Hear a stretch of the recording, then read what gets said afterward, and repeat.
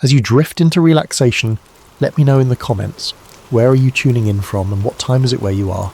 And if you enjoy unravelling the mysteries that keep us up at night, make sure to subscribe to Sleep Theories. Now, settle in and let's begin. Detective Henry Lawson had spent years digging through cold cases, unearthing secrets long buried beneath layers of official reports and half-truths. He had always believed that every mystery had an answer, if one was willing to dig deep enough. But nothing in his career prepared him for the case of Malaysia Airlines flight MH370. It started with a simple request from a grieving wife. Her husband had been on that flight, and she never accepted the official explanation. She had replayed the news reports endlessly, memorising every detail, every contradicting statement, every forced press conference where officials dodged questions instead of answering them. There was always something missing, something left unsaid. Her eyes, hollow from years of sleepless nights, fixed on Henry with a quiet desperation. "How does a Boeing 777 just disappear?" she had asked. "How does a plane with over 200 people on board vanish without a single piece of real evidence?" She wasn't the first to ask those questions, but Henry saw something different in the way she spoke. She wasn't just seeking closure, she wanted justice. At first, Henry thought it was an exercise in futility.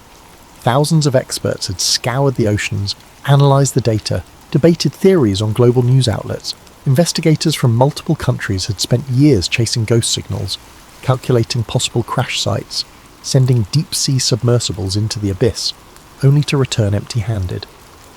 Governments, aviation experts and intelligence agencies had weighed in, each offering their own speculation. Pilot suicide, mechanical failure, hijacking. Every theory, no matter how implausible, was entertained, but none provided definitive proof. Henry had seen this before, a tragedy so large, so unexplainable that those in power rushed to fill the gaps with carefully curated stories that satisfied the public but conveniently left out the inconvenient details. What could he possibly find that they had not? And yet the more he considered it, the more something gnawed at him. A plane of that size, with modern tracking systems vanishing without a trace? Planes had disappeared before, but not like this. Not in an era of real-time satellite monitoring. Not in an age where every inch of the sky was tracked by military and civilian radar systems, and certainly not in one of the most heavily monitored air corridors in the world. So he did what he always did. He started at the beginning.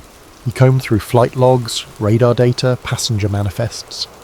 He read the official reports, every paragraph, every footnote, every redacted line. It didn't take long for the inconsistencies to emerge. The timelines didn't align. The initial flight path, as recorded by Malaysian authorities, didn't match independent air traffic control records. The transponder, the device that allows air traffic control to monitor the plane's location, was manually turned off. Why? Pilots didn't do that unless they had a reason. And then there was the last transmission. The co-pilot's final words, "Good night, Malaysian 370. A normal sign-off. Too normal. Henry had heard thousands of recorded flight communications throughout his career, and something about this one felt off. There was no urgency, no distress, no sign of technical difficulties. It was the voice of someone following routine protocol. But minutes later, the plane veered sharply off course. Something happened in that cockpit. Something that no one was willing to talk about. The deeper Henry read, the more his gut twisted. The official narrative was too clean, too controlled, like someone had written the ending before the real story was even told. The official story said the flight lost contact with air traffic control on March 8th, 2014. And an hour after takeoff, the plane veered westward, flew for hours with no radio communication, and eventually disappeared somewhere over the Indian Ocean.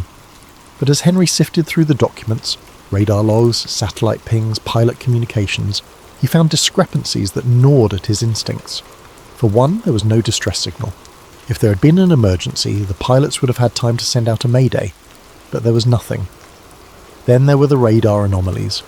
Reports indicated that the plane had taken a sudden left turn, flying low, almost as if it were trying to evade detection. That wasn't the behaviour of a plane suffering mechanical failure. That was deliberate. The final satellite ping placed the aircraft somewhere deep in the southern Indian Ocean, but even that didn't make sense. Why would a commercial pilot fly thousands of miles off course into one of the most remote regions on Earth?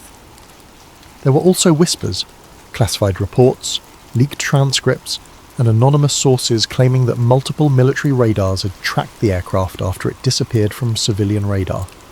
Some sources claimed the plane had been intercepted by a foreign military presence. Henry needed more.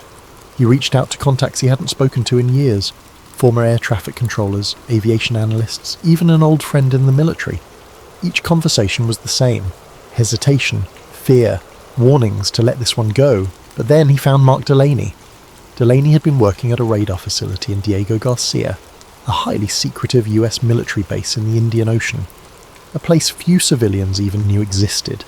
It wasn't on travel brochures, it wasn't a place you stumbled upon, it was a fortress, surrounded by miles of restricted waters, home to some of the most classified operations in the world. If something had happened to MH370 near there, someone on that base knew. His voice was tense over the phone. It wasn't just paranoia, it was fear. "I don't have much time," Delaney said. Henry could hear faint background noise, a door shutting, muffled voices, a heavy exhale. "But you're asking the right questions." Henry leaned forward in his chair, gripping the phone tighter. "Was the plane tracked after it disappeared?" A long stint, then finally a quiet, "Yes." Henry's pulse quickened. He swallowed, forcing himself to keep his voice steady. "What happened to it?" Another silence. This one stretched longer. Henry could hear breathing on the other end, shallow and uneasy. Delaney wasn't just hesitating, he was deciding. Finally, his voice dropped to a whisper. "I can't say over the phone, but it didn't just crash. That's all I'll tell you." Then the line went dead. Henry's stomach turned. He tried to call back. Once, twice, 3 times, nothing, just an automated message. The number was disconnected. Delaney was gone, and that's when it hit Henry. Delaney knew he was being watched. He had taken a risk just by saying those few words, and now he had either disappeared voluntarily, or someone had made him disappear. Henry sat there, gripping his phone, staring at the blank screen. His heart pounded in his chest. Diego Garcia. Henry had heard the name before. A military black site. A place where things happened off the record, where flights weren't logged, where people weren't supposed to ask questions. The official search for MH370 had been focused on the South Indian Ocean, thousands of miles away from Diego Garcia. But if Delaney was right, if the plane had been tracked after it disappeared, then the whole investigation had been a carefully crafted misdirection. If the aircraft had veered toward Diego Garcia, it would have been intercepted. There was no if about it. No unidentified aircraft could approach that base without triggering an immediate military response. Fighter jets would have been scrambled within minutes. The plane had been seen, and someone had ordered it not to be seen. The next day, an unmarked envelope arrived at Henry's office. No return address, no postage. Someone had dropped it off in person. A cold prickle ran down his spine as he picked it up, feeling the weight of the contents inside. A stack of papers, a USB drive, a single sheet on top with one sentence written in black ink. "Be careful who you trust." Henry's breath caught. He locked the door before pulling the contents onto his desk. Printed radar images. He spread them out, scanning each one. Blurry but unmistakable. It showed MH370's last known location, far from where the official search had taken place. The transponder had been off, but the plane hadn't been invisible. Military radar had been tracking it the entire time. And then, the final image. Henry froze. There, in the grainy black and white capture, was another aircraft. Not a commercial plane, not a weather balloon. A fighter jet. The markings were unclear, no national insignia, no identifiable call signs, but the shape was unmistakable, military-grade, armed, following MH370 in its final moments. Henry leaned back, his pulse hammering against his ribs. This wasn't a rescue mission. The fighter jet wasn't escorting the plane, it was hunting it. That was when Henry knew. This wasn't a disappearance. This was a cover-up. The pieces started falling into place, each revelation more damning than the last. There had been a secret cargo on board, something valuable enough to risk an entire plane full of people. Not just personal belongings, not just routine freight, something worth killing for. The reports he had sifted through, buried deep in aviation logs and intelligence leaks, hinted at possibilities that sent chills down his spine. Some suggested that MH370 was carrying sensitive US technologies, equipment designed for cyber warfare, cutting-edge surveillance systems that were never meant to leave American hands.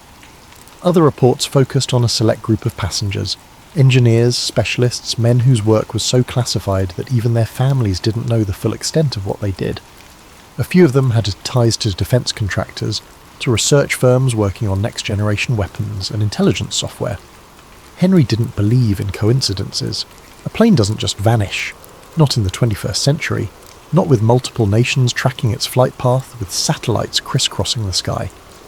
If the US believed the flight posed a security risk, would they have taken action? Would they have gone so far as to eliminate it? His hands trembled as he reviewed the final radar images once more. The plane's erratic movements deviating off course, the mysterious loss of communication, almost as if someone had systematically disabled the aircraft's ability to call for help. The fighter jet lurking too close for comfort. The military silence, the refusal to acknowledge what radar systems had clearly recorded. It all pointed to one horrifying conclusion. MH370 had been intercepted and eliminated. Henry's head pounded. This wasn't a rogue pilot situation. It wasn't a mechanical failure. It wasn't an accident. It was an operation. A decision made behind closed doors, signed off at the highest levels. A decision to erase a plane, its passengers, and every trace of what really happened. Then came the first sign that he had gotten too close. The black SUV parked across from his apartment. At first, Henry tried to dismiss it. He had been a detective long enough to know when paranoia started creeping in. But this wasn't paranoia. This was surveillance. The vehicle was there in the morning when he left for coffee. There when he came back. There at night, headlights off, the silhouette of a man barely visible behind the tinted glass, watching. His phone started behaving strangely. Calls dropping mid-sentence, text messages arriving late or not at all. Emails disappeared from his inbox even though he hadn't deleted them. Then the third night.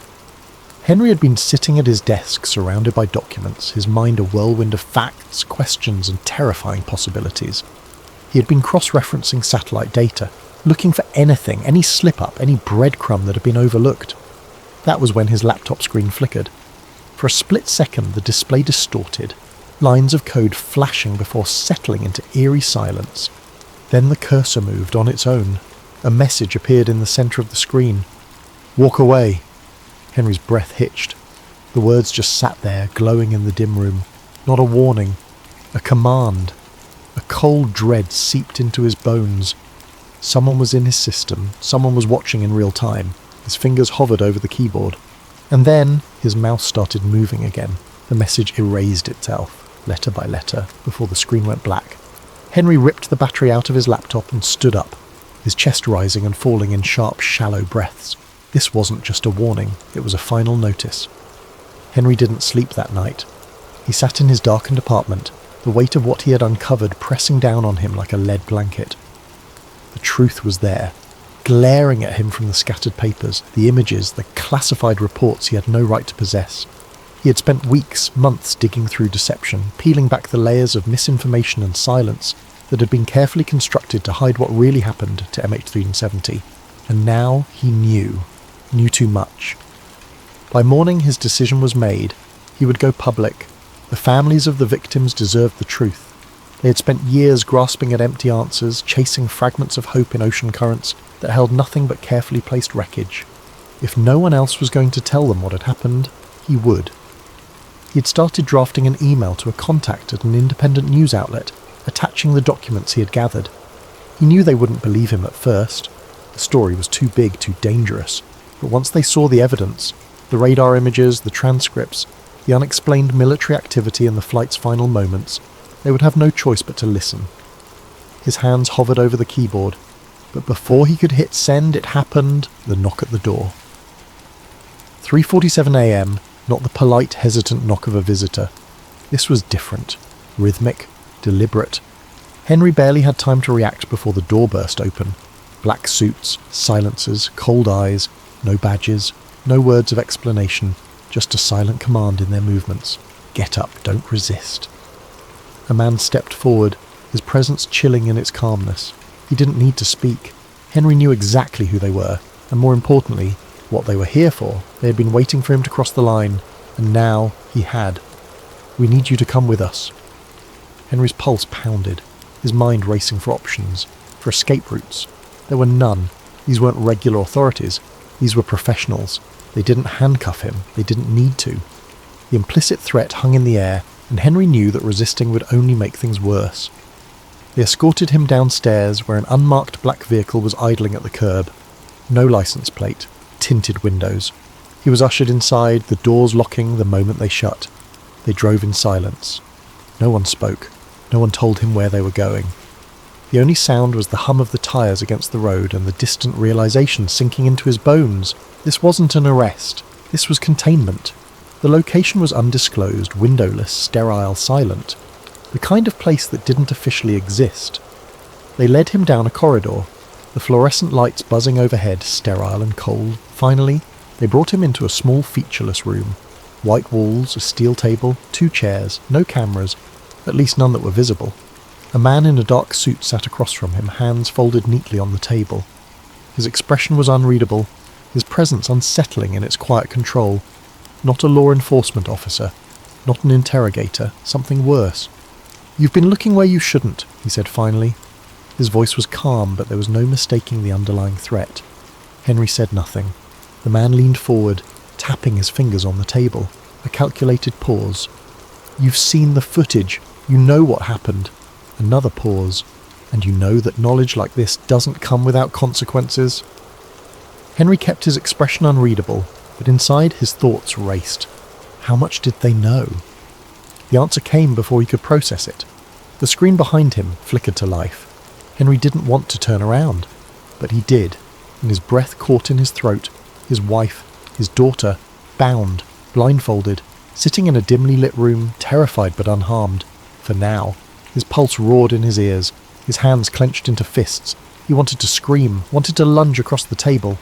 But the man in the suit just watched him, calm, controlled, in complete command.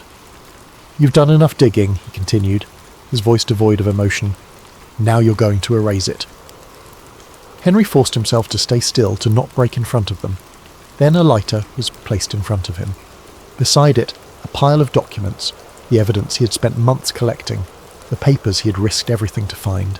Burn it. Henry clenched his jaw, his nails dug into his palms.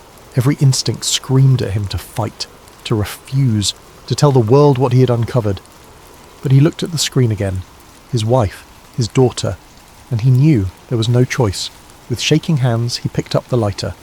He struck a match. The flame took hold instantly, devouring the pages, the images, the transcripts, everything he had worked for, everything he had found, gone.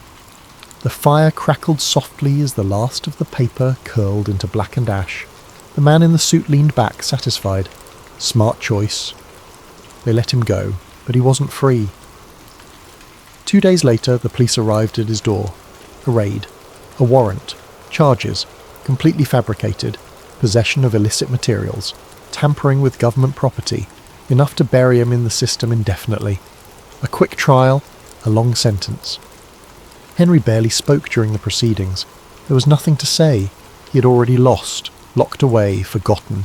The truth buried deeper than ever. And the mystery of MH370? Still unsolved. If you've made it this far, let me know what you think in the comments. What really happened to MH370? And do you think the truth will ever come to light? Don't forget to like, subscribe, and join me next time as we unravel more of the mysteries that lurk just beneath the surface. Sleep well.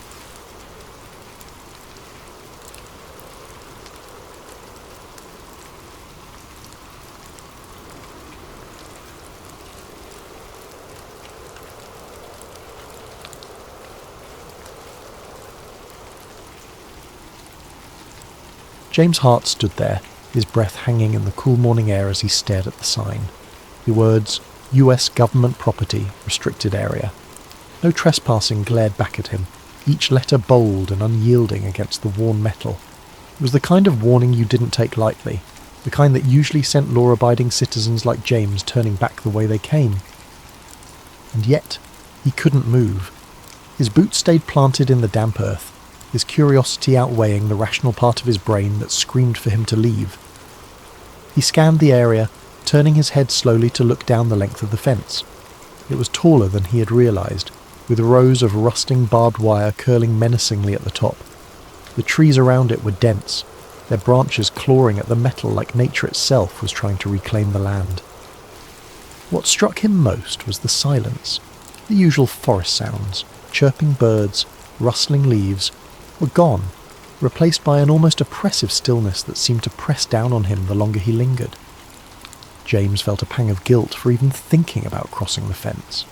He was a man who followed the rules, who had lived his life avoiding unnecessary risks, but something about the place gnawed at him. It wasn't just the fence or the sign. It was the feeling that he had stumbled onto something significant, something he wasn't supposed to see. He told himself it was probably nothing. Maybe an old military outpost long abandoned. Maybe a weather station. Maybe, but his gut told him otherwise. That's when he noticed the gap. It was small, almost hidden by a cluster of shrubs growing at the base of the fence. James wouldn't have seen it if the sunlight hadn't caught the glint of metal where the barbed wire had been cut. The gap was jagged, as though whoever had made it hadn't cared much for precision. It looked fresh, too. Bits of the metal fencing still clung to the ground, as if it had been forced apart recently. He stepped closer, his heart beginning to pound. The gap didn't look like an official entrance. It looked unauthorized, like someone else had been here, someone who wasn't supposed to be. The thought made James hesitate, a chill running down his spine. If someone had cut their way in, they'd done so for a reason, and if they'd gone to that much trouble, whatever lay beyond the fence was likely worth hiding, or discovering. James knelt down, brushing a hand over the torn edges of the wire. His fingers trembled slightly as he touched the cold, sharp metal. He glanced around, half expecting to see a patrol or hear the bark of a guard dog, but the forest remained silent. He couldn't shake the feeling that he was being watched, though he knew it was probably just his nerves. The rational side of his brain begged him to turn back. "This isn't your business," it whispered. "You don't need to know what's in there. Just go home." But something deeper, something instinctual urged him forward. It wasn't just curiosity, it was a sense of unease, a need to understand what was hidden behind the fence. It was as though the gap had been placed there for him, daring him to cross the line. Before he could talk himself out of it, James took a deep breath and stepped through. The world seemed to change the moment he crossed the threshold. The air felt heavier, cooler, as though he had entered a different realm. The trees on this side of the fence were darker, their branches tangled like skeletal fingers reaching for the sky. The ground was soft and uneven, the moss beneath his boots muffling his steps. James moved cautiously, keeping low as he navigated the unfamiliar terrain. Every sound felt magnified, the crunch of leaves underfoot, the faint rustle of his jacket. His pulse thundered in his ears, but he kept moving, drawn forward by an invisible force. He didn't know what he was looking for, but he felt certain he would know it when he found it. The forest seemed to close in around him as he pressed deeper. The light filtering through the canopy grew dimmer, casting long shadows that danced with every movement of the trees. James felt a growing sense of unease, like he was being funneled towards something he couldn't yet see. He paused to catch his breath, leaning against a tree and glancing back the way he had come. The fence was no longer in sight, obscured by the dense undergrowth. For a moment he considered turning back, but the thought of leaving without answers felt unbearable. He pressed on, his senses on high alert. Then, through the thick curtain of trees, he saw it. A clearing. The sight made him stop in his tracks, his breath catching in his throat. It was unlike anything he had expected. He crouched low, creeping toward the edge of the clearing to get a better look. As he drew closer, details began to emerge. It wasn't just the clearing that was unusual, it was what stood in its centre. James squinted, his pulse quickening as he realised what he was looking at. A cluster of buildings, squat and nondescript, stood in the middle of the forest. Their concrete walls were stained with moss and streaked with rust, their windows covered with wire mesh. The dirt road wound through the clearing, leading to a set of large steel gates. Nearby, a handful of vehicles sat parked in a neat row. Trucks with government plates, their sides marked with stenciled letters he couldn't quite make out. James ducked behind a tree, his mind racing. What was this place? It didn't look abandoned. Lights flickered in the windows and faint voices carried on the wind. He spotted figures moving between the buildings, some in lab coats, others in military uniforms. They moved with purpose, as though part of a carefully choreographed routine. Whatever this place was, it was active, and it was hidden for a reason. James's heart pounded as he crouched in the shadows, watching the scene unfold. Every instinct told him he shouldn't be here, that he was stepping into something far bigger than he could understand, but he couldn't look away. Something about the place drew him in, a nagging sense that he had stumbled onto something important, something he wasn't supposed to see. And yet, despite the fear gnawing at the edges of his mind, James couldn't bring himself to leave. Not yet, not without answers. Inside, the forest grew darker, the trees denser. James moved cautiously, his footsteps muffled by the soft earth. He expected to find... well, he didn't know what he expected. Maybe a weather station, or some kind of outpost. But what he found was something else entirely. After about a mile, the trees gave way to a clearing. In the centre stood a cluster of nondescript buildings, their concrete walls stained with moss and grime. A few trucks were parked nearby, their tyres caked with mud. The place looked abandoned, but as James got closer, he realised it wasn't. Lights flickered behind the windows and faint voices carried on the wind. James crouched behind a tree, his heart pounding. What was this place? He watched for a while, trying to make sense of what he was seeing. People in lab coats walked between the buildings, carrying files and equipment. Soldiers patrolled the perimeter, their rifles slung casually over their shoulders. It looked like something out of a spy movie, and James couldn't shake the feeling that he had stumbled onto something he wasn't supposed to see. That night, James couldn't sleep. The events of the day replayed endlessly in his mind, the scene at the facility refusing to fade into the background. Every time he closed his eyes, he saw the soldiers again, their movements precise, their presence unnervingly authoritative. Research facilities didn't have armed guards, especially not in the middle of nowhere, and certainly not guards who seemed so vigilant, so ready for trouble. He tossed and turned, trying to rationalise what he'd seen. Maybe it was a military outpost, some kind of training site or a storage depot for sensitive equipment. But that didn't explain the secrecy, the barbed wire fence, or the sense of isolation. It was as if the place was deliberately hidden from the world, tucked away where no one would think to look. He told himself he was overthinking it, that his imagination was running wild. Yet the image of the soldiers lingered, refusing to let him find peace. By morning, his curiosity had turned into something stronger, a need to know. He couldn't just leave it alone, not after what he'd seen. His rational mind warned him against going back, but a deeper part of him, the part that craved answers, overruled the hesitation. He decided to return, this time more prepared. James gathered his old pair of binoculars and a camera he hadn't used in years, stuffing them into a worn backpack. He threw on his hiking boots and jacket, telling himself it was just another day exploring the woods. If anyone asked, he was just a curious hiker with a camera, documenting the beauty of the forest. But in his gut, he knew this wasn't a casual outing.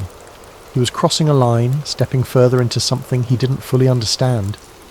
When he reached the gap in the fence, the forest was eerily quiet. The usual hum of birdsong and rustling leaves seemed muted, as though the woods themselves were holding their breath. James crouched low as he slipped through the gap, his senses on high alert. Every sound, every shadow felt amplified, his heartbeat thudding in his chest like a drum. He followed the same path as before, weaving through the dense undergrowth until the clearing came into view. The facility was just as he had left it, its squat buildings clustered together like silent sentinels. The guards were there too, patrolling the perimeter with methodical precision. James found a spot where the trees provided cover, settling in with his binoculars. At first it was uneventful. Trucks came and went, their drivers unloading crates and disappearing into one of the larger buildings. James adjusted the focus on his binoculars, trying to make out the stenciled letters on the side of the crates, but the angle was wrong.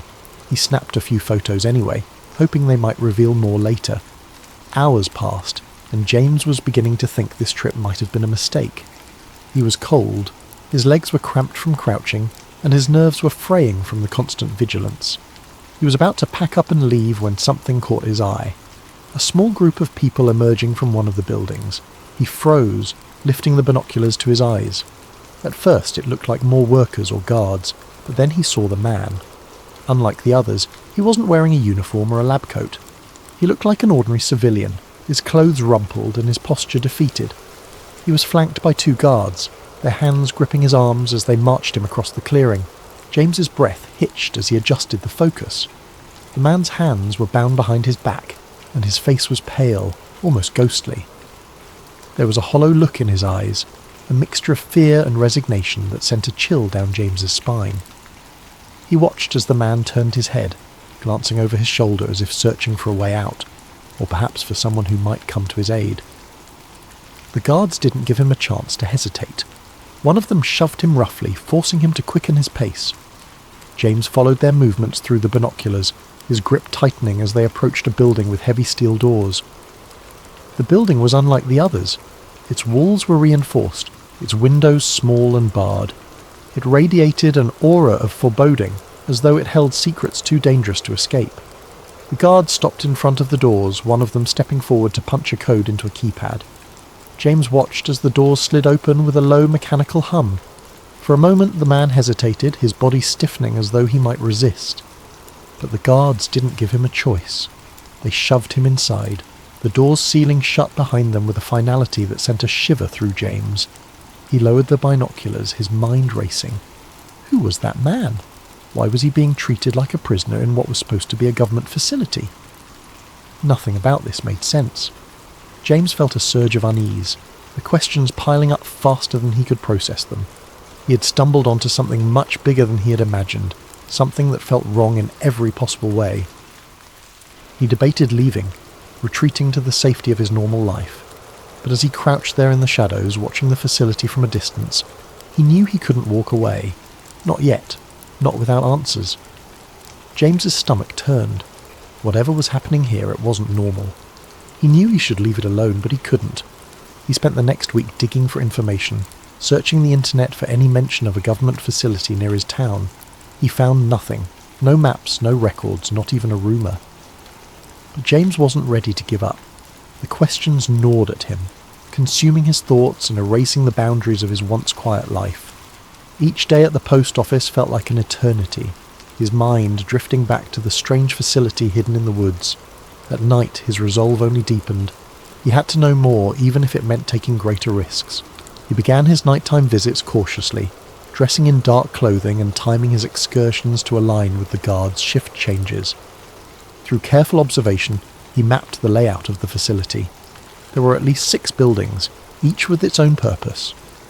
One seemed to be a storage depot, where crates were unloaded and stacked before being transported elsewhere. Another appeared to house the guards, a smaller structure with a steady glow of light and the occasional sound of muffled laughter or clinking cups. But it was the larger, heavily fortified building, the one with the steel doors, that intrigued him most. It exuded an air of secrecy that demanded further investigation. James kept his distance at first, watching from the tree line with his binoculars. He noted the times of deliveries, the duration of guard patrols, and the comings and goings of people in lab coats. His camera captured grainy images of crates being unloaded, their labels too obscured to read clearly. He studied the way the guards moved, the blind spots in their patrols, and the weak points in the facility's perimeter. With each visit he inched closer, his confidence growing alongside his determination. One night, James found himself crouched behind a row of bushes, no more than 20 feet from one of the buildings. A single window was left slightly ajar, allowing faint voices to drift into the night air. He strained to listen, his heart pounding as he caught fragments of a conversation.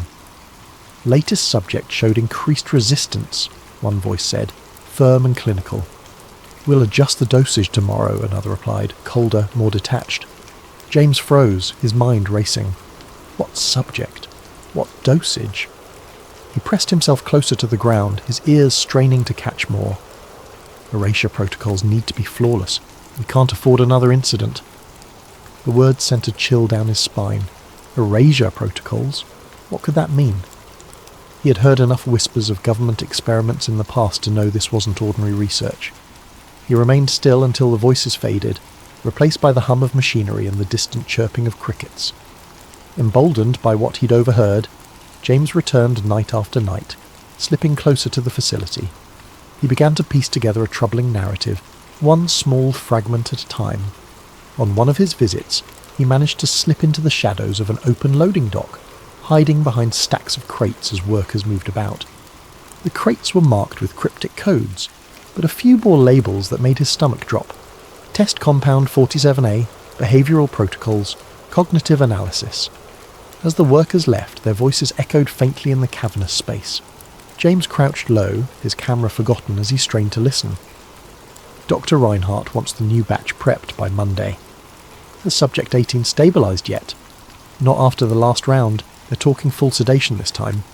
The words painted a grim picture. James felt his pulse quicken as he realised the scale of what he was uncovering. These weren't just experiments, they were human experiments. His suspicions were confirmed a week later when he found an unguarded corner of the facility, where a small vent emitted a low hum. The air smelled faintly of chemicals, and through the grate he could hear voices, clearer this time. Initial trials showed significant memory suppression. Hallucinations are an acceptable side effect as long as obedience metrics remain stable. James barely dared to breathe. He fished a small audio recorder from his backpack and held it close to the vent, capturing every word. The voices continued, their tone cold and detached, as though discussing a set of tools rather than human lives. MKUltra is yielding promising results in behavioural modification. We'll present the findings to the higher-ups next quarter. James's blood ran cold. MKUltra. He had read the name before in conspiracy forums, but he'd always dismissed it as exaggerated speculation. Yet here it was, spoken aloud in the dead of night, in a hidden facility guarded like a fortress. The pieces began to fall into place. The mind control experiments, the forced drug trials, the psychological manipulation. It wasn't just a theory. It was real, and it was happening right here, in the woods he had hiked so many times before. Driven by a mix of horror and determination, James began to push his limits. He found an unlocked utility shed near the facility, a cluttered space filled with tools and discarded paperwork. In the dim light of his flashlight he discovered a stack of files that appeared hastily stashed. He flipped through them, his heart pounding as he read terms like hypnotic induction, psychoactive administration, and neurological reprogramming. One file stood out. It contained a list of names, some crossed out, others annotated with cryptic notes. One name was circled with the words Phase 3, Complete Erasure, scrawled in the margins. James stared at the page, his hands trembling. These weren't just experiments. They were controlling people, erasing their memories, turning them into... what? He didn't know, but the implications were too terrible to ignore. It wasn't long before James became a regular visitor to the facility, slipping past guards and documenting everything he could. He sketched crude maps, took photos of documents and buildings, and recorded snippets of conversations. Each night he returned home with more evidence, his small apartment becoming a chaotic archive of secrets. But the closer he got to the truth, the more the weight of his discovery began to press down on him. He knew he was walking a dangerous line. The facility was guarded for a reason, and the people running it clearly had no intention of letting their secrets escape. Yet James couldn't stop. He was driven by a need to expose what he'd found, to pull back the curtain on a conspiracy that had remained hidden for too long. He didn't know it yet, but his time was running out. But James made a mistake. On his final visit to the mysterious facility, James's growing confidence got the better of him. It was late, the forest cloaked in the thick silence of the night. He had planned this visit meticulously, timing his movements with the guards' rotations and using every shortcut he'd learned over weeks of careful observation. This time, he was determined to get inside the main building, the one with the steel doors and faint flickering lights that seemed to pulse with a sinister rhythm. He slipped through the gap in the fence as he had done before, his heart pounding in his chest. Armed with a flashlight, a notebook, and a new camera, James crept closer to the structure. As he approached the building, he noticed a delivery truck parked near the loading dock. Its back was open, revealing rows of metal crates with cryptic labels. He crouched low behind a stack of barrels, taking photos of the crates, hoping the camera's silent shutter wouldn't betray him. But then he heard it, a sharp crack, the unmistakable sound of a branch snapping underfoot. His body froze as the beam of a flashlight swept through the darkness, illuminating the area just feet from his hiding spot. A guard's voice broke the silence, gruff and alarmed. "Who's there?" Panic surged through James. He bolted, his boots pounding against the forest floor as he darted back toward the fence. The shouts of the guards followed him, along with the heavy thud of their boots as they pursued him. His breath came in ragged gasps, his chest burning as he pushed himself harder, faster. But the guards were trained, and they were gaining on him. He felt the impact before he saw it, a crushing weight against his side as one of the guards tackled him to the ground. His camera skittered across the dirt, landing out of reach. A second guard grabbed his arms, pinning him as he struggled. "Don't move!" one of them barked, his voice cold and commanding. James's mind raced, scrambling for an explanation, an excuse, anything that might save him. But no words came. He was yanked to his feet, his wrists bound tightly with a rough rope, and dragged toward the facility. The camera, his notebook, and any shred of evidence he'd gathered were confiscated, leaving him defenseless. Inside the compound, James was shoved into a small, dimly lit room. The walls were concrete, the air stale and suffocating. A single overhead light buzzed faintly, casting harsh shadows that seemed to dance menacingly on the walls. He sat in a metal chair, his wrists still bound, as a man in a dark suit entered the room. The man's face was expressionless, his eyes cold and calculating. "Who are you?" the man demanded, his voice sharp and clipped. James swallowed hard, his mouth dry. I'm no one. I was just hiking. I got lost." "Don't lie to me," the man interrupted, slamming a file onto the table. Papers spilled out, some of them familiar to James. Copies of photos he'd taken, sketches of the facility's layout, and notes he'd written about what he'd overheard. The sight of them made his stomach drop. "How did you find this place?" the man continued. "Who else knows about it?" James stammered, trying to come up with a plausible explanation, but his mind was blank. He could feel the intensity of the man's gaze, like a spotlight boring into his very soul. "I swear I didn't tell anyone," James said, his voice trembling. "I don't even know what this place is." The man leaned in closer, his face mere inches from James's. "And you never will." Before James could respond, a guard entered the room carrying a syringe. James's eyes widened, his pulse spiking as he realized what was about to happen. "No, wait," he shouted, struggling against the restraints, but it was no use.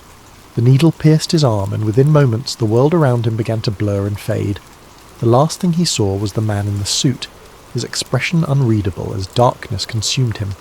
When James woke up, he was lying in his own bed. At first, he thought it had all been a dream. The sunlight streaming through the window, the familiar hum of his apartment, all of it felt so ordinary, so normal. But as he sat up, his head spinning, a wave of unease washed over him. His camera was gone. So were his notes, his photos, his sketches, every piece of evidence he had painstakingly collected. Even his phone, which he had kept locked and secure, had been wiped clean. There were no messages, no photos, no browser history. It was as if the last few weeks had been erased entirely. James stumbled to the bathroom, splashing cold water on his face. But when he looked at himself in the mirror, he noticed something strange.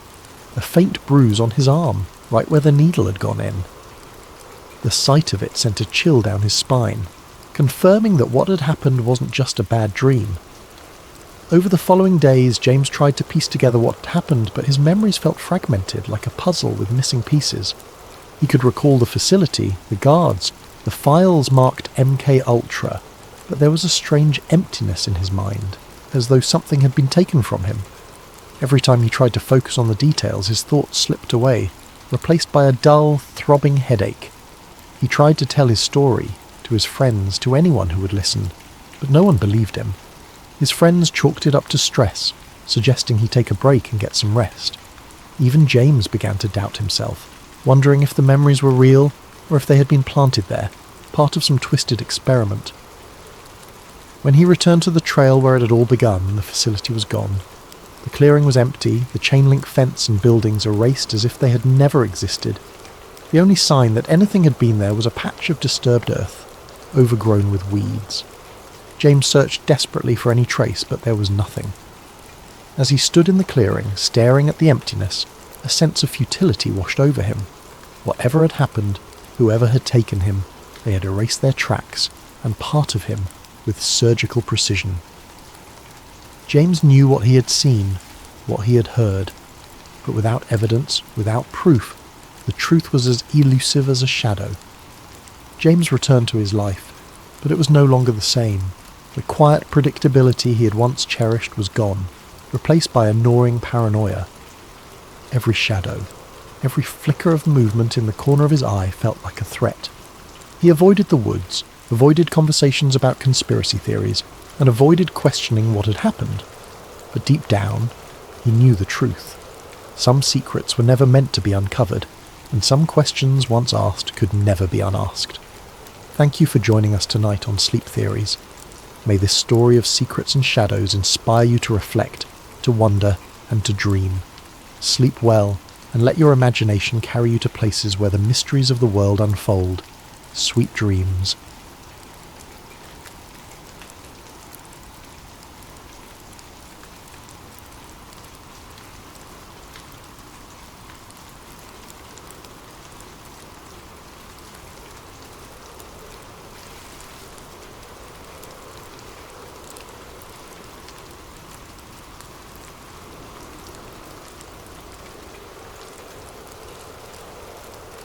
Charlie Grayson was an ordinary guy with an ordinary job.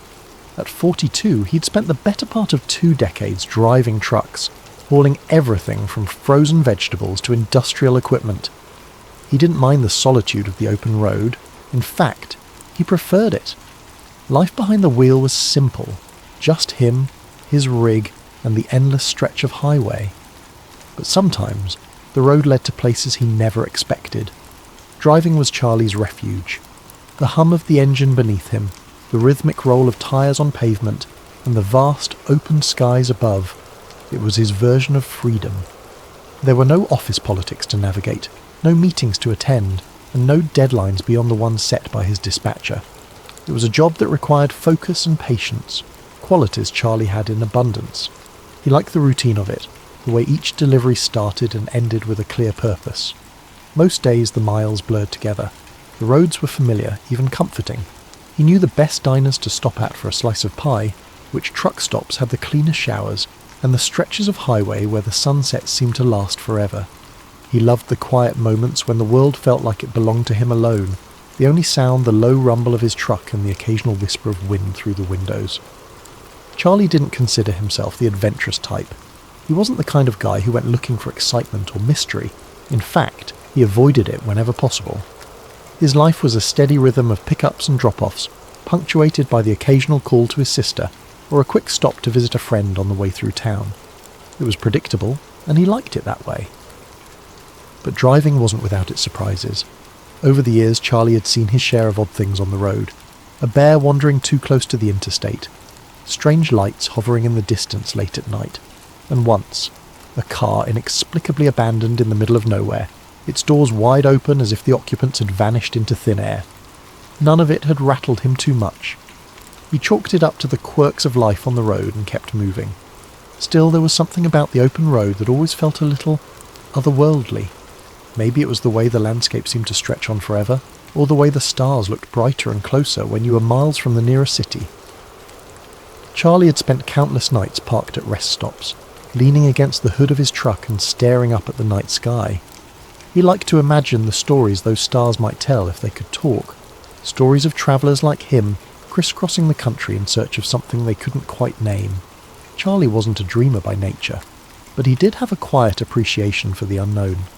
He liked the idea that there were still mysteries in the world, things waiting to be discovered just beyond the horizon. But those thoughts were fleeting, passing through his mind like the tumbleweeds that sometimes skittered across the highway. For the most part, Charlie kept his focus on the road ahead, content with the life he'd built and the steady rhythm of his days. He never imagined that one of those roads, the same roads he'd travelled countless times, could lead him somewhere he wasn't meant to go, somewhere that would shatter his carefully constructed world of routine and simplicity, somewhere that would make him question everything he thought he knew about the job he'd always thought was so ordinary. It started with a routine delivery. His dispatcher called it a special route, which wasn't unusual. These jobs usually meant more pay and tighter deadlines. Charlie didn't ask questions. He wasn't the type to pry. He picked up the sealed cargo from a nondescript warehouse outside of Las Vegas, a heavy reinforced crate with no markings. The manifest simply read, "High-value equipment." That wasn't uncommon either. Truck drivers carried plenty of things they weren't meant to ask about. The instructions were precise. Follow a specific route, no detours, and arrive at the drop-off point by 2 a.m. The GPS coordinates were deep in the Nevada desert, but Charlie didn't think twice. He'd driven through the desert plenty of times, delivering goods to remote military installations. It was all part of the job. The sun was setting as Charlie turned onto a narrow, unmarked road. The desert stretched out in all directions, the horizon glowing in shades of orange and purple. The only signs of life were the occasional jackrabbit darting across the cracked pavement and the faint hum of his engine echoing in the stillness. His headlights cut through the growing darkness as he followed the route on his GPS. After an hour of driving, he approached a security checkpoint. The road was blocked by a high chain-link fence topped with razor wire. 2 armed guards stood by a small booth, their faces shadowed by the brim of their caps. The insignia on their uniforms was unfamiliar, but their presence made it clear. This was no ordinary delivery. Charlie rolled down his window as one of the guards approached. The man didn't speak, just motioned for Charlie's paperwork. Charlie handed it over, his heart beating a little faster. The guard studied the documents, then nodded and waved him through. The gate creaked open and Charlie drove on, his curiosity gnawing at him. The road ahead was smooth, eerily pristine compared to the cracked pavement outside the fence. As he drove, the landscape changed. Large, hangar-like buildings loomed in the distance, their shapes barely visible in the moonlight. The air felt heavy, charged with an unexplainable energy that made Charlie's skin prickle. He couldn't shake the feeling that he was being watched. His GPS pinged again as he double-checked the coordinates, signalling that he had arrived at the drop-off point. The area wasn't what Charlie had expected. It wasn't the usual industrial depot or a warehouse tucked away in a quiet corner of town. Instead, it was a desolate stretch of concrete leading to a massive hangar, its steel doors looming like the entrance to a fortress. A single overhead light flickered, casting erratic, shifting shadows that danced across the asphalt. The air felt heavier here, as though the weight of the place itself pressed down on him. He cut the engine, the silence that followed feeling almost unnatural, broken only by the faint rhythmic hum of distant machinery. Charlie climbed down from the cab, his boots crunching against the ground as he stretched his legs. He glanced around, half expecting someone to appear immediately, but the area was eerily empty. The light above buzzed faintly, adding to the tension. For a moment he considered honking the horn to announce his presence, but something about the atmosphere made him think better of it. After a few minutes, a figure emerged from the shadows. It was a man in a crisp white lab coat, his expression blank and his gait purposeful. Behind him were 2 guards, each wearing dark uniforms and carrying weapons holstered at their hips. Their presence wasn't casual. They moved with precision, their eyes scanning the area as if they expected trouble. The man in the lab coat stopped in front of Charlie, his gaze sharp but devoid of any warmth or friendliness. He held out a clipboard without introducing himself, his movements mechanical. Charlie hesitated, then took the clipboard, scanning the document briefly. It was the standard delivery confirmation, but the strange location and the armed guards made him feel like he was signing away more than just a shipment. "You'll unload the crate and bring it inside," the man said, his tone clipped and efficient. He didn't offer a name, an explanation, or even a hint of small talk. Charlie simply nodded, sensing this wasn't the kind of place where questions were welcomed. As he moved to the back of his truck, the guards followed closely, their boots echoing against the concrete. He could feel their eyes on him, scrutinizing every move he made. The crate was large, heavy, and reinforced with thick steel edges. It was unmarked, save for a series of stenciled numbers on its side, nothing that gave away its contents. Charlie had hauled plenty of odd cargo over the years, but something about this crate set his nerves on edge. Using the pallet jack, he carefully wheeled the crate down the truck's ramp, the metal clanking softly as it touched the ground. He manoeuvred it toward the hangar doors, where the man in the lab coat was waiting. The guards stayed close, their presence more oppressive than helpful. The hangar's interior was unlike anything Charlie had ever seen. The air was cooler, carrying a faint metallic tang, and the overhead lights bathed everything in a harsh, sterile glow. Rows of equipment lined the walls, machines with sleek, futuristic designs that looked more at home in a science fiction movie than a government facility. Some hummed faintly, their lights blinking in patterns Charlie couldn't decipher. Others were silent but ominous, their purposes entirely alien to him. As he wheeled the crate into place, Charlie's eyes darted around the room. He couldn't help but notice the way the lab coat man and the guards avoided looking directly at certain pieces of equipment, as though even they weren't entirely comfortable with what surrounded them. A strange tension hung in the air, an unspoken understanding that this was no ordinary workspace. The man in the lab coat gestured to a designated spot near the back wall. "Right there," he said, his voice devoid of inflection. Charlie complied, carefully lowering the crate into place. He secured it as instructed, the guards watching every movement as though they expected him to do something wrong. "Is that it?" Charlie asked, breaking the silence. His voice sounded too loud in the cavernous space, echoing off the walls. The man in the lab coat didn't respond. He simply nodded, his attention already shifting to the crate as if Charlie no longer existed. As Charlie turned to leave, something caught his eye. A large translucent panel mounted on the far wall. The surface glowed faintly, its opacity shifting like frosted glass under a faint light. Behind it, he thought he saw movement. It was subtle, almost imperceptible, a flicker of shadow that disappeared as quickly as it had appeared, but it was enough to make him stop in his tracks. "What's behind?" he started to ask, but the words died in his throat. One of the guards stepped forward, his hand resting on the holster at his hip. "Time to go," the guard said, his tone leaving no room for argument. Charlie's mouth went dry. He nodded quickly, forcing his eyes away from the panel. As he walked back toward his truck, he could feel the guards' presence behind him, their steps measured and deliberate. It was as if they were herding him out, ensuring he didn't stray or look too closely at anything he wasn't supposed to see. Climbing into the cab of his truck, Charlie's hands trembled slightly as he gripped the wheel. He started the engine, the familiar rumble doing little to calm his nerves. As he pulled away from the hangar, he cast one last glance in his side mirror. The translucent panel was barely visible through the open hangar doors, but in that fleeting moment, he thought he saw it again, a shadow shifting behind the glowing surface. He told himself it was just his imagination, a trick of the light or the exhaustion from the long drive. But no matter how hard he tried to convince himself, the unease lingered, crawling under his skin like an itch he couldn't scratch. The image of the translucent panel and the faint movement behind it replayed in his mind, an unshakable reminder that he had seen something he wasn't meant to. The GPS continued to hum directions, urging him back toward the main gate, but the unease clawing at Charlie's chest wouldn't let him obey. Something about the narrow, well-worn side road just ahead called to him, a whisper of forbidden knowledge he couldn't ignore. He hesitated for only a moment before jerking the wheel and veering off the marked route. His heart pounded as the truck's tyres crunched over the gravel, every turn taking him further away from the path he was supposed to follow. The side road twisted and snaked through the facility's outskirts, its bends obscured by the shadows of low hills and sparse desert vegetation. The abandoned buildings that lined his path seemed to loom larger as he passed, their windows like hollow eyes watching his every move. At first, he saw no signs of life, just darkness and the occasional rusted chain-link fence, rattling faintly in the breeze. But as he drove deeper, things began to shift.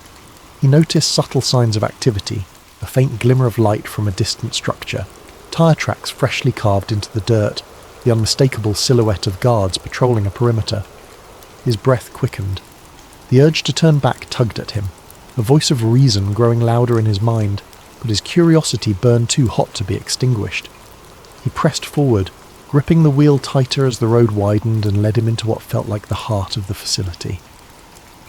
At last, he pulled his truck into the shadow of a massive hangar, its dark metal walls blending into the night. He killed the engine, the abrupt silence amplifying the sound of his own rapid breathing. For a moment he just sat there, the weight of what he was doing pressing down on him. Then, as though compelled by an unseen force, he climbed out of the cab. The air here was different, thick, charged, as if it hummed with an invisible current. Every step Charlie took felt deliberate, his boots crunching softly on the gravel as he crept closer to the hangar. A faint glow seeped through a crack in the enormous doors, and he found himself drawn to it like a moth to a flame. He crouched low, the cool metal of the hangar's sidewall brushing against his hand as he leaned in to peer through the gap. The interior of the hangar was breathtakingly vast, stretching farther than his eyes could follow. The air inside was cold, a stark contrast to the desert night beyond. Rows of futuristic workstations lined the walls, each manned by technicians clad in pristine white lab coats. They moved with quiet precision, their faces illuminated by the pale blue light of glowing monitors. Charlie's eyes scanned the room, drinking in details that felt like something out of a dream or a nightmare. And then he saw it. At the centre of the hangar, suspended impossibly above the ground, was a craft like nothing he'd ever imagined. Its shape was sleek, almost organic, with smooth metallic curves that shimmered like liquid under the harsh overhead lights. The hull was etched with strange, glowing symbols that pulsed faintly, as though alive. The air around the craft seemed to ripple subtly, distorting the light in a way that made it difficult to focus on its form for too long. Charlie's breath caught in his throat. This wasn't any kind of military tech he'd ever seen. This was something else, something not of this world. The realization sent a chill down his spine, and for a moment he couldn't move. His mind raced, struggling to process what he was seeing. His hands gripped the edge of the doorframe so tightly his knuckles turned white. The technicians moved around the craft like surgeons in an operating room, their movements synchronized and deliberate. It was clear they were conducting tests, but on what or why, Charlie couldn't begin to guess. A soft mechanical hum filled the air, barely audible but somehow felt deep in his chest. It was coming from the craft, a rhythmic vibration that seemed to resonate with the very walls of the hangar. He stared at it, transfixed, until a faint sound behind him shattered the spell. "Step away from the door," a voice commanded, sharp and unyielding. Charlie whipped around, his heart lurching into his throat. 2 guards were approaching, their weapons drawn and pointed squarely at him. The beams of their flashlights cut through the darkness, illuminating his frozen form. Panic surged through his veins, and before he could think, his instincts took over. He bolted. The shouts of the guards rang out behind him, their voices sharp and urgent. Charlie's boots pounded against the gravel as he sprinted back toward his truck, his mind a blur of fear and adrenaline. He could hear their heavy footsteps gaining on him, the clatter of their gear echoing in the night. Every breath burned in his lungs, but he didn't dare slow down. He reached the truck and yanked open the door, his hands trembling as he fumbled with the keys. The guards were closing in, their shouts growing louder, but finally the engine roared to life. He slammed the door shut and threw the truck into gear, his foot pressing hard on the gas pedal. The tyres spun for a moment before gripping the gravel, sending up a cloud of dust as he sped down the road. In his rearview mirror he could see the guards giving chase, their figures silhouetted against the distant lights of the hangar. But as he rounded a bend, the facility began to fade into the background. For a fleeting moment, relief washed over him. He thought he might have escaped, but his hope was short-lived. As he neared the main gate, a blinding spotlight erupted ahead of him, flooding the road with harsh white light. He squinted against the glare, his truck screeching to a halt. The tyres left deep grooves in the dirt as the vehicle came to an abrupt stop. Ahead, a line of vehicles blocked the road, their engines idling ominously. Armed guards stepped out, their weapons raised and trained on him. Charlie's breath came in ragged gasps as he realized he was surrounded. There was no way out. Slowly he raised his hands, his heart pounding so hard it felt like it might burst from his chest. The guards approached, their faces impassive as they barked orders. They pulled him from the truck, cuffing his wrists with practiced efficiency. The cold metal bit into his skin, a stark reminder of his mistake. As they led him toward one of the waiting vehicles, Charlie cast one last glance over his shoulder. In the distance, the hangar loomed dark and silent, its secrets once again hidden from view. The faint glow of the translucent panel burned in his memory, a haunting image he knew he'd never forget. The guards shoved him into the back of a black van, its interior as cold and unyielding as the cuffs around his wrists. The doors slammed shut, sealing him in darkness. As the vehicle pulled away, Charlie's mind raced with unanswered questions and a growing sense of dread. He didn't know where they were taking him, or what would happen next. All he knew was that he'd seen something he was never meant to see, and that knowledge would cost him more than he'd ever imagined. Thank you for joining us tonight on Sleep Theories. As you drift off, let this story remind you of the mysteries that might lie just out of sight, hidden in the most secretive corners of the world. Sleep well and sweet dreams.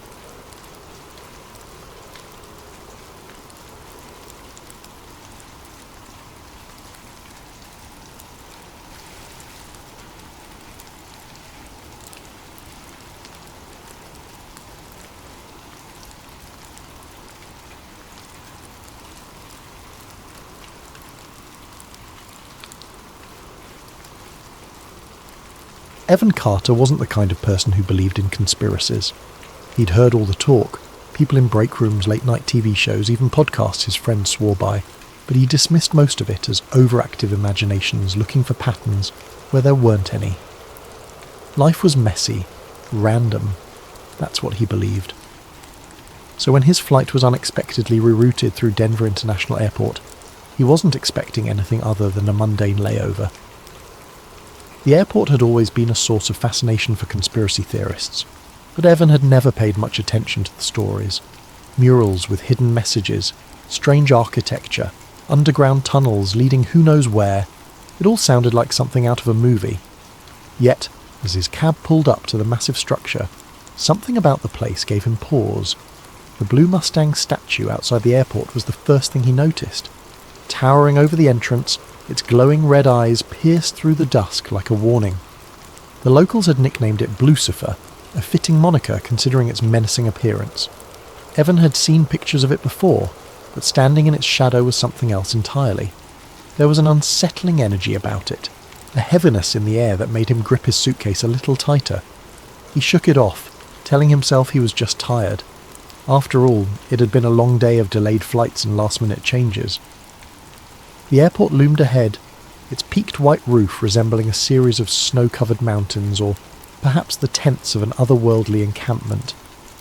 The design was striking, sure, but also oddly surreal.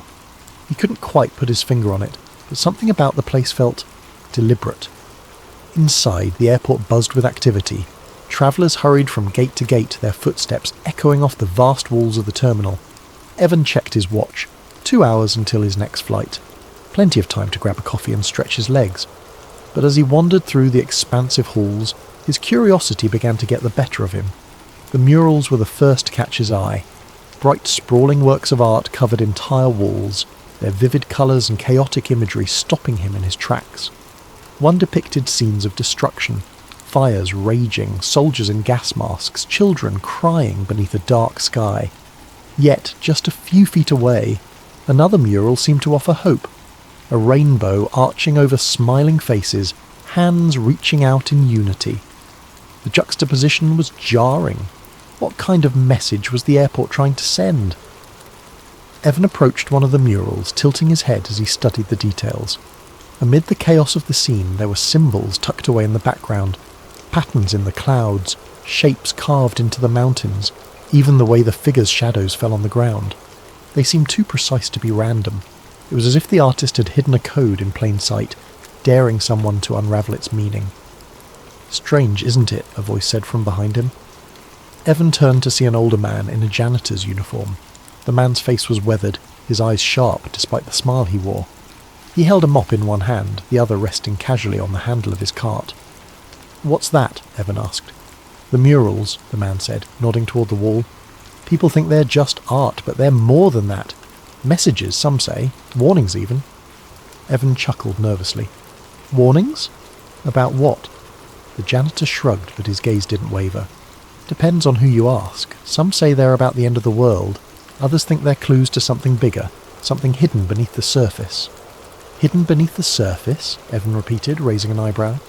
The janitor leaned in slightly, lowering his voice. "This place has secrets, kid. You ever hear about the underground tunnels? They go on for miles, deeper than you'd think. Some say they're for storage, others say they're bunkers. And some think, well, let's just say there's more to this airport than meets the eye." Evan stared at the man, unsure whether he was serious or just trying to mess with him. But there was something in the janitor's tone, something in his eyes, that made him hesitate. Before he could respond, the man straightened up and pushed his cart down the hallway, whistling a tune that echoed in the cavernous space. Evan shook his head. telling himself it was just a bit of local law. Still, he couldn't shake the feeling the man had left him with. As he continued walking, he noticed other oddities he hadn't picked up on before. The strange gargoyle sculptures perched near the baggage claim, the way certain hallways seemed to curve subtly, almost imperceptibly, as if guiding him somewhere he didn't intend to go. And then there were the symbols. They were everywhere, etched into the floor tiles, carved into the walls, even woven into the patterns of the carpeting. They weren't immediately noticeable, but once he started looking, he couldn't stop seeing them. Some were geometric, others more abstract, but they all seemed to share a common language, one Evan didn't understand but couldn't ignore. With over an hour left before his flight, Evan found himself wandering deeper into the airport, drawn by a mix of curiosity and unease. The main terminal, with its bustling crowds and steady hum of announcements, faded into the background as he moved into a quieter section. The lighting seemed dimmer here, the polished floors giving way to scuffed tiles that reflected the occasional flicker of a fluorescent bulb. The further he walked, the more the energy of the place shifted. It wasn't just the physical quiet, it was an oppressive stillness, the kind that crawled under his skin and made his instincts prick with unease. At first, he tried to dismiss the feeling, attributing it to nothing more than nerves. He had always been a bit anxious in unfamiliar places, and Denver International Airport was massive, its labyrinthine layout disorienting even for frequent travellers. But as he passed row after row of empty seating areas and darkened kiosks, the sensation grew stronger. It wasn't just that the crowds had thinned out, it was as though this section of the airport had been entirely forgotten. The usual comforting backdrop of distant conversations, rolling suitcases and footsteps was gone, replaced by an eerie silence that pressed against his ears. That's when he saw it. At the end of a dimly lit corridor, tucked between two maintenance doors, was another door, unmarked and slightly ajar. The fluorescent light above it buzzed faintly, casting a pale glow that seemed to draw his eyes like a beacon. Something about the door felt inherently wrong. It didn't belong here, out in the open yet somehow hidden, as though it were waiting for someone to notice it. Evan stopped a few feet away, his heart pounding in his chest. He hesitated, his logical mind urging him to turn back. This wasn't his business, and it was probably just a service area or a restricted zone. But something about the door gnawed at him, a whisper of a challenge that tugged at his curiosity. His eyes darted to the corners of the hallway. There were no security cameras, no signs warning him to keep out, and no staff nearby. The area was so still, so utterly devoid of life, that it felt almost unreal.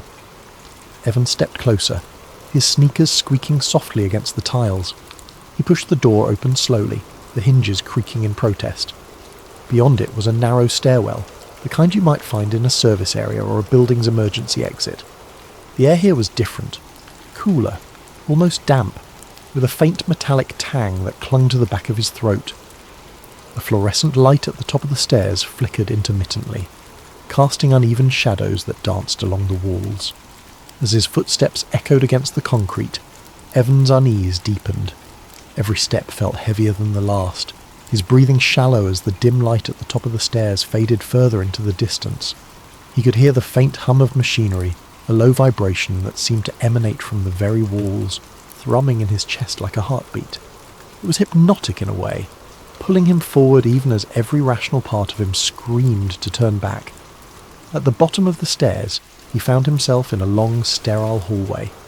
The walls were stark, made of plain concrete and steel, lined with doors that bore no signs or labels.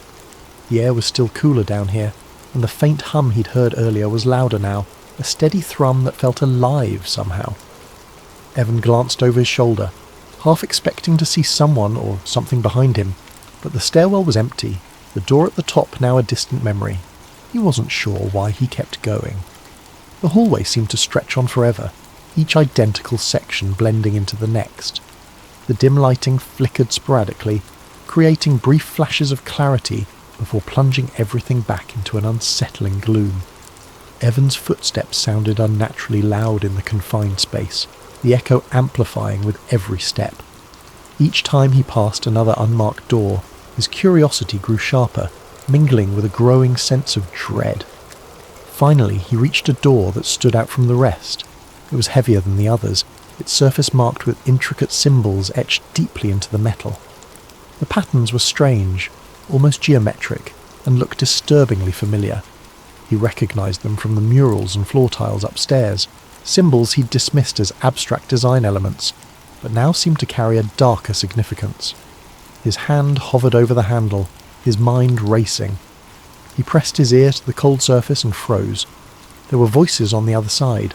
Muffled but distinct, they spoke in low, deliberate tones, the cadence too purposeful to be casual conversation. He couldn't make out the words, but there was an undeniable intensity in their tone, a weight that made him hesitate. Every instinct screamed at him to walk away, to turn around and pretend he'd never seen this door. But his curiosity had already taken hold, and the pull of whatever lay beyond was too strong to resist. With a deep breath, Evan gripped the handle and turned it. The door was surprisingly smooth, opening with a soft hiss. As it swung inward, a dim, sterile light flooded out, bathing the hallway in its glow. What he saw inside froze him in place, his breath catching in his throat. The room was enormous, far larger than he had expected, and filled with rows of monitors mounted on every wall. Each screen displayed something different: maps, blueprints, live surveillance feeds, and lines of coded data scrolling too fast to read. The air was filled with a faint hum, punctuated by the occasional beep of unseen machinery. In the centre of the room stood a massive circular table, its surface covered in documents, schematics, and objects he couldn't immediately identify. And then he saw them, the group of people standing around the table. Their figures were obscured by the dim light, but their presence was unmistakable. They were dressed in dark suits, their movements deliberate, their posture commanding. They spoke to each other in hushed tones, their faces partially turned away. At the head of the table stood a woman, her silhouette sharp and defined. Her hand rested on a thick file marked with the same symbols that adorned the door, her stance radiating authority. Evan's heart hammered in his chest as he tried to process what he was seeing. This wasn't just a hidden room, it was something bigger, something he wasn't meant to find. Before he could fully take it in, one of the figures turned, their gaze snapping toward the door. Evan's blood ran cold as their eyes locked onto his. He knew he had made a mistake that could cost him more than he was prepared to pay. The room was vast, a cavernous space that seemed to stretch further than the walls could contain. Every inch of the surface was covered with monitors, glowing softly in the dim light. They displayed a dizzying array of information, maps marked with pulsing red dots, documents covered in densely packed text, and live surveillance feeds that shifted between locations Evan couldn't recognise. Some screens displayed lines of code scrolling so fast it was impossible to read, while others showed weather patterns, air traffic routes, and satellite images. The sheer volume of data was overwhelming, each screen a piece of a puzzle Evan couldn't begin to comprehend. In the centre of the room stood a circular table, its surface illuminated by built-in lights that cast an eerie glow onto the faces of those gathered around it. The people there, at least a dozen of them, spoke in low, urgent tones, their words blending into a murmur that carried a weight of authority. Their suits were impeccably tailored, their movements deliberate and practiced, as though they were accustomed to the gravity of whatever decisions were being made in this room. Shadows danced across their faces, obscuring their features, but not their presence. At the head of the table stood a woman who exuded control. Her posture was ramrod straight, her piercing eyes scanning the room with an intensity that made Evan freeze in place. One hand rested on a thick folder marked with a symbol he immediately recognised, the same strange geometric pattern from the murals on the floor tiles above. It was etched into the folder as though branding it with a significance Evan couldn't understand. Her other hand occasionally gestured as she spoke, her words too low for him to hear, but commanding nonetheless. Every movement she made seemed deliberate, calculated, as if she were the axis around which this entire operation revolved. Evan's breath hitched, his heart hammering against his ribcage. He tried to process what he was seeing, but his thoughts felt sluggish, his mind racing to connect the pieces. This wasn't just a hidden room. It wasn't a storage area, or some forgotten maintenance corridor. This was something far bigger, something that wasn't meant to exist, at least not in a place as mundane as an airport. He felt like a trespasser in a world he didn't belong to, an unwelcome observer of a secret that should never have been uncovered. As he stood there, paralysed by the scene before him, one of the figures around the table turned. Their movement was subtle, a casual glance toward the door, but when their eyes locked onto Evan, the air seemed to shift. A chill ran down his spine, and the weight of their gaze pinned him in place. His instinct was to run, to turn and bolt back down the hallway, but his feet refused to move. He was frozen, his mind caught in a battle between fear and disbelief. Before he could react, he felt a hand clamp down on his shoulder. The grip was firm, unyielding, and he spun around to see two men in black uniforms standing behind him. Their faces were expressionless, their eyes cold and assessing. They exuded the kind of quiet menace that came from absolute confidence in their authority. One of them stepped closer, his voice low and menacing. "You're not supposed to be here," he said, each word deliberate as though there were no room for misunderstanding. Evan opened his mouth to respond, to stammer out an excuse, but no sound came. His mind raced, searching for an explanation, an apology, anything that might diffuse the tension, but the words wouldn't come. His breath quickened, his vision narrowing as panic began to set in. One of the men exchanged a glance with his partner, and before Evan could fully register what was happening, he felt the sharp prick of a needle in his neck. The sensation was quick, almost painless, but it was enough to send a jolt of adrenaline through his system. He tried to twist away, to protest, but the world around him began to blur. The room, the monitors, the people, all of it faded into a haze of light and shadow. The last thing he saw before everything went dark was the woman at the table, her piercing eyes locking onto his with a look that sent a shiver down his spine. It wasn't anger or fear, it was something colder, more calculated, and then nothing. When Evan woke, he was slumped in a chair near his gate in the main terminal. The bustling noise of the airport washed over him like a wave, jarring and disorienting after the suffocating silence of the room below. His head throbbed, a dull ache spreading from the base of his neck. For a moment he sat there, trying to piece together what had happened, but his thoughts were fragmented, hazy. He reached up to rub the spot where the needle had pricked his skin, but there was no mark, no evidence that anything had occurred. His flight was boarding. The announcement crackled over the loudspeakers, jolting him back to reality. He stumbled to his feet, his legs unsteady, and grabbed his bag. But as he lifted it, a strange realization hit him. His bag felt lighter. He unzipped it hastily, his hands trembling and his stomach dropped. His camera, the one he always carried with him, was gone. So were the spare memory cards he kept in the side pocket. Any evidence he might have captured of what he'd seen had been taken. As he boarded the plane, the unease in his chest deepened. He couldn't shake the feeling that something was missing. Not just the camera, but pieces of his memory, fragments of the time he'd spent in the hidden room.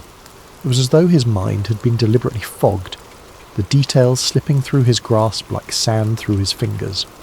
The symbols, the monitors, the woman with the piercing eyes, they lingered on the edges of his consciousness, just out of reach. Evan left Denver that night, but the airport never left him. The strange events he had witnessed became like a splinter in his mind, impossible to ignore but equally impossible to fully grasp. He tried to tell friends about it, to explain the unsettling feeling that had taken root in his chest, but the words sounded absurd even to him. Every time he brought it up, he saw the skepticism in their eyes, the subtle shift in their demeanour as they tried to humour him without outright dismissing his story. Eventually he stopped talking about it. He buried the memories, convincing himself it was easier to let them fade. But every so often, when he saw a news story about Denver International Airport, or caught a glimpse of its distinctive roofline in a photograph, that old unease would creep back in. The symbols, the murals, the strange room beneath the surface, they haunted him like a half-remembered dream, a puzzle he could never quite solve. In the years that followed, Evan avoided flying through Denver whenever he could, but no matter how far he stayed from the airport, he couldn't shake the feeling that he had stumbled onto something vast and hidden, a secret he was never meant to uncover. And though he tried to push it from his mind, one question lingered, gnawing at the edges of his thoughts. What had he seen beneath the airport that night, and how far would someone go to ensure he never found out? Thank you for spending this time with us at Sleep Theories. May this story of intrigue and mystery lull you into a peaceful slumber. As you drift off, remember that the line between the known And the unknown is often thinner than we think. Sleep well and sweet dreams.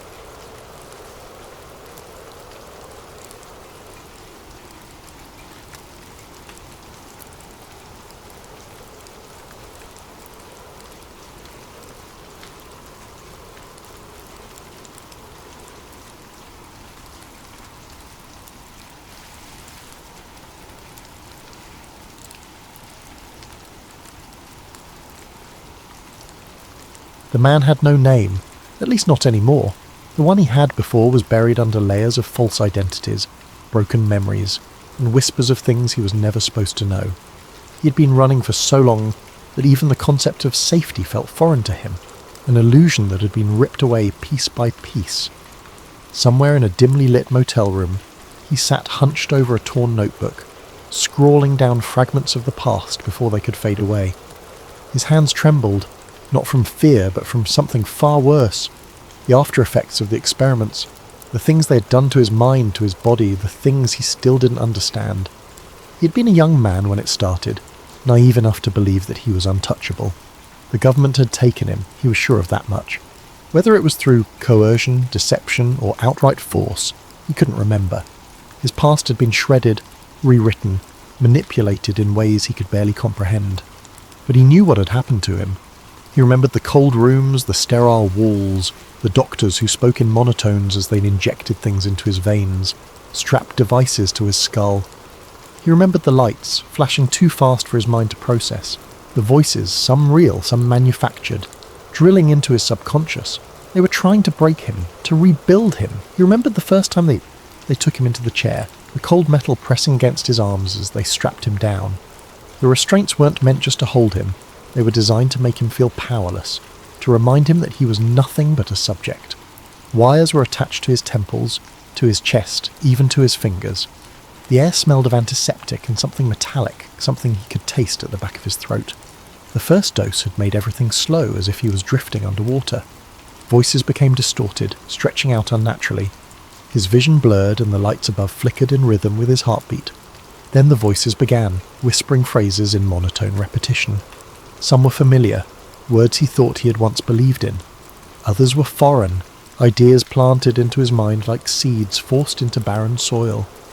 The room was always the same, cold, sterile and suffocating. The walls were a dull grey, the kind of colour that seemed to absorb light rather than reflect it. The air smelled faintly of antiseptic, a sharp clinical odour that clung to the back of his throat.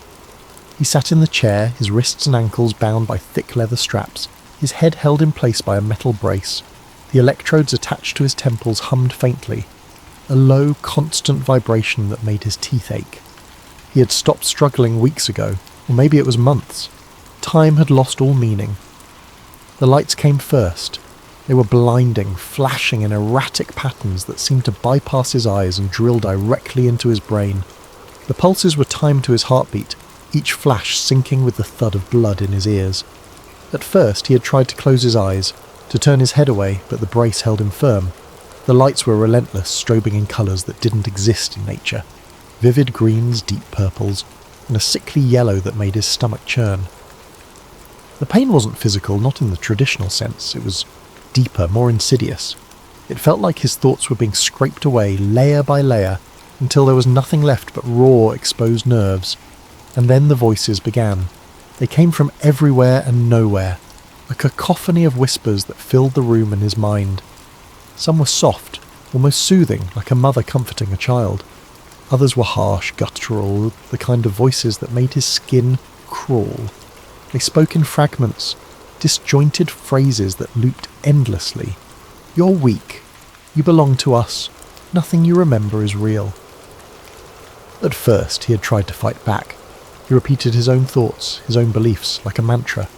My name is... But before he could finish, the voices would drown him out, their words overlapping and merging until his own voice was lost in the noise. He tried to focus on memories, his childhood, his family, anything that felt real, but the lights would shift, the patterns becoming more chaotic, and the memories would slip through his fingers like sand. The dreams came next, though he wasn't sure if they were dreams at all. They felt too vivid, too real. He would wake up in different rooms, each one more surreal than the last. Sometimes he was in a forest, the trees towering above him, their branches twisted into grotesque shapes.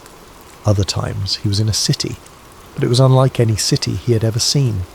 The buildings were impossibly tall, their surfaces covered in shifting kaleidoscopic patterns.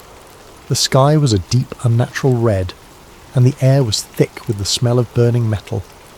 He would wake up in these places with no memory of how he got there. His body would ache, his muscles stiff and sore, as if he had been running for hours. His hands were often numb, the skin tingling as if he had been gripping something tightly for too long.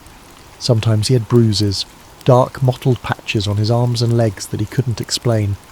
Other times he would find marks on his skin, thin, precise lines that looked like they had been made by a scalpel. The voices followed him into these dreams, or whatever they were. They whispered to him, their words echoing in his mind long after he woke up. They told him things, secrets, lies, truths he didn't want to hear. They told him that he had always been theirs, that his life before the experiments was just an illusion, a construct designed to keep him compliant.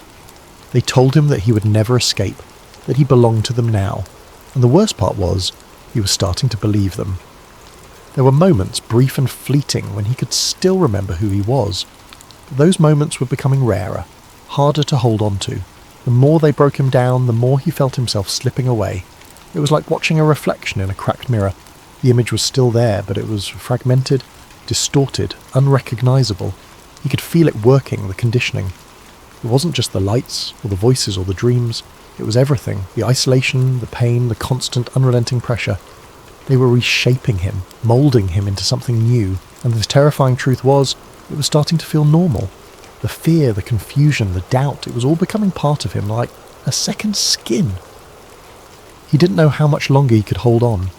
He didn't even know if he wanted to, because deep down, in some hidden corner of his mind, he was starting to wonder if they were right. Maybe he had always been theirs. Maybe there was no escape. And maybe, just maybe, that was okay. The program had been called MKUltra, though the name barely scratched the surface of what it truly was. The official records, what little the public knew, spoke of experiments in mind control, of psychological warfare, of tests that had supposedly been shut down decades ago.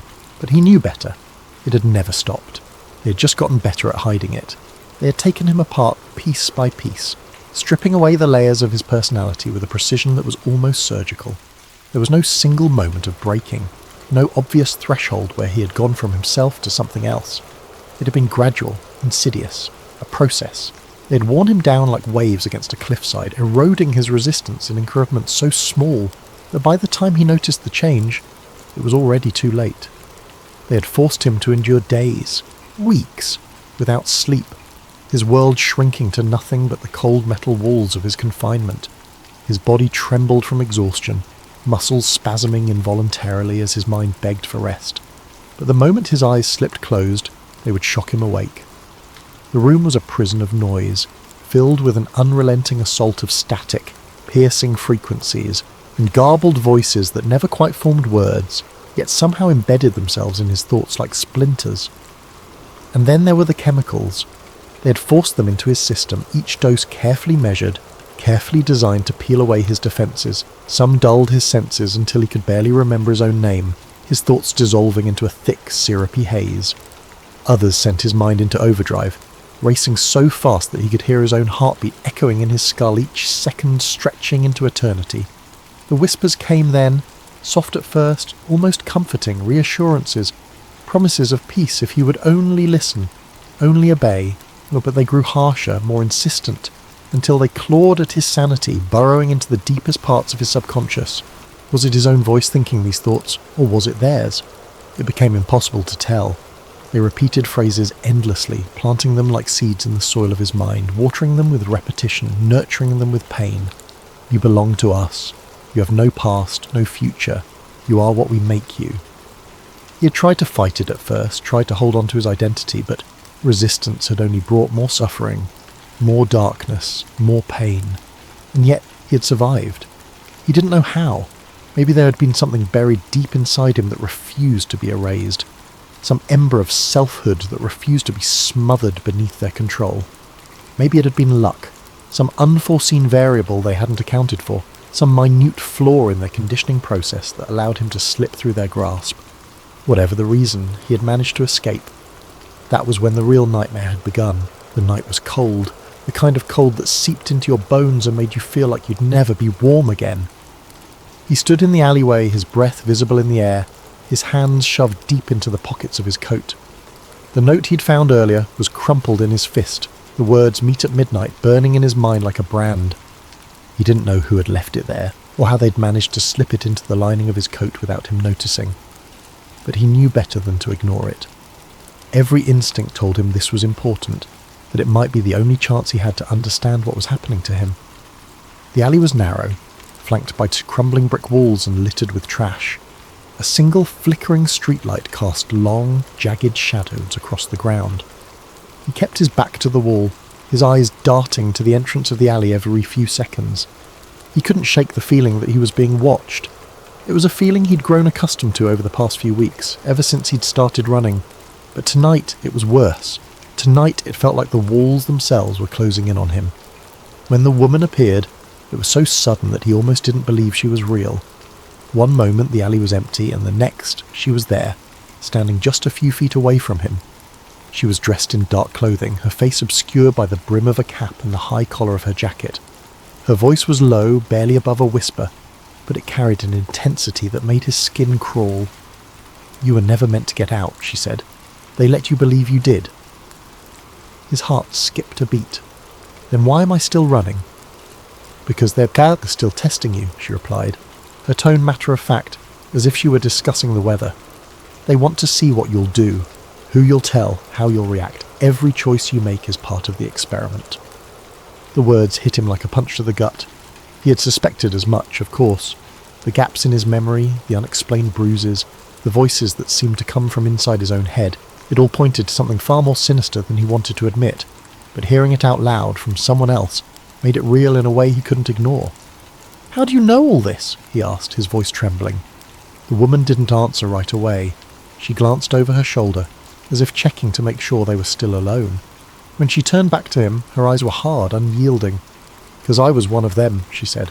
"I worked for the program. I know how they operate." He felt a surge of anger, hot and sudden. "You were part of this? You helped them do this to me?" "I didn't have a choice," she snapped, her voice rising for the first time. "None of us did. They don't give you a choice. They take you, they break you, and they remake you into whatever they need you to be. And if you try to resist, they make sure you regret it." Her words struck a chord deep within him. He knew what it was like to be broken, to be remade. He had lived it, but he also knew that didn't excuse what she had done. "So why are you helping me now?" he demanded. "If you were one of them, why are you here?" "Because I got out," she said, her voice softening. "Or at least, I thought I did. But once you're in, you're never really out. They're always watching, always waiting. And if they think you're a threat, they'll come for you, just like they're coming for you now." He felt a chill run down his spine. "What do you mean?" "You've been trying to expose them," she said. "You've been reaching out to journalists, to whistleblower groups. You've been asking too many questions, and they don't like that. They don't like loose ends." He thought about the cars that had been following him, the unmarked envelopes with their cryptic messages. He thought about the times he'd woken up in strange places, with no memory of how he'd gotten there. He thought about the voices, always whispering, always watching. "So, what do I do?" he asked, his voice barely above a whisper. The woman hesitated, as if weighing her words carefully. "You have two options," she said. "You can go deeper, try to uncover the truth and expose them, but that's dangerous. They'll do everything in their power to stop you, or you can disappear, change your name, your face, your life, start over somewhere they'll never find you." He stared at her, his mind racing. Both options felt impossible. Going deeper meant risking everything, including his life. But disappearing, that meant giving up, letting them win, and he wasn't sure he could do that. The woman reached into her pocket and pulled out a small key. She held it out to him, her expression unreadable. "This is your only chance," she said. "If you stay on this path, they'll catch you. They always do." He took the key, his fingers brushing against hers. It was cold, like it had been sitting in ice. "What does it open?" he asked. "A safe house," she replied. "It's not much, but it's off the grid. They won't find you there, at least not right away." He looked down at the key, then back up at her. "Why are you helping me?" For the first time, he saw a flicker of emotion in her eyes. Something like regret or maybe guilt. "Because I couldn't save myself," she said. "But maybe I can save you." Before he could respond, there was a noise in the distance. The sound of footsteps, heavy and deliberate, echoing off the walls of the alley. The woman's head snapped up, her body tensing. "They're here," she whispered. "You need to go, now." He hesitated, torn between the need to run and the need to know more. "What about you?" "I'll be fine," she said, though he wasn't sure he believed her. "Just go, and whatever you do, don't look back." He nodded, clutching the key tightly in his hand. He turned and started to run, his feet pounding against the pavement. The alley seemed to stretch on forever, the shadows closing in around him. He could hear the footsteps behind him, growing louder, closer. He didn't dare look back. When he finally reached the end of the alley, he burst out onto the street, his chest heaving. He glanced around, trying to get his bearings. The city was quiet, the streets empty. He didn't know where he was, but he knew he couldn't stay here. He started walking, his mind racing. The key felt heavy in his pocket, a constant reminder of the choice he had to make: go deeper or disappear. Neither option felt right, but he knew he couldn't keep running forever. As he walked, he thought about the woman. Who was she really? Was she telling the truth, or was this just another part of the experiment? He didn't know, and that was the problem. He didn't know who to trust. Not even himself. The voices in his head started up again, whispering things he couldn't quite make out. He tried to ignore them, but they grew louder, more insistent. He felt a sharp pain in his temple, like a needle being driven into his skull. He stumbled, catching himself against a lamppost. "Not now," he muttered, squeezing his eyes shut. "Not now." But the pain didn't go away. If anything, it got worse. He could feel his thoughts slipping away, like sand through his fingers. He didn't know how long he stood there, clinging to the lamppost, trying to hold on to some semblance of reality. When the pain finally subsided, he opened his eyes and found himself in a different part of the city. He didn't remember walking here. He didn't remember anything. All he knew was that he was holding the key and that he had to make a choice. He looked down at the key, then at the coordinates the woman had given him. They were written on a scrap of paper, the numbers smudged but still legible. He didn't know where they would lead him, but he knew he had to find out. He started walking again, his steps more determined this time. He didn't know what he would find at the safe house, or if it would even be safe, but he knew one thing for certain: he couldn't keep running, not anymore. The voices in his head grew quieter as he walked, as if they were retreating into the shadows. He didn't know if that was a good sign or a bad one, but for the first time in weeks he felt a glimmer of hope. Maybe, just maybe, he could find a way out of this. Or maybe he was just fooling himself. Maybe this was all part of the experiment, and he was still just a pawn in their game. But he had to try, he had to know, and so he kept walking, the key clutched tightly in his hand, Teistung, the coordinates burning in his mind. He didn't know what lay ahead, but he knew one thing for certain: he was done running.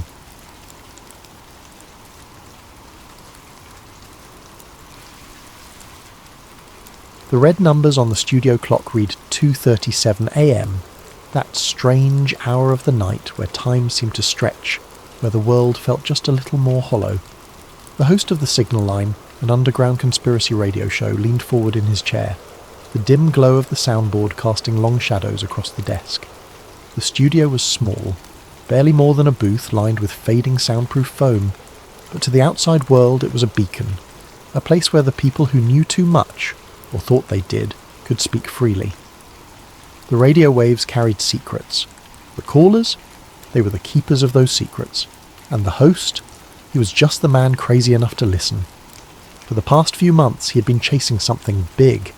Something bigger than JFK, bigger than MKUltra, even bigger than the moon landing theories. It started with the storms, weather patterns that didn't make sense. It was subtle at first. A few odd cases here and there, nothing to set off alarms. A storm system that defied forecasts, seemingly gaining and losing strength at will. Then another, forming out of nowhere, with no clear atmospheric trigger. Meteorologists struggled to explain it, fumbling for terms like anomalous wind patterns and unexpected pressure shifts. But the host knew better. Weather was predictable, it followed rules. When it stopped following rules, someone was rewriting them. Then came the rain clouds in the deserts. People in regions that hadn't seen a drop of rain in years woke up to downpours so intense they carved new rivers into the earth. In Arizona, a sudden storm flooded entire stretches of highway in a matter of hours, leaving cars abandoned like shipwrecks in the mud. In the Middle East, an area known for its bone-dry, relentless heat, was suddenly battered by a torrential storm that appeared from nothing. It wasn't just rain, it was an event, a massive, unnatural cloud formation that blotted out the sun within minutes. Satellite imagery from the day before showed clear skies, no storm cells forming, no moisture build-up. Then, within the span of 2 hours, a fully formed thunderstorm erupted. The rainfall was too heavy, the winds too powerful, like a switch had been flipped. And then there was the lightning. Something was different about it. The storms carried unusual electrical charges, more violent than any natural pattern. The bolts were striking too frequently, too precisely, as if they weren't just the result of chance, but something controlled. Pilots reported seeing strange flashes in clear skies long before the first raindrop hit. Some swore their navigation instruments had glitched out entirely when flying near these storm systems, compasses spinning wildly, GPS signals vanishing for minutes at a time. Then, just as suddenly as it came, the storm would vanish. It wasn't normal. A hurricane in the Gulf of Mexico was supposed to hit the coast, following every prediction and simulation model. It was moving steadily in the direction that physics dictated, and then it turned. Not a gentle curve, not a natural shift in pressure, a 90-degree turn. Every meteorologist scrambled for an explanation, but the numbers didn't add up. Something external had moved it. People dismissed it as a freak event. But it wasn't just once. It happened again.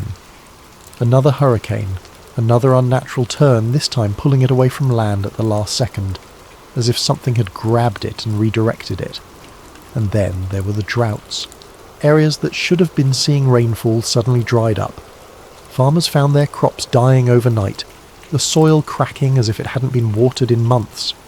The worst part, the regions most affected were the ones closest to known government testing zones. There were hints in declassified reports, mentions of experiments that dated back decades. Weather control had been a theory since at least the 1950s, cloud seeding, atmospheric interference.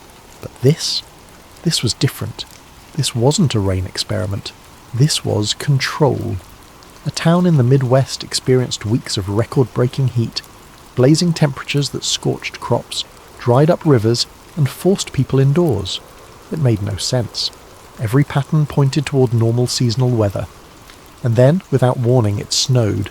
A full blizzard in the middle of a drought. Weather systems didn't work like that. People in the town reported a strange humming in the air before the cold front arrived.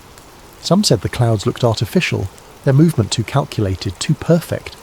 Some claimed they had seen flashes of blue light in the sky before the temperature dropped. No one had an answer. The news barely covered it. But the pattern was there, repeating itself in different places, different forms. Rain where there should be drought, drought where there should be rain. Sudden shifts that meteorologists couldn't explain. There was something unnatural at work. It wasn't just happening randomly. The storms weren't just appearing. They were being placed. And the more the host dug, the clearer it became. Someone, somewhere, was controlling the weather. Then came the research. The name Wilhelm Reich kept appearing in documents, in whispers, in old declassified reports with more blacked-out lines than actual words. Pages upon pages of information, reduced to a handful of legible sentences, buried under layers of censorship. Reich, a scientist, an inventor, a man who had supposedly discovered something beyond science, beyond weather, beyond anything the government wanted the public to understand. Orgone energy, a force, an unseen power that Reich believed existed all around us, something he claimed modern science had overlooked or deliberately ignored. He was convinced that this energy influenced life itself, dictated the state of the atmosphere, played a direct role in the formation and movement of storms.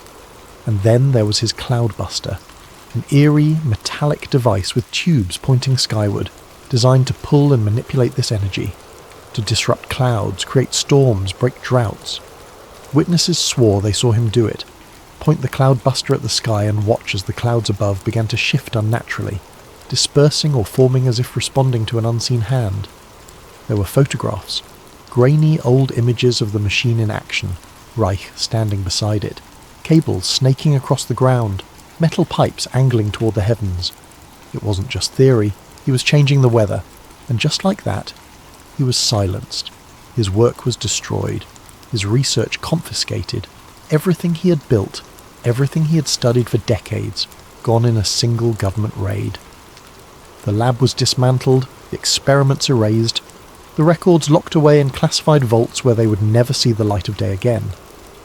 And Reich himself locked away. The charges were vague, violations of FDA regulations, accusations that his research was fraudulent, that he was misleading the public. But anyone who had followed his work knew better.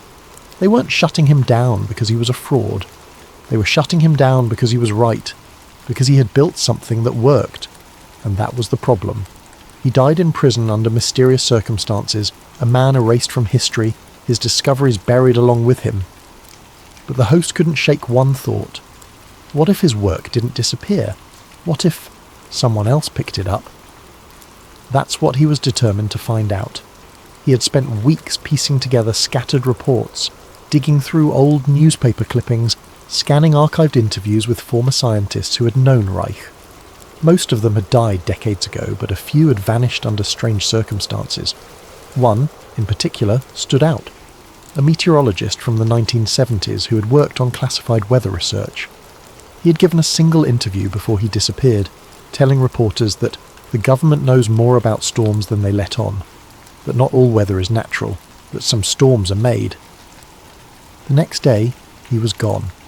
The host had been stuck there, chasing threads, trying to connect something that felt just out of reach. And then, one night, the answer came to him. A phone call. Most of his callers were the usual types, lonely voices in the dark, sharing fragmented theories, half-truths, echoes of things they thought they understood. Some were cranks, others true believers. But this time, something felt different. The static of the radio feed crackled ominously. Then, a voice, not just any voice, deep, mechanical. Something off about it. Like it wasn't coming from a normal phone line. Like it was passing through layers of distortion, as if it was being filtered, modified before reaching him. "You're looking in the wrong place." The host's fingers froze over his notepad. His heart skipped a beat. It wasn't a question. It wasn't a theory. It was a statement. He sat up, gripping the microphone. And who exactly am I speaking to? Silence. A long, empty pause. In the background, something hummed faintly. Not white noise, not static, something deeper, like an old telephone wire buzzing, or something else, something he couldn't quite place.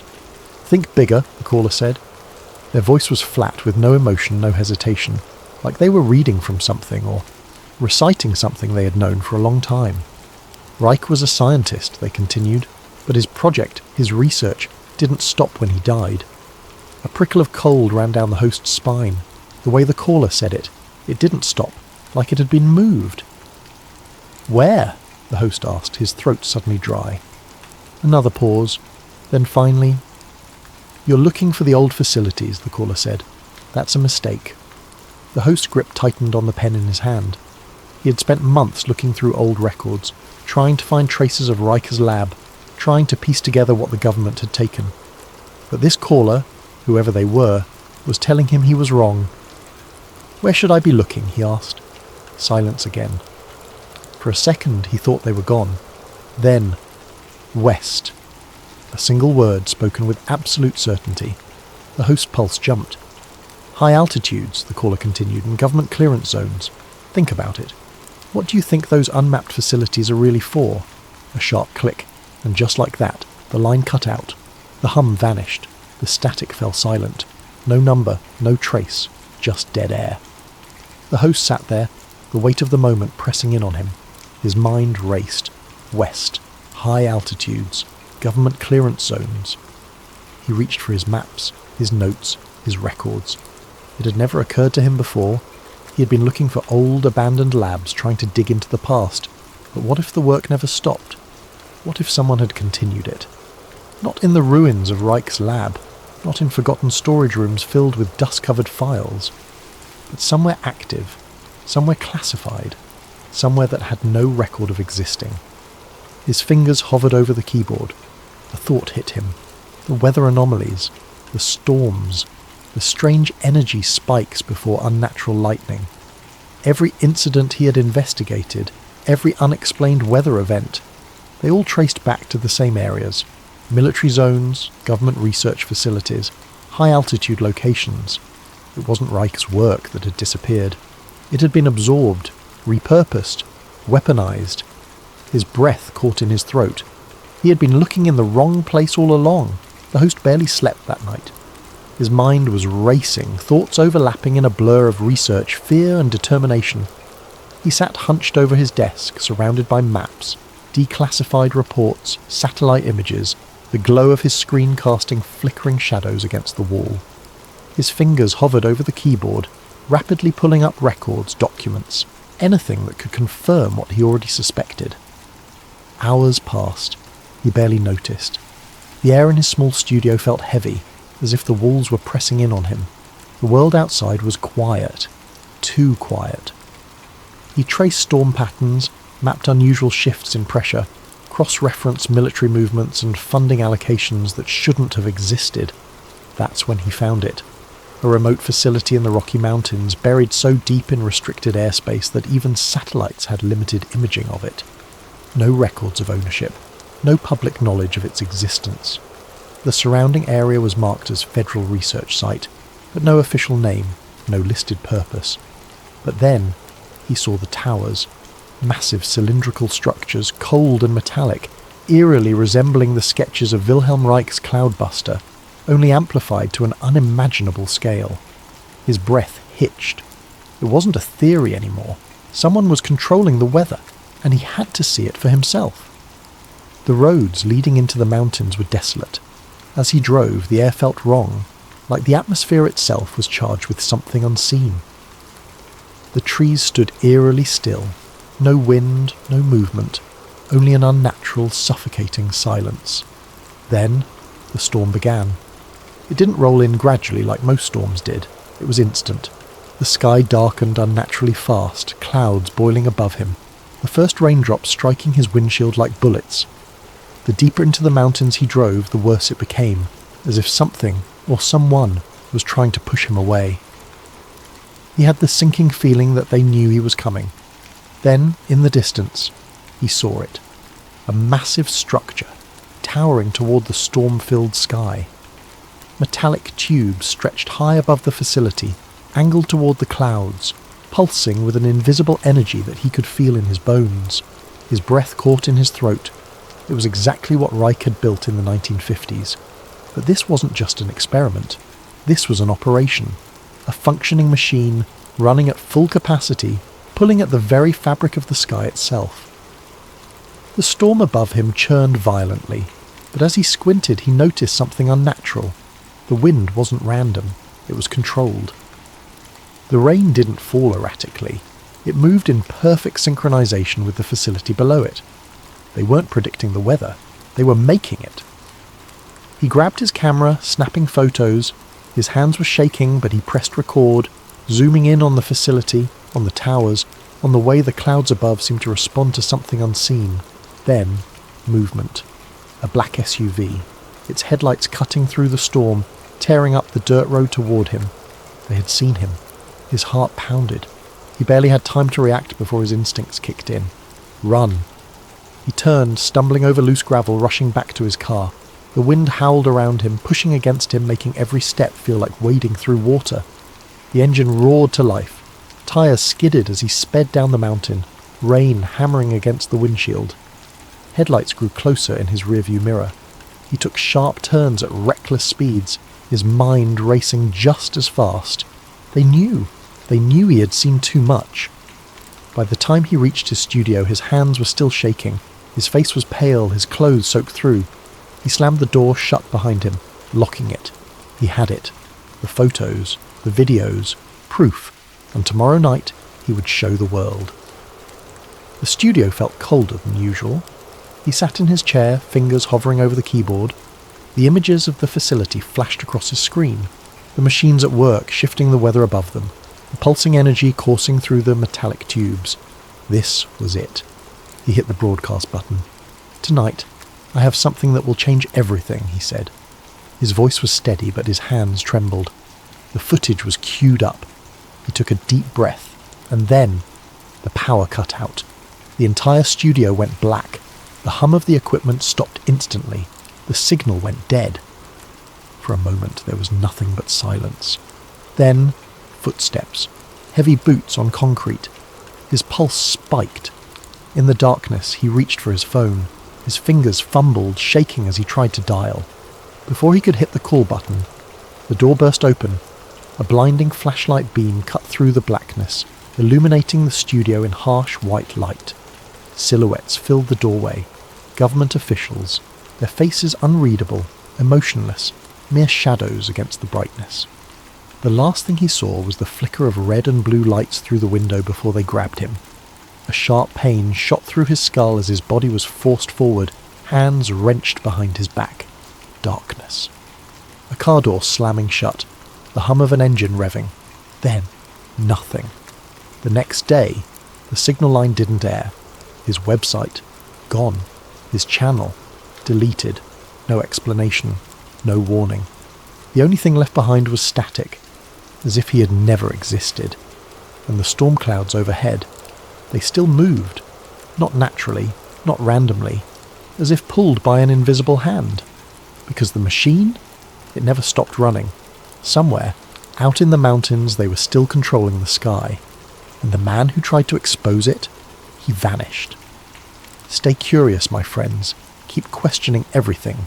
And remember, sometimes the truth is just a little too dangerous.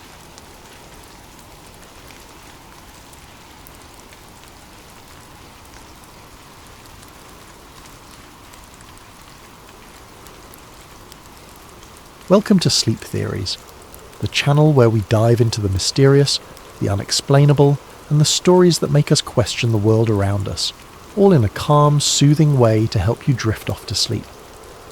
Tonight, we're exploring a tale inspired by one of the most controversial conspiracy theories of all time, the idea that the moon landing was staged. Imagine accidentally stumbling upon proof of such a hoax, and the risks you'd face in trying to expose it. As we unfold this story, I'd love for you to comment below. Where are you listening from, and what time is it for you right now? It's incredible how stories like these connect us across time zones and places. If you enjoy thought-provoking tales designed to intrigue and relax, don't forget to subscribe to Sleep Theories. Now settle into a comfortable position, close your eyes, and let's begin tonight's tale. Ryan Jacobs wasn't looking for trouble. Trouble, it seemed, had a way of finding him. At 32, Ryan lived a relatively quiet life. He was a freelance video editor, the kind of guy who spent most of his days hunched over a laptop, meticulously cutting together wedding videos, corporate ads, and the occasional independent film.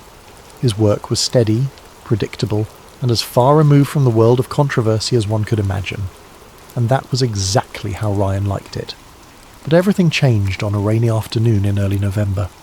Ryan sat frozen in his chair, the faint whir of the projector the only sound in the otherwise silent room. The flickering black and white images on the screen felt both surreal and undeniable. His pulse quickened as the scenes replayed in his mind, each frame embedding itself deeper into his memory. The footage wasn't just strange, it was damning.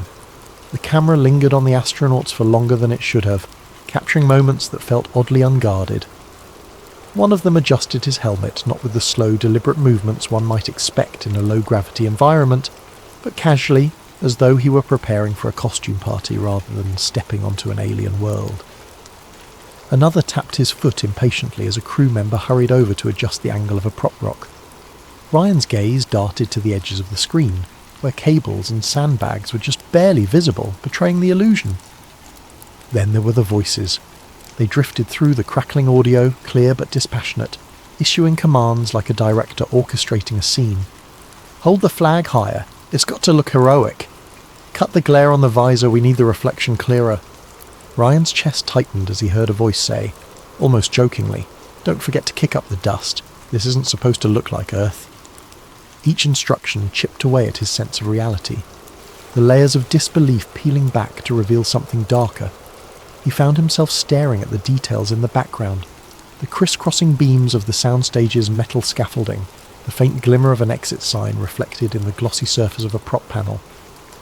The crew member, oblivious to the camera, walked through the set holding a clipboard, his shadow long and distorted under the bright studio lights. When the shot cut to a wide angle of the entire set, Ryan instinctively leaned forward. The clarity of the image left no room for doubt. The soundstage sprawled out in front of him, its false lunar surface meticulously crafted down to the tiniest detail. The craters looked deliberate, like someone had sculpted them to fit a template rather than formed naturally over eons. The lunar module, iconic in its design, sat precariously on the artificial terrain, its metallic sheen too pristine, too calculated. The director's chair was the final nail in the coffin. K. Kubrick, the name boldly emblazoned on its back, stood out against the monotone backdrop. The implications hit Ryan like a freight train. The whispers he'd dismissed for years, the outlandish theories about the moon landing being a Hollywood production, suddenly felt less ridiculous. Was this what the conspiracy theorists had been talking about all along? Had one of cinema's greatest minds been enlisted to craft the ultimate illusion? Ryan's hands trembled as he paused the reel, the final frame frozen on the screen. A crew member leaned against the set wall, casually holding a cup of coffee as the astronauts rehearsed another take. The mundanity of the scene juxtaposed against its monumental implications made Ryan's stomach churn. If this footage was real, if this was truly what it appeared to be, then one of humanity's greatest achievements was nothing more than an elaborate deception. He rewound the reel, watching certain segments again, searching for any sign that it was fake or a clever hoax. But the more he analysed it, the more authentic it seemed. The imperfections in the film stock, the casual banter of the crew, the technical jargon, it all felt too natural, too unscripted to be anything but genuine. This wasn't some amateur's attempt at discrediting NASA. This was something far more sinister. Ryan's mind raced with questions. How had this footage ended up here, in a forgotten corner of a small-town historical society? Why hadn't it been destroyed or locked away in a government archive? Was it a mistake, an oversight by someone who never expected it to see the light of day? Or was it left here intentionally, a breadcrumb for someone like him to stumble upon? He sat back in his chair, his breathing uneven as he stared at the now blank screen. The room felt colder, the hum of the projector an eerie echo in the quiet. He glanced at the other reels still sitting in the box, their cryptic labels taunting him. If this was just the first reel, what could the others contain? What more was there to uncover? Ryan's gaze lingered on the canister labelled Lunar Simulation Final Take. The words seemed to glow faintly under the dim light, as if daring him to continue. His hand hovered over the box, hesitant but unable to resist the pull of his curiosity. He knew he should stop, should pack the reels away and pretend he'd never seen them. But he also knew that wasn't an option. Not now. Swallowing hard, he reached for the next reel, his fingers brushing against the cool metal surface. As he loaded it into the projector, a single thought repeated in his mind, over and over like a mantra. This changes everything. Ryan leaned back in his chair, the hum of the projector fading into the background as his mind struggled to make sense of what he had just witnessed. His chest felt tight, his breaths shallow, as though the weight of the film reels was pressing down on him. The footage he had seen replayed in his mind like a broken record. The meticulous soundstage, the harsh studio lights casting sharp shadows on the fake lunar surface, the director's chair bearing that unmistakable name. He had always prided himself on being a rational thinker, someone who could separate fact from fiction with ease. The rumours about the moon landing being staged had always been laughable to him, dismissed as the ramblings of those with too much time on their hands. But now, with the undeniable images burned into his memory, the neat lines of his logic blurred, and he felt the unsettling tug of doubt. Ryan ran a hand through his hair, his fingers catching on a few strands damp with sweat. He stared at the box of reels, their cryptic labels taunting him like a riddle he wasn't sure he wanted to solve. He knew what he had just seen, but admitting it, even to himself, felt like crossing a line he couldn't return from. Was this truly proof, or was it some kind of elaborate hoax in itself? And if it was real, why was it here, forgotten and gathering dust in a small-town archive? He considered putting the reel back in the box, sealing it shut and walking away. He could pretend he hadn't seen it, chalk it up to a strange coincidence or a relic of an old Hollywood production. After all, his job wasn't to investigate, just to digitize and catalogue. But the thought of leaving it behind gnawed at him. This wasn't just another reel of forgotten history, it felt like a piece of something much larger, a thread in a tapestry that could unravel everything people thought they knew. The editor in him, the part of his brain that had always been drawn to uncovering hidden truths, wrestled with the fear tightening in his chest. What if this was his chance to expose something monumental? To bring the truth into the light, no matter how uncomfortable or dangerous it might be? The weight of that possibility settled heavily on his shoulders, as thrilling as it was terrifying. Ryan leaned forward, his elbows resting on the edge of the desk as he buried his face in his hands. His mind raced through the implications. If this footage was real, it wasn't just a revelation. It was a bombshell. It meant that one of humanity's most celebrated achievements was built on a lie, a carefully constructed illusion designed to deceive the world. It called into question not just the moon landing, but the trustworthiness of the institutions behind it. And yet, the enormity of it all only made the decision harder. What would he even do with this footage? Who would believe him? And what kind of attention would it bring? The thought of stepping into the spotlight, of being the one to reveal something so controversial, sent a chill down his spine. He didn't want fame or notoriety, he just wanted answers. He sat there for what felt like hours, the reels of film a silent presence in the room. The faint scent of aged celluloid hung in the air, grounding him in the reality of the moment. His eyes drifted to the projector, where the film still threaded through the machine seemed to glow faintly in the dim light. The temptation to watch it again, to analyse every frame for something he might have missed, was almost overwhelming. But the thought of pressing play again filled him with equal parts curiosity and dread. The more he replayed it in his mind, the more questions it raised, and with each question came a mounting sense of unease. What if this footage was never meant to be seen? What if it had been hidden here intentionally, discarded like a secret too dangerous to keep but too damning to destroy? The room seemed to close in around him, the shadows stretching longer as the day wore on. Ryan rubbed his temples, his pulse pounding in his ears. He knew there was no going back now, not after what he had seen. Ignoring it wasn't an option, no matter how much simpler it might have been. The truth was out there, sitting in that box of reels, waiting for someone to do something with it, and whether he wanted it or not, that someone was him. Over the next few days, Ryan digitized the reels, meticulously cataloguing the footage and backing it up on multiple hard drives. He watched hours of material, each reel adding another layer to the story. There were scripts, storyboards, even a brief clip of a man in a NASA uniform discussing the importance of selling the illusion. Ryan couldn't believe what he was seeing. If this footage was real, it would change everything the world thought it knew about one of humanity's greatest achievements.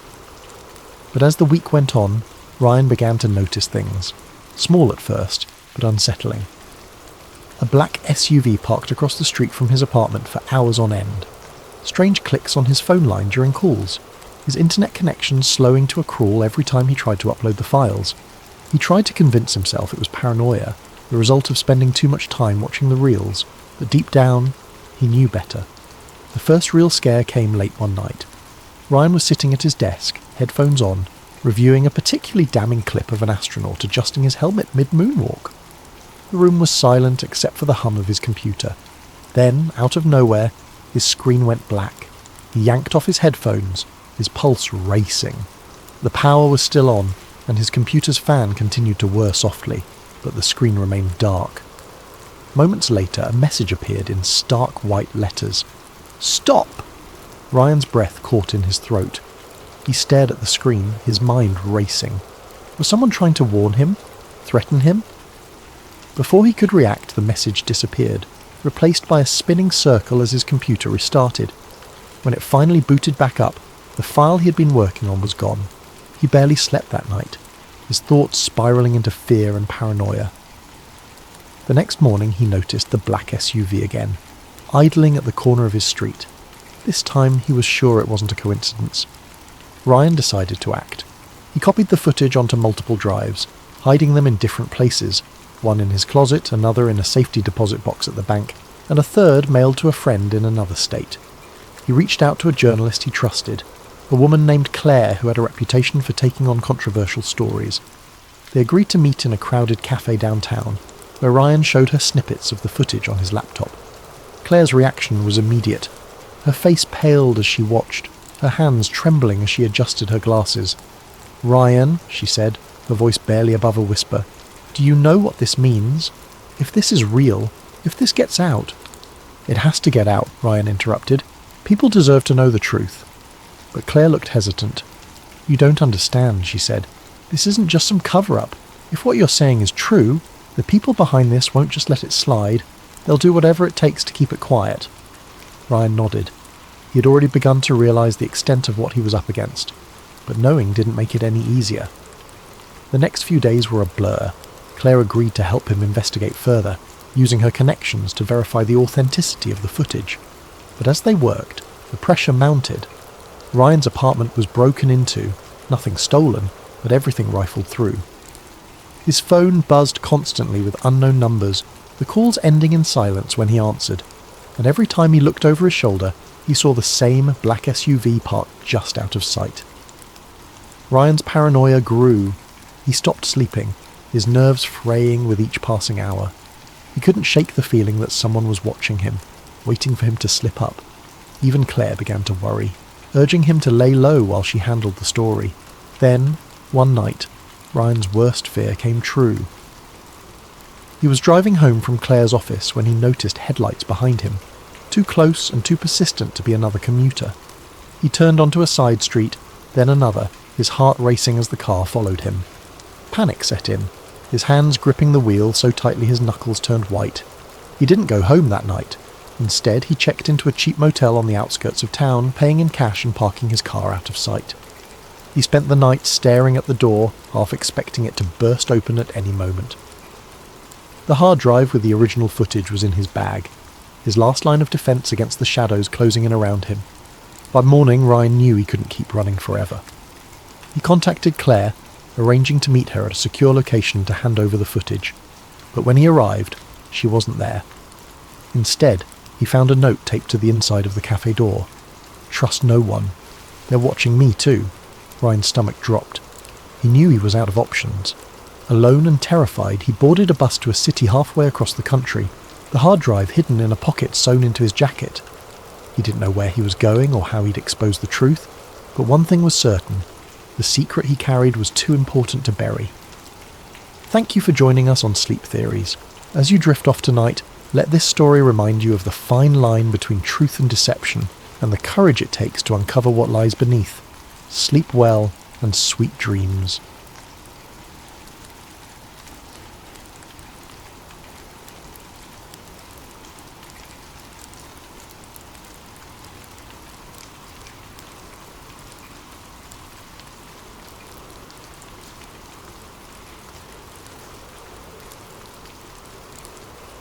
Edward Harker wasn't your average billionaire. He wasn't interested in flashy cars, towering skyscrapers, or jet-setting to exotic locales. No, Harker's obsession was rooted in something far more unusual. From the outside, he was a tech magnate, a man who'd built an empire of innovations that transformed industries and amassed him unimaginable wealth. But behind closed doors, he harboured a secret fascination, an unshakable belief that the earth was flat. This wasn't just a passing curiosity or the idle musings of a man with too much time on his hands. For Harker, it was a conviction that had taken root in the deepest recesses of his mind, growing steadily over the years. It had started innocently enough, with late-night internet searches and debates in obscure online forums. But what began as a hobby had spiralled into a full-fledged obsession that consumed him. He wasn't just interested in proving the theory. He was determined to unravel the greatest deception he believed humanity had ever faced. Harker's sprawling estate in the countryside became his sanctuary for this quest. Behind the gates, nestled among manicured gardens and futuristic laboratories, he built a personal library dedicated to the subject. Shelves groaned under the weight of ancient atlases, declassified government documents, and obscure scientific treatises. Maps from centuries past covered his walls, their faded lines and inscriptions serving as a testament to the worldviews of a forgotten era, an era he believed held more truth than the polished narratives of modern times. He would sit for hours in his dimly lit study, his fingers tracing the lines of a 15th century map that depicted a flat Earth surrounded by an unbroken ring of ice. The details were striking. Depictions of mythical sea creatures in uncharted waters, warnings etched in Latin along the edges, and symbols that seemed to whisper secrets he was desperate to understand. These maps, he believed, held clues that had been ignored or dismissed for centuries. To him, they weren't just artifacts, they were evidence. As his obsession deepened, Harker began to notice patterns where others saw none. Satellite imagery, he claimed, bore signs of tampering. The curvature of the Earth seen from space was a product of fisheye lenses and digital manipulation. Weather balloons and high-altitude cameras launched by independent researchers, however, told a different story, one that aligned with his beliefs. Each piece of data he uncovered, no matter how small or anecdotal, was another brick in the towering edifice of his conviction. And then there was Antarctica. For Harker, it was the ultimate enigma. Official maps described it as a frozen continent at the bottom of the globe, but he was certain it was something else entirely. Historical accounts, from ancient sailors to early explorers, spoke of impassable ice walls and mysterious phenomena near the southern reaches of the world. These stories fed his imagination, painting a picture of a boundary so vast and formidable that no one dared cross it. To Harker, Antarctica wasn't just a frozen wasteland, it was the key to everything. The more he studied, the more Antarctica loomed in his mind as both a beacon and a barrier. It was a place shrouded in secrecy, with its remote research stations and tightly controlled access. The Antarctic Treaty, which prohibited unauthorized exploration and military activity, struck him as more than a cooperative agreement between nations. To Harker, it was evidence of a global conspiracy to keep the truth hidden. If the Earth was flat, as he believed, then Antarctica was the edge of that truth, a wall of ice stretching endlessly, shielding humanity from the terrifying reality beyond. But Harker wasn't content to theorize. For all his books, maps, and meticulously compiled research, he lacked the one thing he craved most: proof. He wanted to see the edge of the Earth with his own eyes, to document it, to expose the lie to the world, and he had the means to do it. His wealth and influence had granted him access to the brightest minds, the most advanced technology, and the resources to launch an expedition on a scale few could imagine. The more he thought about it, the more he realized he was uniquely positioned to pursue the truth. Governments were constrained by treaties, scientists by funding, and ordinary people by logistics. But Harker had no such limitations. He could fund his own expeditions, equip them with state-of-the-art tools, and push further into the icy unknown than anyone had before. He could uncover what others dared not even search for. The idea consumed him. It wasn't just about proving the flat Earth theory. It was about vindication, about being the one man bold enough to challenge centuries of dogma. The thought thrilled him, even as it filled him with an undercurrent of unease. Deep down, he knew the journey would be perilous, both physically and reputationally. But the stakes only made it more irresistible. In the quiet moments, late at night in his study, he would stand before a massive map of Antarctica pinned to the wall. Its stark, featureless expanse stared back at him, daring him to venture into its depths. And every time he looked at it, he felt the same electric pulse of determination. If the edge of the Earth truly existed, he would find it. And nothing, not the icy terrain, not the skepticism of the world, not even the possibility of failure, would stop him. It started small. He funded a series of private expeditions to Antarctica, hiring teams of seasoned explorers, scientists, and adventurers. Their mission was simple: document what lay beyond the ice, capture evidence of what the world had been told didn't exist, and bring back irrefutable proof. Each team was outfitted with cutting-edge technology, GPS systems, satellite communication devices, drones, and even experimental ice-penetrating radar. Money was no object. Harker spared no expense, convinced that if he gave these expeditions every possible advantage, success was inevitable. But none of the teams returned. The first group seemed to vanish into thin air. For weeks they sent regular transmissions filled with data and updates, their voices crackling with excitement as they described the surreal beauty of the icy landscape and their progress deeper into the frozen expanse. And then, without warning, the signal stopped.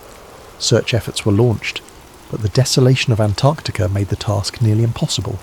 The rescue teams found no sign of the explorers, no abandoned camps, no wreckage, not even a single piece of discarded equipment. It was as if the ice had swallowed them whole. Harker was shaken but undeterred.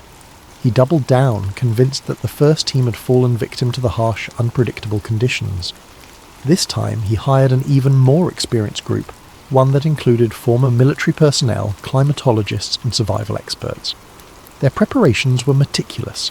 They carried weeks' worth of supplies, redundancies for every piece of equipment, and specialised training in Antarctic navigation. For a time, it seemed like they were making progress. The transmissions came regularly, filled with reports of treacherous terrain and weather conditions. Then, just like before, silence.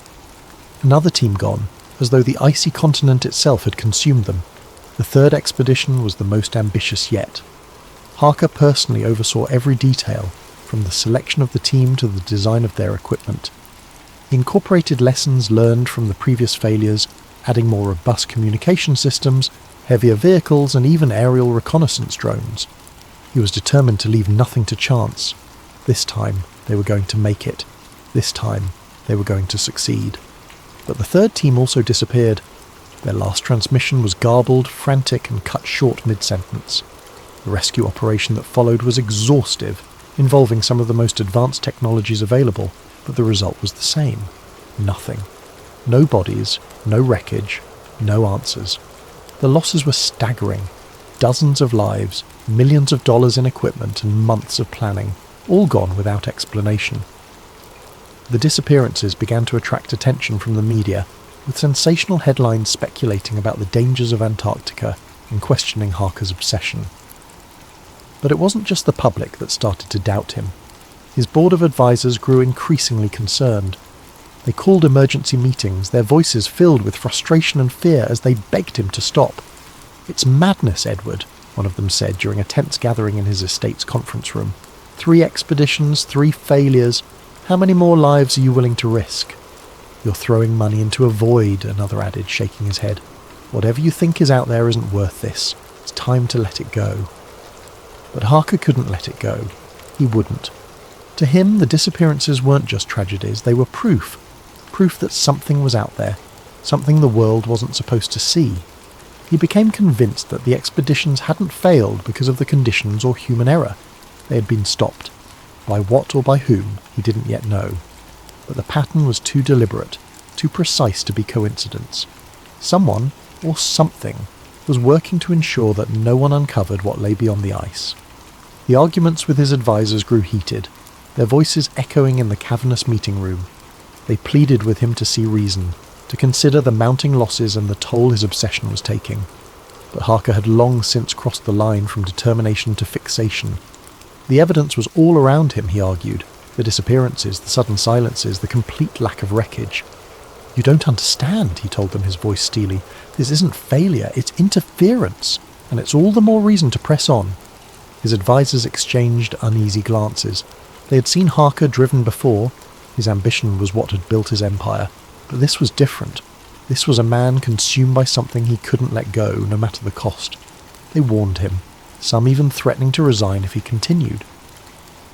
But Harker's resolve was unshaken. He was too close, too certain that the answers he sought were within reach. And so he made a decision that shocked even those who knew him best. If no one else could succeed, then he would lead the next expedition himself. "I'm going," he announced one evening, his voice calm but resolute. "If I want answers, I need to find them myself." The preparations for Harker's journey were exhaustive. He assembled a team of the best and brightest, glaciologists, cartographers, survival experts, and a handful of trusted security personnel.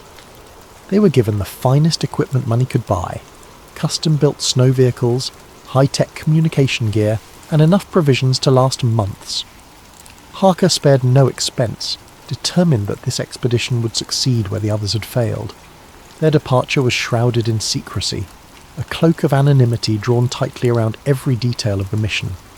No announcements were made, no social media posts leaked. The group boarded a private jet in the dead of night, their destination listed as a vague research operation. Even the crew piloting the aircraft had been sworn to silence, signing ironclad non-disclosure agreements. Harker had made it clear to everyone involved, if word of their mission got out, they would likely never make it past the runway. The team's journey began at a remote and rarely used base on the edge of Antarctica, far from the bustling hubs of international research stations. The facility was little more than a cluster of prefabricated buildings and a small airstrip, barely visible against the backdrop of endless white. It had been chosen for its isolation, ensuring that no curious eyes would be watching. Supplies were unloaded quickly, their crates marked only with cryptic codes to obscure their true contents. Harker moved among the team, his presence both inspiring and intimidating, a mix of quiet determination and restless energy. He didn't trust anyone outside their circle, not the media, not the international coalitions that regulated Antarctic expeditions, not even the scientists who claimed to champion transparency and discovery.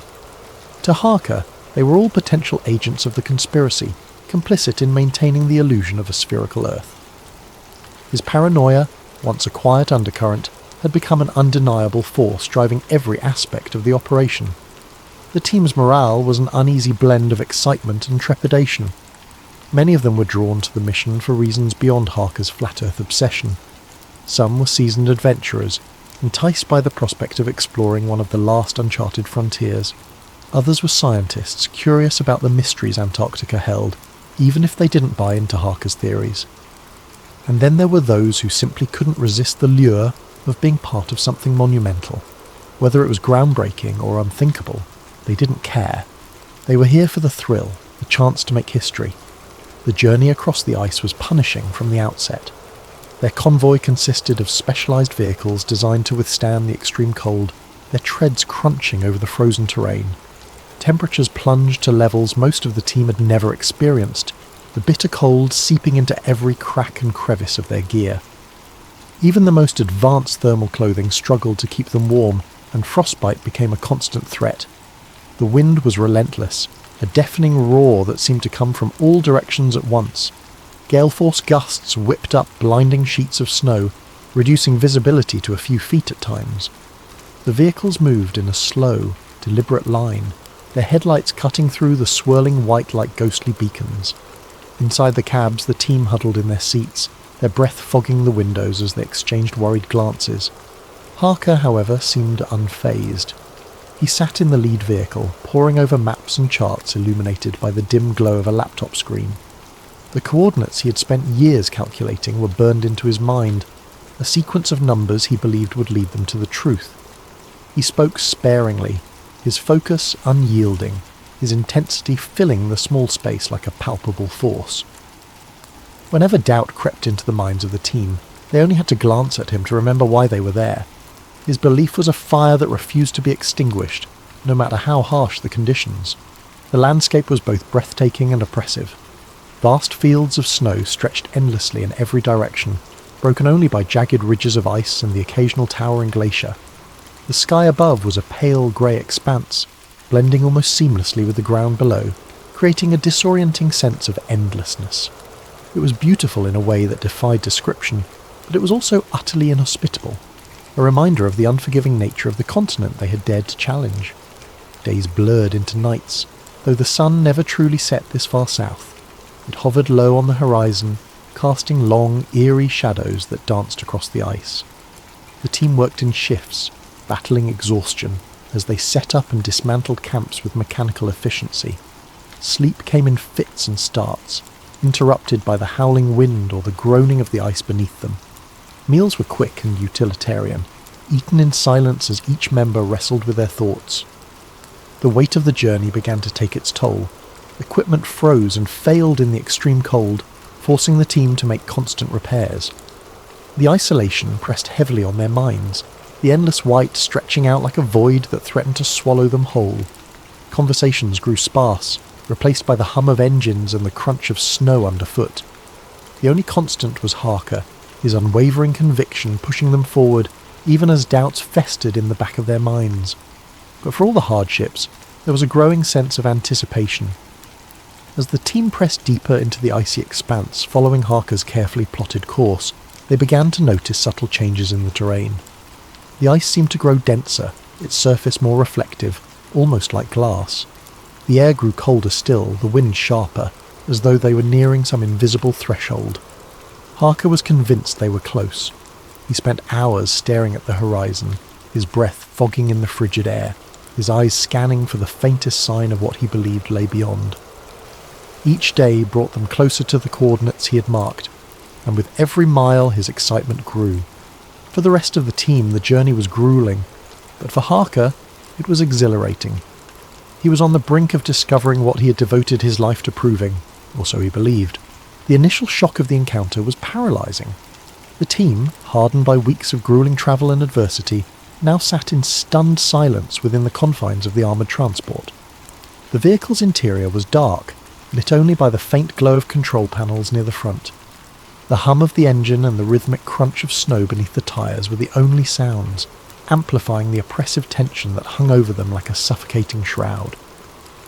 Harker sat closest to the door, his fists clenched tightly in his lap. His eyes were locked on the metal walls, his mind replaying the moment they'd been surrounded. He could still hear the commanding tone of the soldier, the cold finality in his voice. Harker's vision blurred with frustration and fury. How could they have been so close, only to be intercepted like this?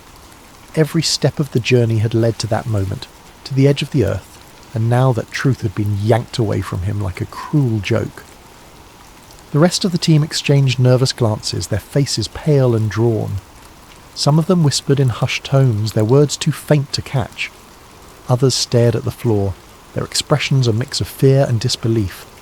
The moments of strange sightings, the malfunctions, and the eerie silence of the ice, everything now seemed to point to an orchestrated effort to keep them away.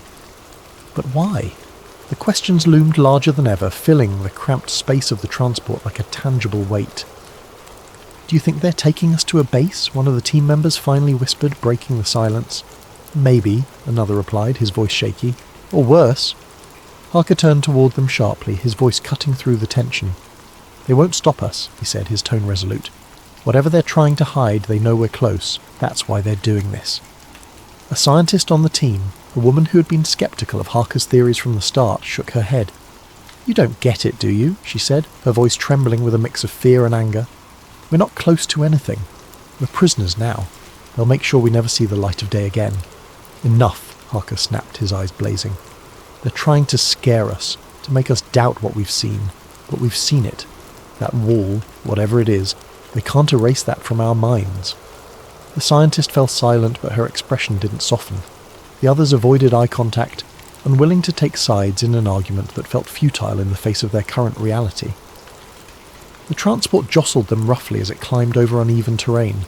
Hours passed, though it was impossible to know how many. The absence of windows left them disoriented, cut off from the world outside. Harker couldn't tell if they were being taken deeper into the ice or back the way they had come. Every lurch and bump of the vehicle sent waves of anxiety through the team, the uncertainty gnawing at their already frayed nerves. Finally, the vehicle came to a stop. The engine idled for a moment before cutting off, leaving a profound silence that seemed almost deafening. Harker's heart pounded as he heard the faint sound of boots crunching in the snow outside. Voices murmured, muffled by the thick walls, and then the door swung open with a metallic groan. Blinding light flooded the transport, and the team squinted against the harsh glare. Figures loomed in the opening, silhouetted against the icy landscape. The soldiers' black uniforms and visors gave them an almost inhuman appearance, as though they were machines rather than men. "Out!" barked one of the soldiers, his voice sharp and commanding. The team hesitated for a split second before complying. One by one they climbed down from the transport, their movements slow and stiff after hours of confinement. The cold hit them like a slap, the biting wind cutting through their layers of clothing. Harker was the last to step out, his jaw clenched as he scanned the surroundings. They were in a barren expanse of ice, with no landmarks or structures in sight. The wall they had glimpsed earlier was nowhere to be seen, hidden by the distance or deliberately obscured. Instead, the transport and its occupants were surrounded by a perimeter of heavily armed soldiers. Their weapons gleamed in the sunlight, a silent reminder of the consequences of defiance. "Form a line," one of the soldiers ordered, gesturing sharply. The team obeyed, shuffling into a loose line as the soldiers circled them. Harker stood at the front, his gaze locked on the soldier who appeared to be in charge, the same man who had issued the warning at the wall. His helmet obscured most of his face, but his stance radiated authority. "You've been warned before," the soldier said, his tone devoid of emotion. "Your presence here violates international agreements and endangers the security of this region. You will not be allowed to proceed." Harker took a step forward, his breath visible in the frigid air. "You can't keep this hidden forever," he said, his voice steady but laced with anger. "The world deserves to know what's out here. People deserve to know the truth." The soldier didn't flinch. "The truth," he said, almost mocking, "is not yours to decide. You've overstepped, Mr. Harker, and now you'll face the consequences." With a sharp motion, he signalled to his men. The soldiers stepped forward, their movements precise and synchronized. The team was quickly separated and restrained, their protests falling on deaf ears. Harker struggled against the firm grip of the soldiers holding him, but it was futile. He could feel the cold metal of handcuffs bite into his wrists, a stark contrast to the fiery determination still burning in his chest. As the soldiers led them away, Harker glanced over his shoulder, hoping for one last glimpse of the wall. But all he saw was the endless white expanse, as empty and silent as the secrets it concealed. The answers he had sought were tantalizingly close, yet they remained just out of reach, buried beneath layers of ice and deception. The group was herded into another transport, their fate unknown. Harker's mind raced with possibilities, each one darker than the last. But despite the fear and uncertainty, one thought remained clear in his mind. He had seen the wall, and no matter what happened next, he would never stop believing in what lay beyond. Thank you for joining us on Sleep Theories. As you drift off tonight, let this story remind you of the lengths we'll go to in pursuit of the truth, and the mysteries that remain just beyond our reach. Sleep well, and sweet dreams.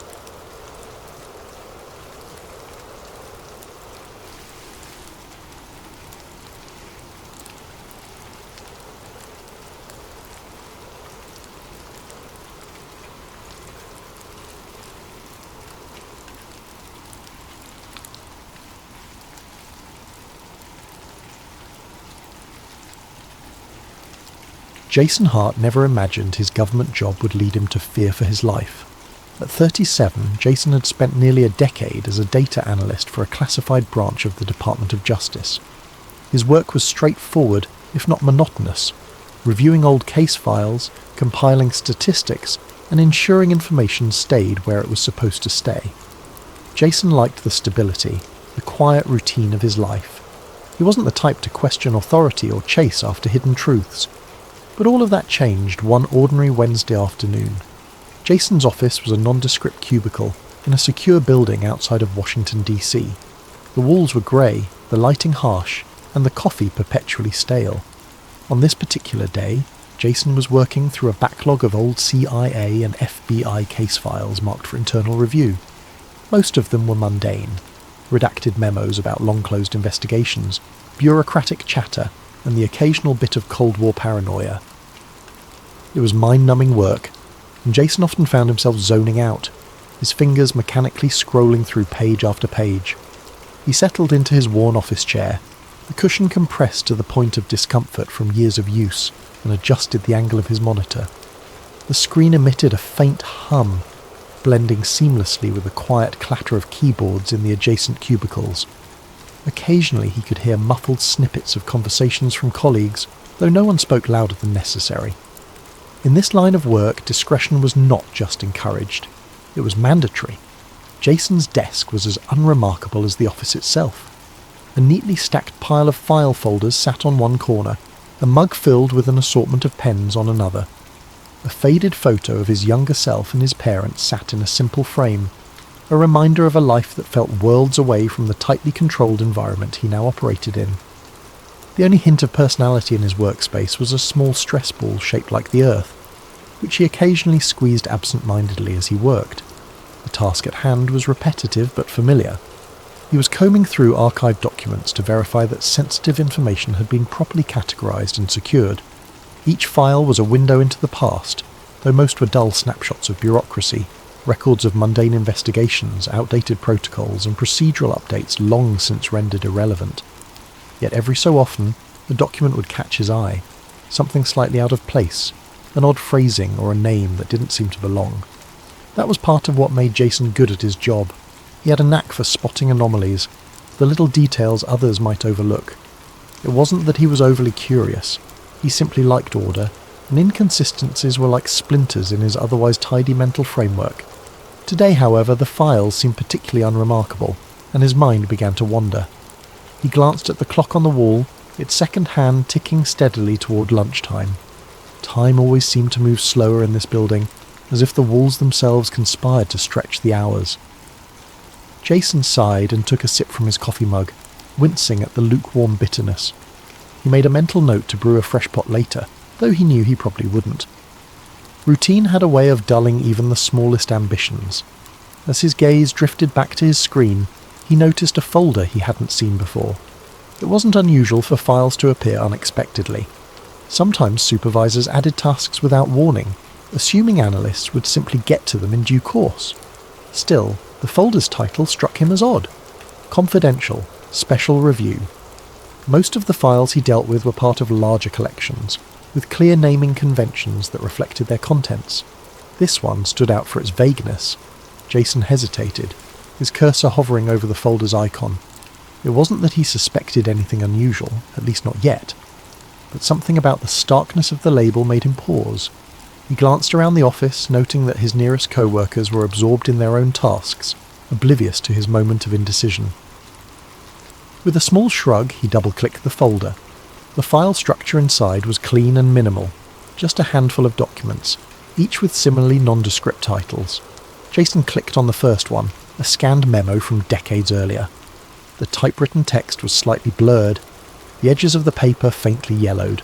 It looked like any number of other memos he'd reviewed over the years, the kind of document that had been copied and stored so many times it had lost all significance. Yet, as he began to read, he noticed something unusual. The memo referenced a high-priority operation involving multiple agencies, but it lacked the usual bureaucratic jargon. The language was blunt, almost conversational, which was rare in official communications. Jason leaned closer to the screen, his brow furrowing as he scanned the rest of the document. It was vague, but there were mentions of directives from the highest level, and sensitive outcomes requiring absolute discretion. Jason's instincts kicked in, a flicker of unease sparking in the back of his mind. He couldn't quite put his finger on it, but something about the tone felt wrong. He reached for his stress ball, squeezing it absent-mindedly as he reread the memo. A nagging thought formed in his mind. Maybe this was more than just an old, unimportant file. He moved on to the next document, his curiosity now fully engaged. As the page loaded, Jason adjusted his glasses and prepared for another round of bureaucratic monotony. But the more he read, the more a strange sensation began to creep over him, a sense that he was venturing into territory he wasn't meant to see. But one file caught his attention. The folder was marked Top Secret, Operation Patriot. The name meant nothing to him, but the subheading grabbed his curiosity. Dallas Contingency Planning, November 1963. Jason felt a chill creep up his spine as he opened the file. He'd always been fascinated by the JFK assassination, though he'd never believed the wilder conspiracy theories. But this file, buried deep in the system, seemed to suggest there was more to the story. The first few pages were innocuous. Logistics, travel plans, and memos about security protocols. But as he scrolled further, the tone shifted. Jason's eyes widened as he read a memo from a high-ranking official, detailing the need for absolute control over the narrative in the event of a Dallas incident. The document referenced individuals with code names and included phrases like plausible deniability and coordinated disinformation efforts. Jason leaned closer to his screen, his heart pounding. The language was vague enough to avoid outright accusations, but the implications were clear. This wasn't about protecting the president. It was about preparing for the fallout from his death. He hesitated for a moment, his fingers hovering over the keyboard. He knew he shouldn't dig any deeper. His clearance allowed him access to these files, but reading them and understanding them was another matter entirely. But his curiosity burned too brightly to ignore. He opened the next document. This one was worse. It was a transcript of a conversation between two officials, one of whom was labelled Director. The dialogue was chilling in its frankness. Are the assets in place? Yes, Dallas is secured. The fall guy is ready. Good. This has to look clean. No loose ends. Jason's stomach churned. The fall guy? They were talking about Lee Harvey Oswald, weren't they? He read further, finding references to altered ballistics reports, instructions to remove inconvenient witnesses, and even plans to intimidate local law enforcement into silence. The more he read, the clearer it became. This wasn't speculation or theory. This was a roadmap for covering up a murder. Jason pushed his chair back, his heart racing. He glanced around the office, half expecting someone to appear and yank him away from his desk.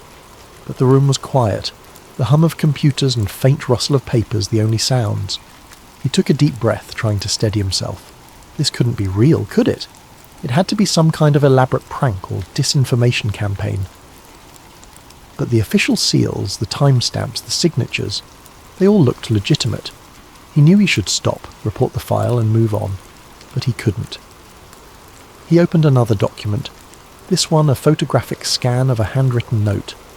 The handwriting was neat, the tone matter-of-fact. Ensure ZR-104 is neutralised before the press gets wind of his testimony.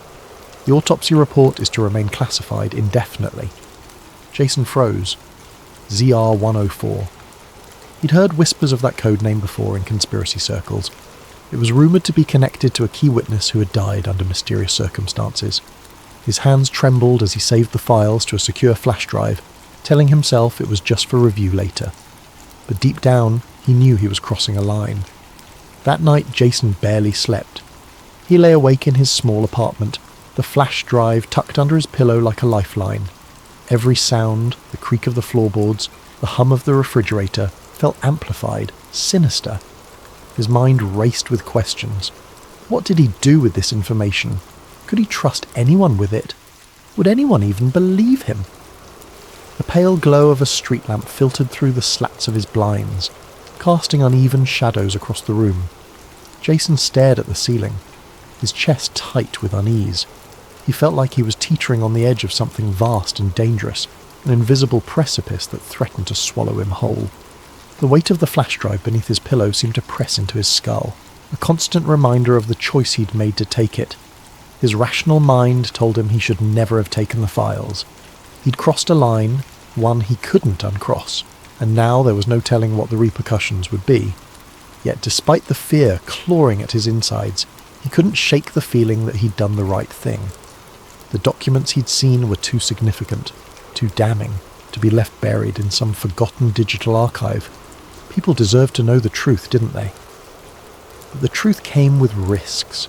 Jason knew enough about the system he worked within to understand how deeply it could bury things and people when necessary. He'd heard stories over the years, whispered rumours of individuals who'd asked too many questions or dug too deeply into classified matters. They were reassigned, silenced, or simply disappeared from the bureaucratic machine without a trace. Jason had always dismissed those stories as paranoia, but now they didn't seem so far-fetched. His pulse quickened as a thought occurred to him. What if someone already knew what he'd done? His heart pounded in his chest as he sat up, throwing the blanket off. He walked to the window, parting the blinds just enough to peer outside. The street below was quiet, the occasional car passing by on its way to nowhere important. But there! A black sedan parked across the street, its engine off, the silhouette of someone inside barely visible against the faint interior glow. Jason's stomach dropped. He told himself it could be anyone. A neighbour, a passerby taking a break. But his instincts screamed otherwise.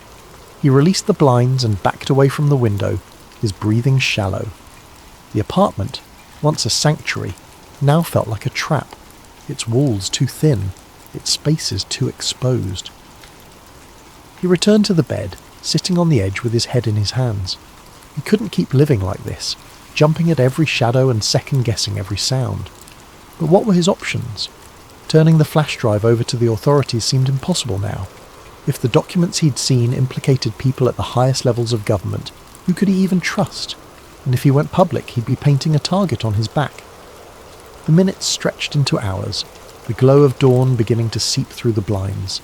Jason's body ached with exhaustion, but his mind refused to let him rest. Every creak of the building felt like footsteps, every faint sound like a whisper of danger. He clutched the flash drive tightly in his hand, its cool surface grounding him in the present. He didn't have answers yet, but one thing was clear. He couldn't stay here. Not like this. Not anymore. The next morning, his unease turned to dread. As he approached his office building, he noticed a black SUV parked near the entrance. It was unmarked, its windows tinted to an almost mirror-like sheen. Two men in suits stood nearby, their postures rigid and military, their eyes scanning the area like hawks. Jason hesitated mid-step, his pulse quickening in his chest. He told himself it had to be a coincidence. Maybe they were from another agency, handling unrelated business. But as he reached for his ID badge to swipe at the security gate, one of the men glanced sharply in his direction. It was fleeting, but deliberate enough to feel like a cold hand gripping the back of his neck. Inside, the atmosphere felt off. The usual buzz of activity and chatter was subdued, the office quieter than it should have been for a weekday morning. Colleagues who normally greeted him with a nod or a smile seemed distracted, their conversations hushed and guarded. Jason felt exposed, like an invisible spotlight was following his every move. He made his way to his desk, his movements stiff and robotic, his mind screaming at him to act normal. Then came the email. It popped up on his screen with a quiet ding. The sender was anonymous, and the subject line was blank. The message itself was chilling in its simplicity. "We know everything." Jason's blood ran cold. His hand hovered over the mouse, unsure whether to delete the message or leave it untouched. His eyes darted to his bag, where the flash drive lay hidden beneath a folder of innocuous paperwork. How could anyone know? He'd been so careful. His heart thudded in his chest as paranoia took root. Were there cameras in his apartment he hadn't noticed? Had someone been watching him even before he realized he was being followed? His instincts kicked in. He grabbed his belongings, standing so quickly his chair nearly toppled over. With a deep breath, he tried to compose himself, striding toward the exit as calmly as he could manage. Every step felt like it carried the weight of 1,000 eyes. The elevator ride down stretched into eternity. Each floor dinged, each pause seemed to hold the threat of a confrontation. Jason clenched his fists, willing his expression to remain neutral. When the doors finally opened to the ground floor, he stepped out and walked briskly toward the main entrance, his mind rehearsing plausible excuses in case someone stopped him. But no one did, until he stepped outside. The black SUV was still there, idling now, as though waiting for him. One of the men in suits, tall, broad-shouldered and wearing dark sunglasses, turned toward him. Their eyes locked for a fraction of a second, and Jason saw the man speak into a device clipped to his lapel. Jason didn't wait to find out what he was saying. He bolted. He darted down the sidewalk, weaving through the morning crowd with practiced agility. The sound of his heartbeat roared in his ears, drowning out the ambient noise of the city. He risked a glance over his shoulder and saw the two men following him. Not running, but walking quickly, their expressions calm and determined. They didn't need to rush. They were hunters, and Jason was the prey. Turning sharply into an alley, Jason tried to think.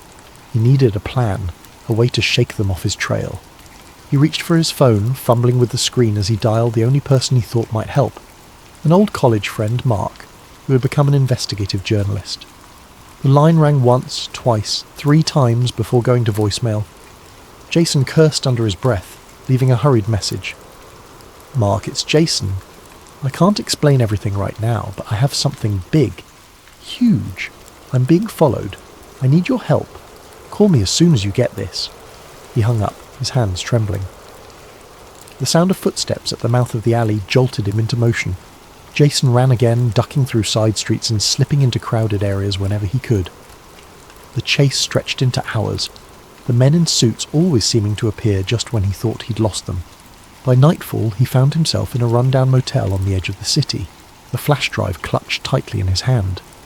The room was dark, illuminated only by the dim yellow glow of a single bedside lamp. Jason sat on the edge of the bed, his body trembling with exhaustion and fear.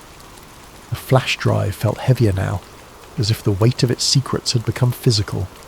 He knew he couldn't keep running forever. He had to do something. Pulling his laptop from his bag, he connected to the motel's painfully slow Wi-Fi. He opened an encrypted email service and began typing furiously, attaching the files one by one. He sent them to every journalist, whistleblower organisation, and trusted contact he could think of. Each email felt like a small victory, but also a step closer to an inevitable reckoning. As the last email sent, Jason leaned back, exhaling shakily. For the first time in days, he felt a flicker of relief, but it was short-lived. A faint hum reached his ears, growing louder with each passing second. Jason froze, his eyes darting to the window. He peeked through the curtains and saw it. The black SUV, parked under a flickering streetlight. The engine idled, its presence an ominous reminder that his time had run out. Jason's pulse quickened as he turned off his laptop, shoving it back into his bag along with the now empty flash drive. He couldn't stay here. He had to move. But as he grabbed his belongings and reached for the door, he heard footsteps approaching the room. They were slow, deliberate and unhurried, the sound of people who already knew they had won. Jason backed away from the door, his breath coming in shallow gasps. His eyes darted around the room, searching for an escape, but there was none. The faint knock on the door was almost polite, but it carried a weight that made Jason's knees weak. "Mr. Hart," a voice called from the other side. It was calm, even friendly, but Jason could hear the edge beneath it. "We just want to talk." Jason didn't answer. His mind raced, torn between surrendering and whatever slim chance he might have at escape. The knock came again, firmer this time. "Open the door, Mr. Hart. You've made things very complicated for yourself." Jason swallowed hard, his back pressed against the far wall of the room. He didn't move, didn't breathe. The silence stretched, the tension in the air thick enough to choke on. And then, with a crash, the door splintered open. The last thing Jason saw was the silhouette of a man stepping through the doorway, a glint of something metallic in his hand. And then, the world went dark. Thank you for joining us on Sleep Theories. As you drift off tonight, let Jason's story remind you that the pursuit of truth often comes at a price, and sometimes the greatest stories are hidden in the places we least expect. Sleep well and sweet dreams.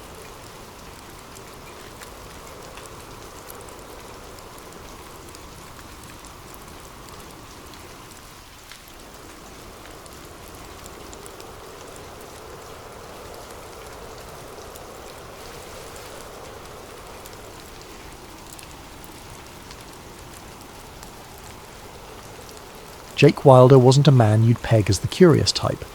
He lived a quiet, unassuming life in the suburbs, working as a freelance videographer.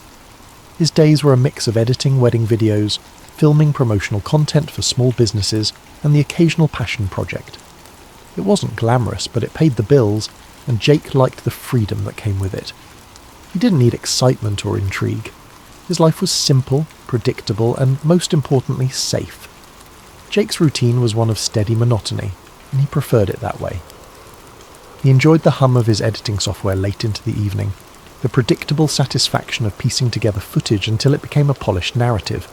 His small apartment was a reflection of his orderly world, shelves neatly lined with camera equipment, stacks of meticulously labelled hard drives, and a corkboard above his desk cluttered with sticky notes about deadlines and client requests.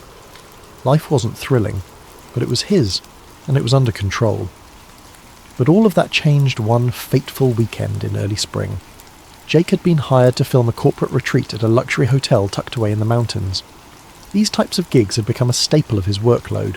Simple, well-paying assignments that didn't ask too much of him.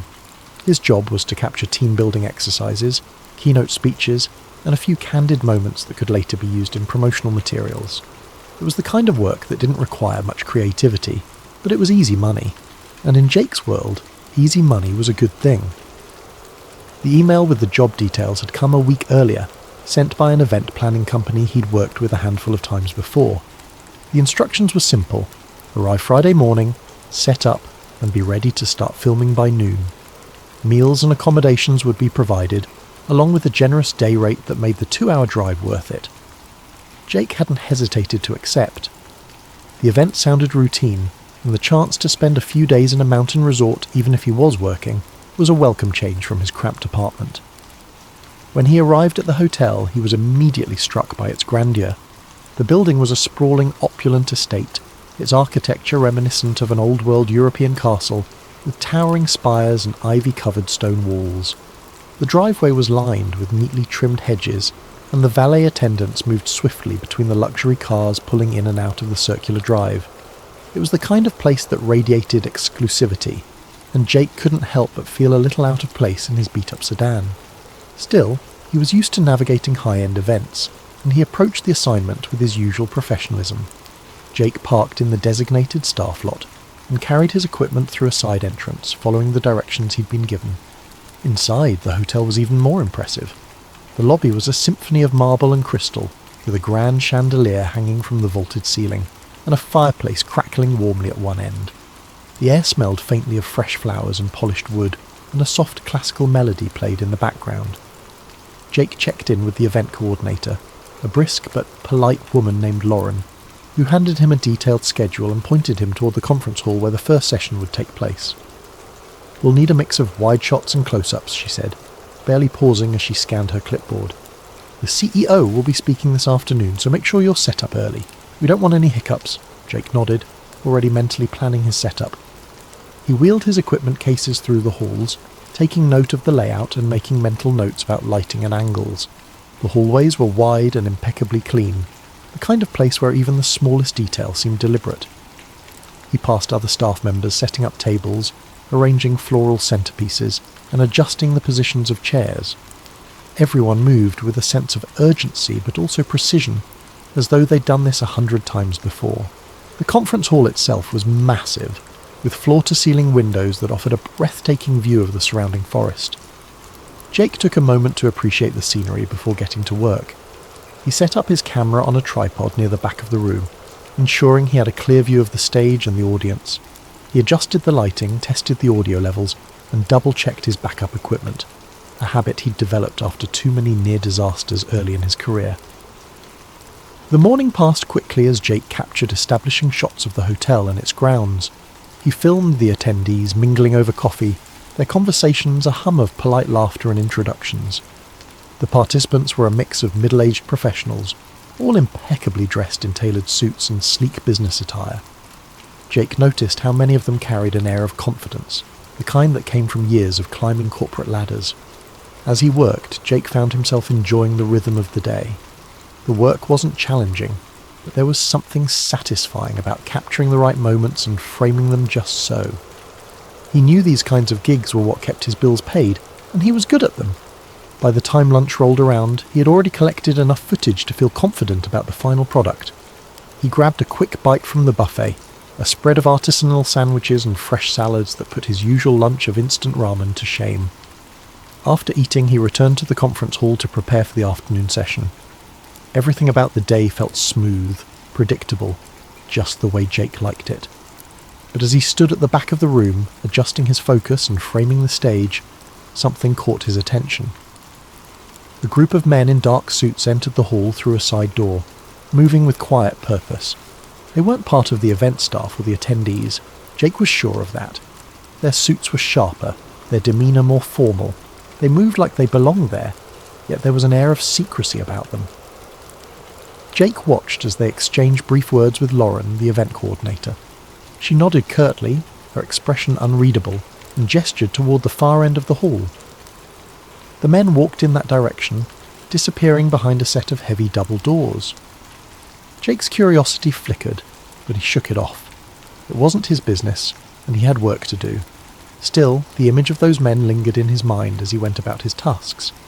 Something about the way they moved, the way Lauren had reacted to them, it was different.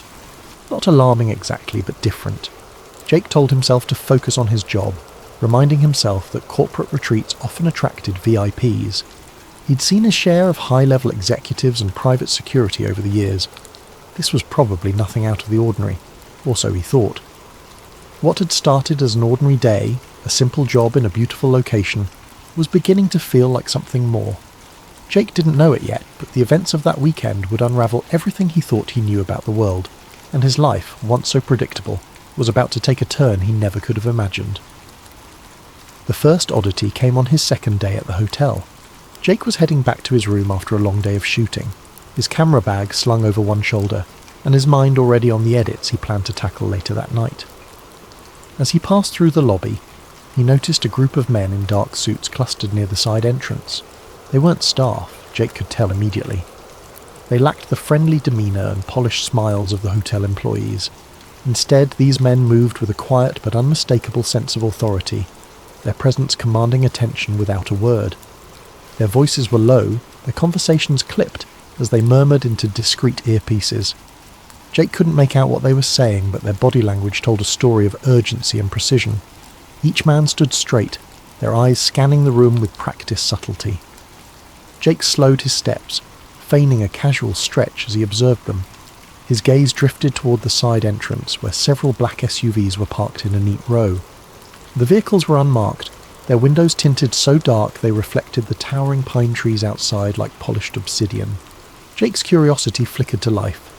He had seen his share of private security over the years, bodyguards for wealthy clients or high-ranking executives, but this felt different. There was a weight to the atmosphere, an intensity that he couldn't quite put his finger on. He lingered in the lobby for a moment longer, pretending to check his phone while he watched the group out of the corner of his eye.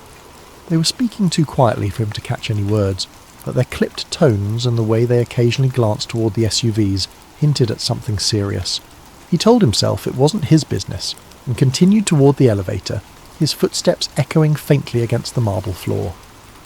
But even as the doors closed behind him, the scene in the lobby lingered in his mind. Who were those men? And what kind of event required such heavy-handed security? The following day, Jake's suspicions grew. It began subtly, with the arrival of a new group of guests in the late morning. He was setting up his equipment in one of the conference rooms when he noticed them entering through a side hallway. There were about a dozen of them, men and women alike, each impeccably dressed in tailored suits and designer shoes. They walked in pairs, their movements purposeful, their voices hushed. Jake couldn't hear what they were saying, but the tension in their interactions was palpable. They weren't laughing or making small talk like the other attendees.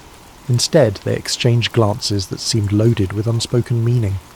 Jake stepped behind his tripod, using it as a cover to watch them more closely. He noticed small details that made his pulse quicken. The way some of them carried slim, leather-bound portfolios, their hands clutching them tightly as though they contained something invaluable. Others had briefcases or messenger bags, their edges worn but meticulously clean. They moved as a unit, their pace synchronized, as if they had done this 100 times before. His gaze followed them as they disappeared through a set of heavy double doors near the back of the conference wing. The doors bore no signs or markings, just a keypad and a small circular camera mounted above. Jake hadn't noticed that section of the building before, and the sight of it sent a faint ripple of unease through him. What kind of meeting required such secrecy? And why weren't these people listed on the event schedule? As the day went on, more arrivals trickled in. Jake noticed the same patterns. Muted conversations, guarded expressions, and an almost palpable air of importance. He spotted a woman in her early 40s, her hair perfectly styled, wearing a navy suit that screamed custom tailoring. She clutched a small tablet to her chest as she spoke in low tones to a man who looked to be in his 60s, his silver hair combed neatly back. They exchanged only a few words before the man glanced around, his eyes darting across the room as if checking for eavesdroppers. Jake instinctively turned his head, pretending to focus on adjusting a lens. The same SUVs were still parked outside when he stepped out to grab a quick lunch. He lingered near the entrance, pretending to check his phone as he observed the drivers. They were all dressed in identical black suits, their faces expressionless as they stood near the vehicles. One of them leaned against the hood of an SUV, his earpiece glinting faintly in the sunlight. Jake couldn't shake the feeling that their presence was more than just precautionary. It was deliberate, calculated.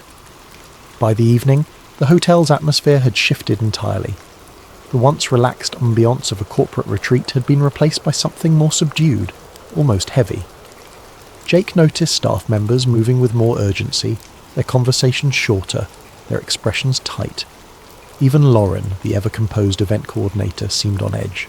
She barked orders at her team with an intensity Jake hadn't seen before, her eyes darting toward the double doors at the back of the wing as though she were anticipating something. Jake's curiosity was no longer a flicker, it was a flame. He had spent years honing his observational skills as a videographer, noticing the smallest details to capture the perfect shot. And what he was noticing now didn't add up. The guests, the security, the unmarked SUVs, it all pointed to something far bigger than a corporate retreat.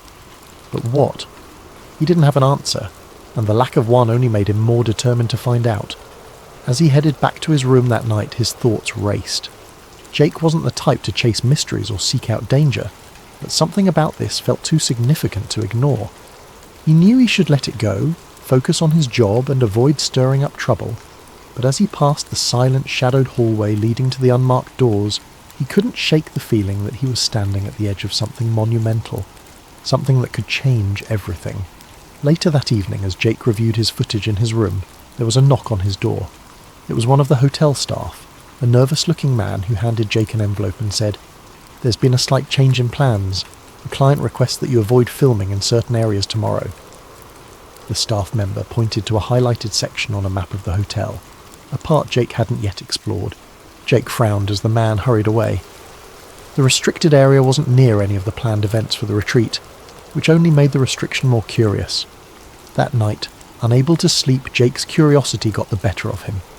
He grabbed his camera and decided to take a walk. The hotel was quiet, its grand hallways illuminated by soft golden light.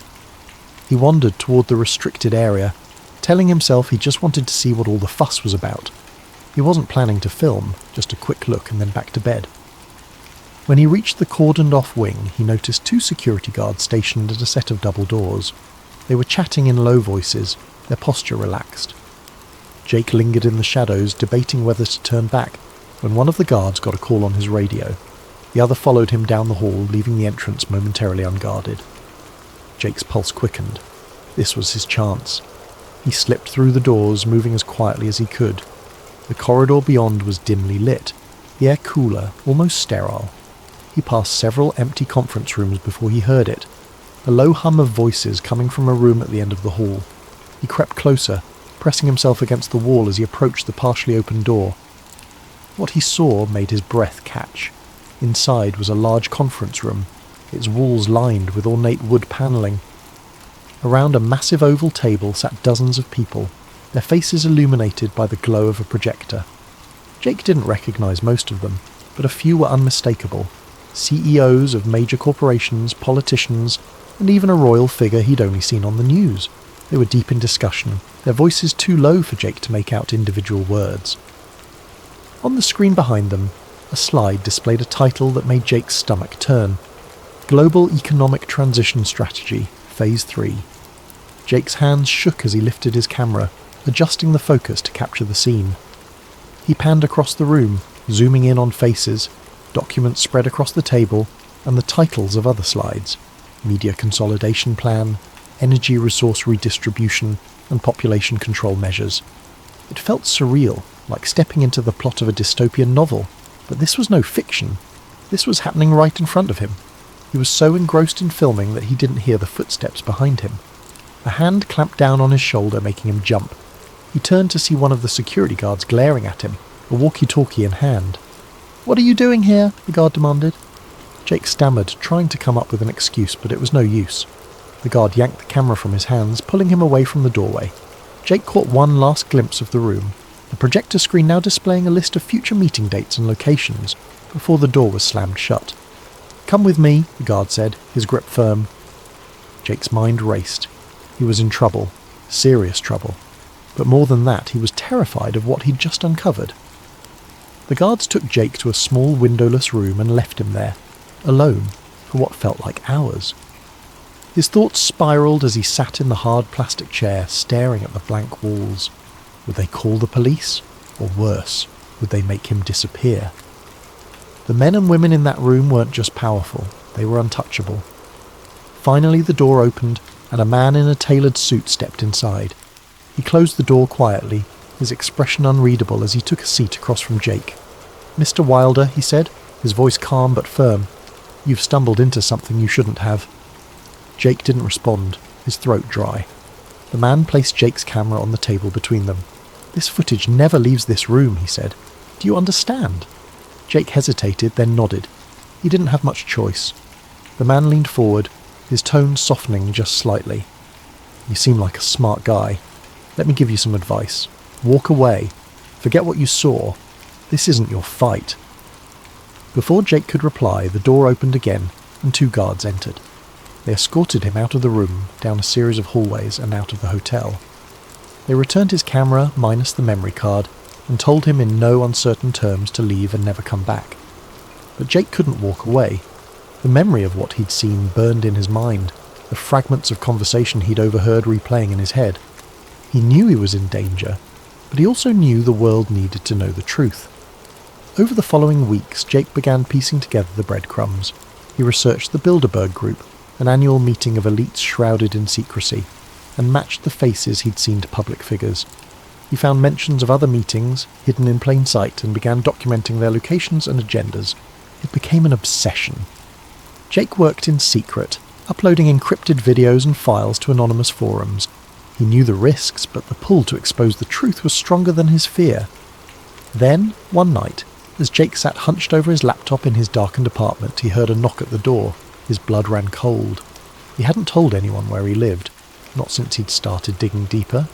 He closed his laptop, his heart pounding as the knock came again, louder this time. He never answered the door. Thank you for joining us tonight on Sleep Theories. Let this story remind us of the hidden forces at play in our world, and the courage it takes to seek the truth. May your dreams be filled with curiosity and wonder, and may you sleep soundly knowing that even the darkest mysteries can be brought to light. Sweet dreams, and good night.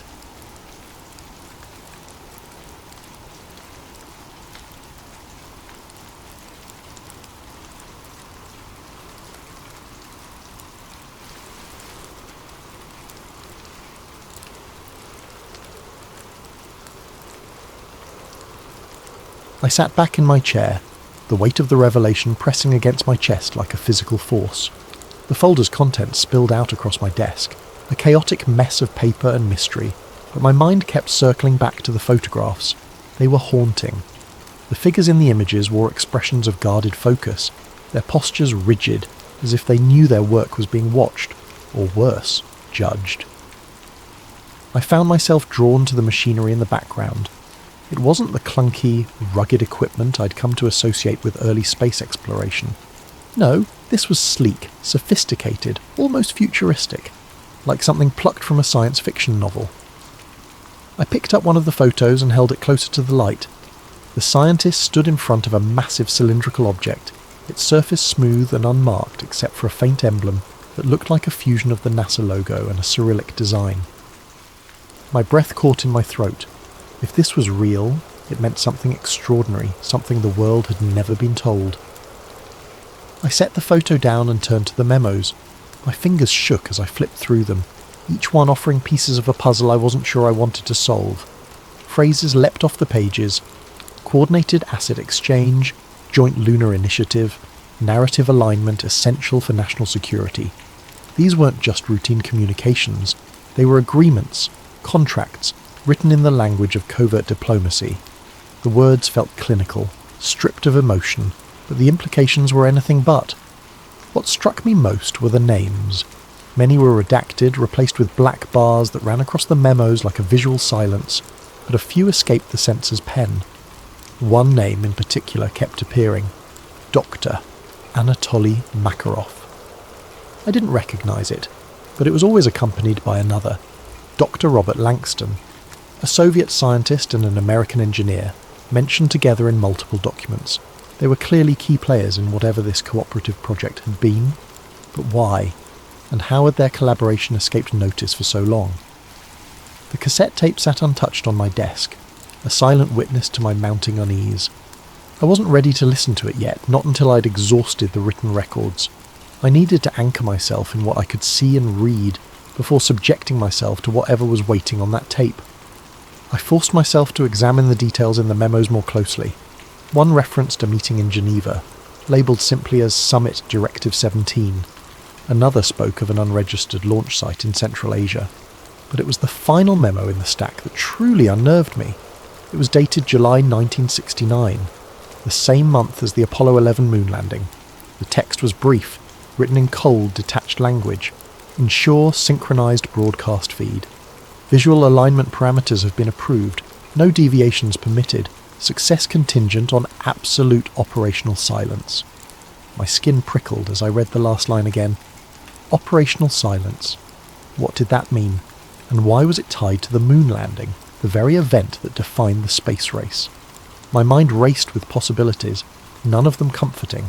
Had the moon landing been part of this synchronized effort? Had the entire world been duped by a carefully orchestrated performance? I pushed the papers aside and stared at the folder, my thoughts swirling. Everything about it felt wrong, impossible, and yet the evidence was undeniable. These weren't the ravings of a conspiracy theorist or the fabrications of a bored archivist. These were authentic documents, written by people who had been at the centre of the space race. People who had known the truth and worked to keep it hidden. The room felt smaller, the air heavier. I rubbed my temples trying to make sense of it all. If the space race had been a joint effort, if the United States and the Soviet Union had secretly collaborated, what did that say about everything we thought we knew about the Cold War? About history itself? And why now? Why had someone chosen to send this to me of all people? What was I supposed to do with it? These questions loomed larger with every passing second, their weight pressing down on me like the photographs, memos and cassette tape that now cluttered my desk. I wasn't ready to admit it to myself yet, but deep down I knew the truth. There was no going back. I'd opened Pandora's box and the only way out was forward. The cassette tape was the final piece. It had no label, no indication of what it contained. My hands trembled slightly as I placed it in an old tape recorder I kept in my office. The machine whirred to life, and then a voice crackled through the speakers. It was faint, distorted, but I could make out fragments of a conversation in Russian, followed by a reply in English. Progress on the propulsion system. Mutual benefits. Ensure neither side is exposed. The tape ended abruptly, leaving only static in its wake. I sat back in my chair, my mind racing. I knew I was holding something explosive, something that could shake the foundations of what people believed about one of the most celebrated eras in history. But what was I supposed to do with it? Who could I trust? The days blurred together as I sank deeper into the research, my life narrowing to the glow of my computer screen, the shuffle of papers on my desk, and the whispers of the secrets I was chasing. Every spare moment I had was consumed by the documents, the photographs, and the cryptic phrases that had been plaguing my thoughts since the folder arrived. The room around me became a fortress of evidence. Printouts tacked to the walls, note cards filled with scrawled connections pinned together with red string, and stacks of books and files teetering precariously on the edge of my desk. Sleep became an afterthought. At night, I'd lie in bed staring at the ceiling, my mind racing with fragments of information I couldn't piece together. The same names and dates would loop in my head, like a song I couldn't shake. Makarov, Langston, Geneva, July 1969. The words were meaningless on their own, but together they felt like keys to a door I couldn't yet find. My editor's concern grew sharper with each passing day. She would stop by my desk, casting wary glances at the chaos surrounding me. "Are you sure you're okay?" she asked more than once. "You don't look like you've slept in days." "I'm fine," I'd reply, brushing her off with a quick smile, and a promise to deliver something soon. But even as I said it, I knew she could see through me. My face had grown pale, my eyes ringed with dark circles, and my usual confidence was replaced by a jittery energy I couldn't contain. Every so often, I'd catch my reflection in the window of the office, and the person staring back didn't look like me anymore. There was a wildness in my eyes, a desperation that hadn't been there before. But I couldn't stop. I didn't want to. The more I uncovered, the more convinced I became that I was onto something monumental. The phone calls started coming late at night. Unknown numbers, no one on the other end, just silence or faint static. At first I dismissed them as a coincidence, the product of a paranoid mind, but they kept coming, sometimes once a night, sometimes 3 or 4 times in a row. I stopped answering them, but even the sight of my phone lighting up sent a chill down my spine. I told myself I was imagining things, that I was just sleep-deprived and overthinking everything. But I couldn't shake the feeling that someone was watching me, monitoring my movements, waiting for me to make a mistake. I started double-checking my locks, peeking out my blinds at odd hours, and keeping my laptop password protected even when I was alone. It was ridiculous, I knew, but the unease was like a shadow that clung to me, growing darker with each passing day. One evening, as I stared at a grainy photograph of what looked like a joint US-Soviet meeting in some desolate facility, I found myself muttering under my breath. "What am I missing?" I asked the empty room. The silence felt heavier than usual, as if the walls themselves were listening. I leaned back in my chair, running a hand through my unwashed hair, and closed my eyes. The exhaustion was catching up to me, but every time I thought about stepping away, that same thought pulled me back. What if I'm right? It wasn't just about proving the theory anymore. It was about the magnitude of it all. If the space race had been choreographed, if the two greatest enemies of the 20th century had secretly worked together, then everything I thought I knew about history was a lie. It was bigger than a story. It was a reckoning. I opened my eyes, the photograph still in my hand. In the corner of the frame, barely visible, was a calendar hanging on the wall. The date was circled in red, December 14th, 1962. My pulse quickened as I jotted it down, another fragment to add to the growing pile. It didn't mean anything yet, but it felt significant. Everything did. The walls of my apartment were closing in. The air felt thick, suffocating, and I realised I hadn't eaten all day. My stomach growled, but the idea of food felt foreign, like a task for someone who still lived in the real world. I shoved the photograph into the folder and stood, pacing the room in restless circles. "You're losing it," I said aloud, my voice sharp in the quiet. But even as I said it, I knew I wouldn't stop. I couldn't. This was bigger than me now. The tipping point came when I received a second package. This one was smaller, just a single envelope with no return address. It arrived early in the morning, slipped through the mail slot while the city was still waking up. The envelope was unremarkable, plain and beige, but the weight of it in my hands was enough to send a jolt of adrenaline through me. My fingers trembled as I opened it, sliding out a single photograph. The image was clearer than the grainy black and white photos from the first package. This one was in colour, crisp and recent. It showed a man in his 60s sitting at a small table outside a cafe. He was dressed in a simple grey coat, a scarf draped loosely around his neck. A newspaper lay folded in front of him, next to a cup of coffee. He looked ordinary, almost forgettable, just another face in the crowd. But his posture, the way his eyes seemed to dart slightly off camera, suggested he was anything but. I flipped the photo over and saw the caption scrawled on the back in uneven handwriting. "The architect. Meet him and you'll have your answers." My pulse quickened. The architect. The word felt loaded, heavy with meaning. Was this the person behind the alleged collaboration? The one who had orchestrated the carefully choreographed dance between the United States and the Soviet Union? My mind raced with possibilities. This man could be the key to unravelling the entire conspiracy, or he could be a wild goose chase. I stared at the photograph for what felt like hours, analysing every detail. The cobblestones under the table, the faint shadow of the cafe sign just visible in the upper corner, the blurred figures walking past in the background. A part of me wanted to dismiss it as a prank, some elaborate hoax to throw me off, but the other part, the part that had been consumed by this obsession, knew better. This was real. It had to be. The caption didn't include a name, but it was clear enough where the photograph had been taken. Somewhere in Eastern Europe, likely Prague. The cafe's sign, though partially obscured, was written in Czech, and the architecture of the surrounding buildings matched the city's distinct style. My instincts told me that whoever sent this wanted me to follow the trail. They wanted me to find this man. It was reckless. I knew that even as I reached for my phone to book a flight. My editor would kill me if she found out I'd left without notice. But I didn't care. The story was too big, the stakes too high. If this man truly held the answers, then I couldn't afford to wait. The next morning, I was on a plane, staring out at the endless expanse of clouds and questioning everything. What if this was a trap? What if the photograph was bait, meant to lure me into a situation I couldn't control? I tried to silence the doubts, focusing instead on the possibility of finally finding the answers I'd been chasing. The truth was out there, and I was closer than ever. When the plane landed in Prague, the reality of what I was doing hit me like a wave. The city greeted me with its timeless beauty, sprawling Gothic cathedrals, narrow cobblestone streets, and the unmistakable hum of history woven into every corner. But I wasn't here as a tourist.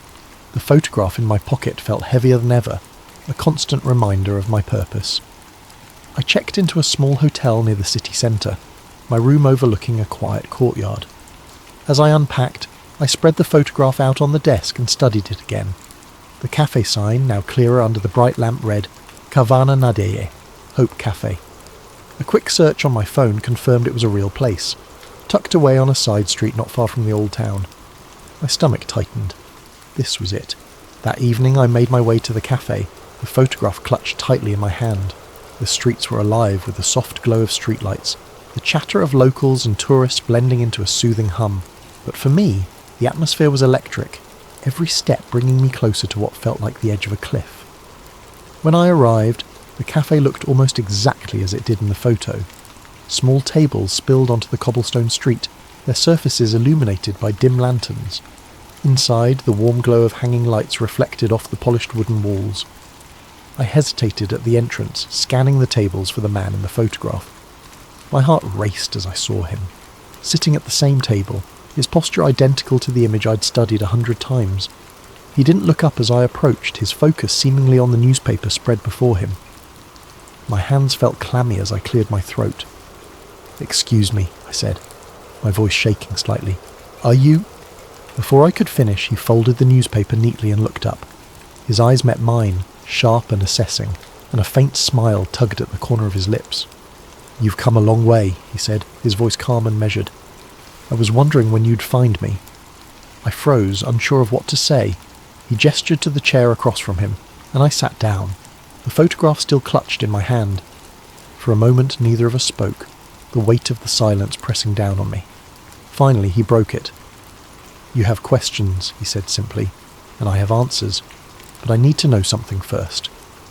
He leaned forward slightly, his gaze piercing.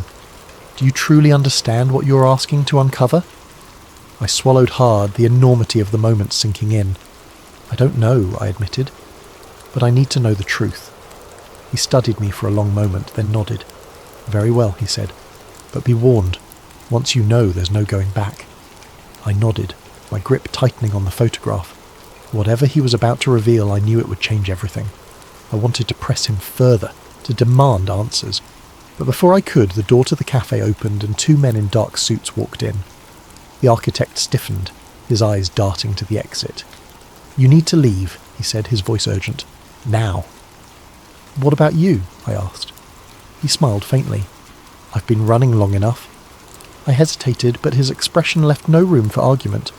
Grabbing the folder and my bag, I slipped out the back door just as the men approached his table. That was weeks ago. Since then, I've been on the move, staying one step ahead of the shadows that seem to follow me everywhere. The evidence I collected is hidden in places even I can barely remember, scattered like breadcrumbs across the globe. I don't know who to trust, and I don't know how long I can keep this up. But one thing is certain, the story isn't over. Thank you for joining me on this journey through the hidden history of the space race. As you drift off tonight, let this story remind you that the line between truth and fiction is often thinner than we realise. Sleep well and sweet dreams.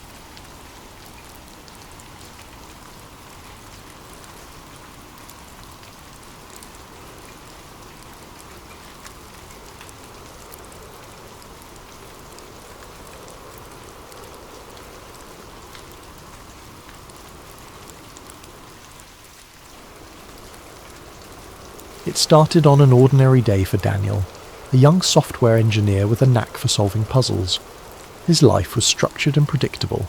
Mornings spent coding, afternoons troubleshooting, and evenings playing video games. But one evening, something changed. As Daniel sat at his desk, the hum of his computer filling the room, he stumbled across a theory he had heard before but had never truly considered: the simulation hypothesis. The idea wasn't new.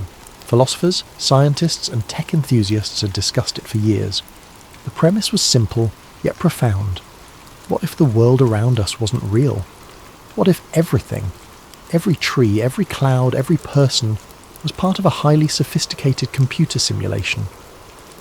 Daniel had always dismissed the idea as science fiction, the stuff of movies and novels, but tonight, something about it struck a chord. He began reading obsessively, diving into articles, forums, and even academic papers. The theory was grounded in logic. with prominent figures like Elon Musk and Nick Bostrom lending it credibility. Bostrom's argument was particularly compelling. If humanity ever reached a point where it could create hyper-realistic simulations, it was likely that countless simulated worlds would be created. Statistically, the odds of living in the one base reality were slim.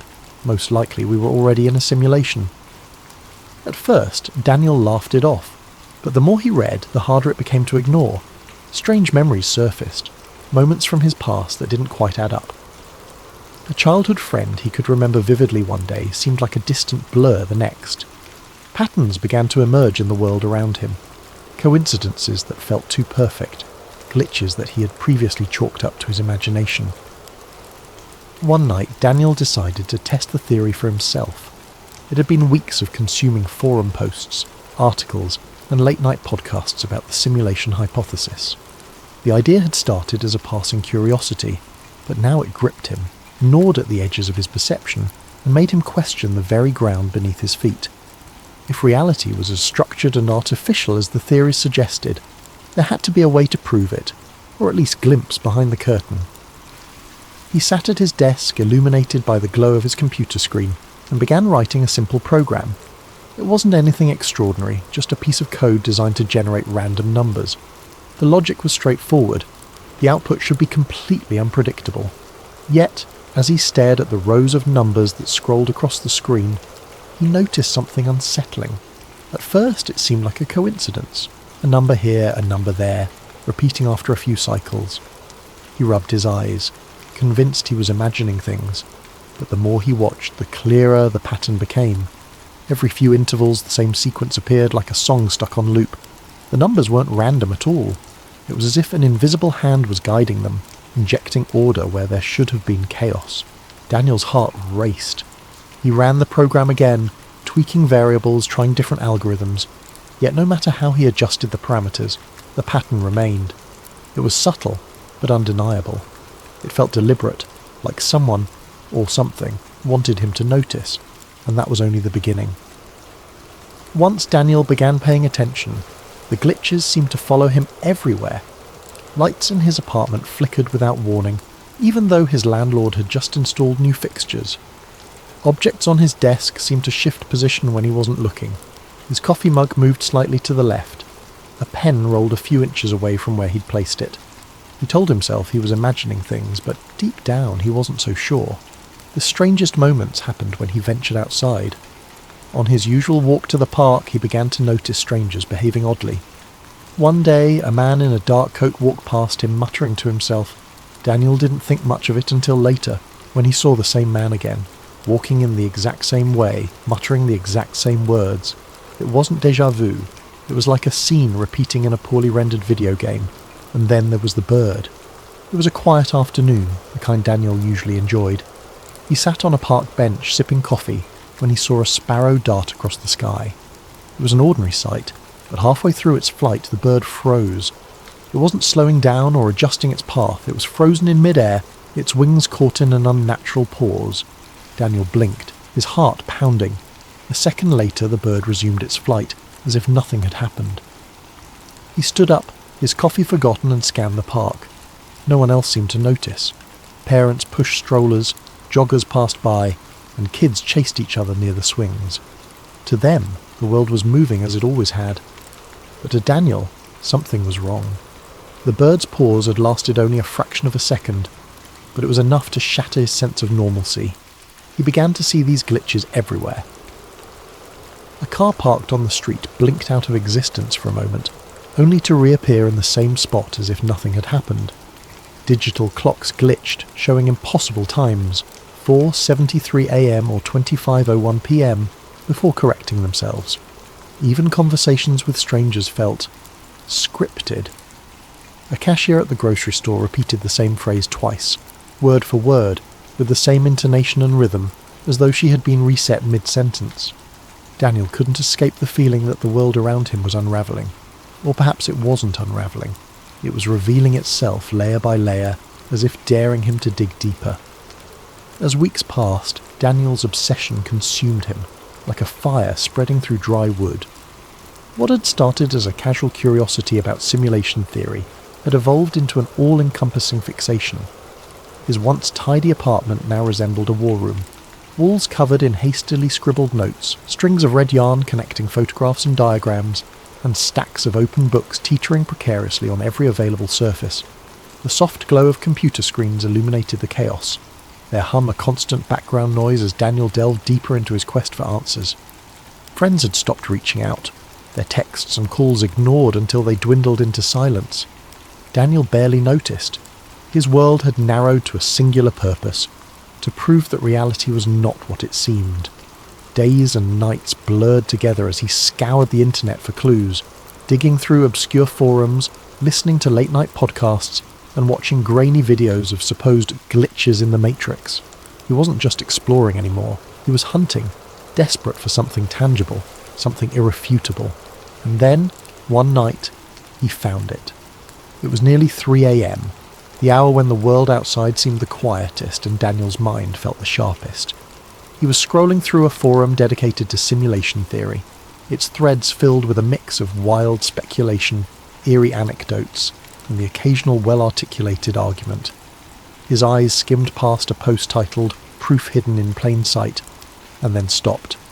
The author of the post, a user known only as Observer, had a reputation in the community for their cryptic but compelling insights.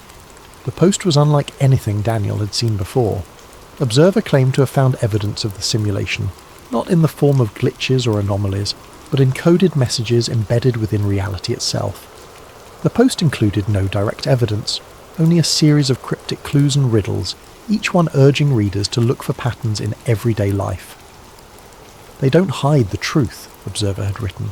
"It's right in front of us. Numbers, symbols, alignments, they all point to the same thing. Pay attention to the things you ignore. The messages are everywhere."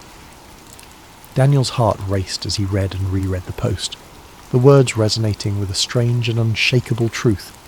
The messages were vague, almost maddeningly so, but they struck a chord deep within him. He began to notice them everywhere. The next day, Daniel bought coffee at his usual cafe. As he handed the cashier a $10 bill, his eyes fell on the receipt.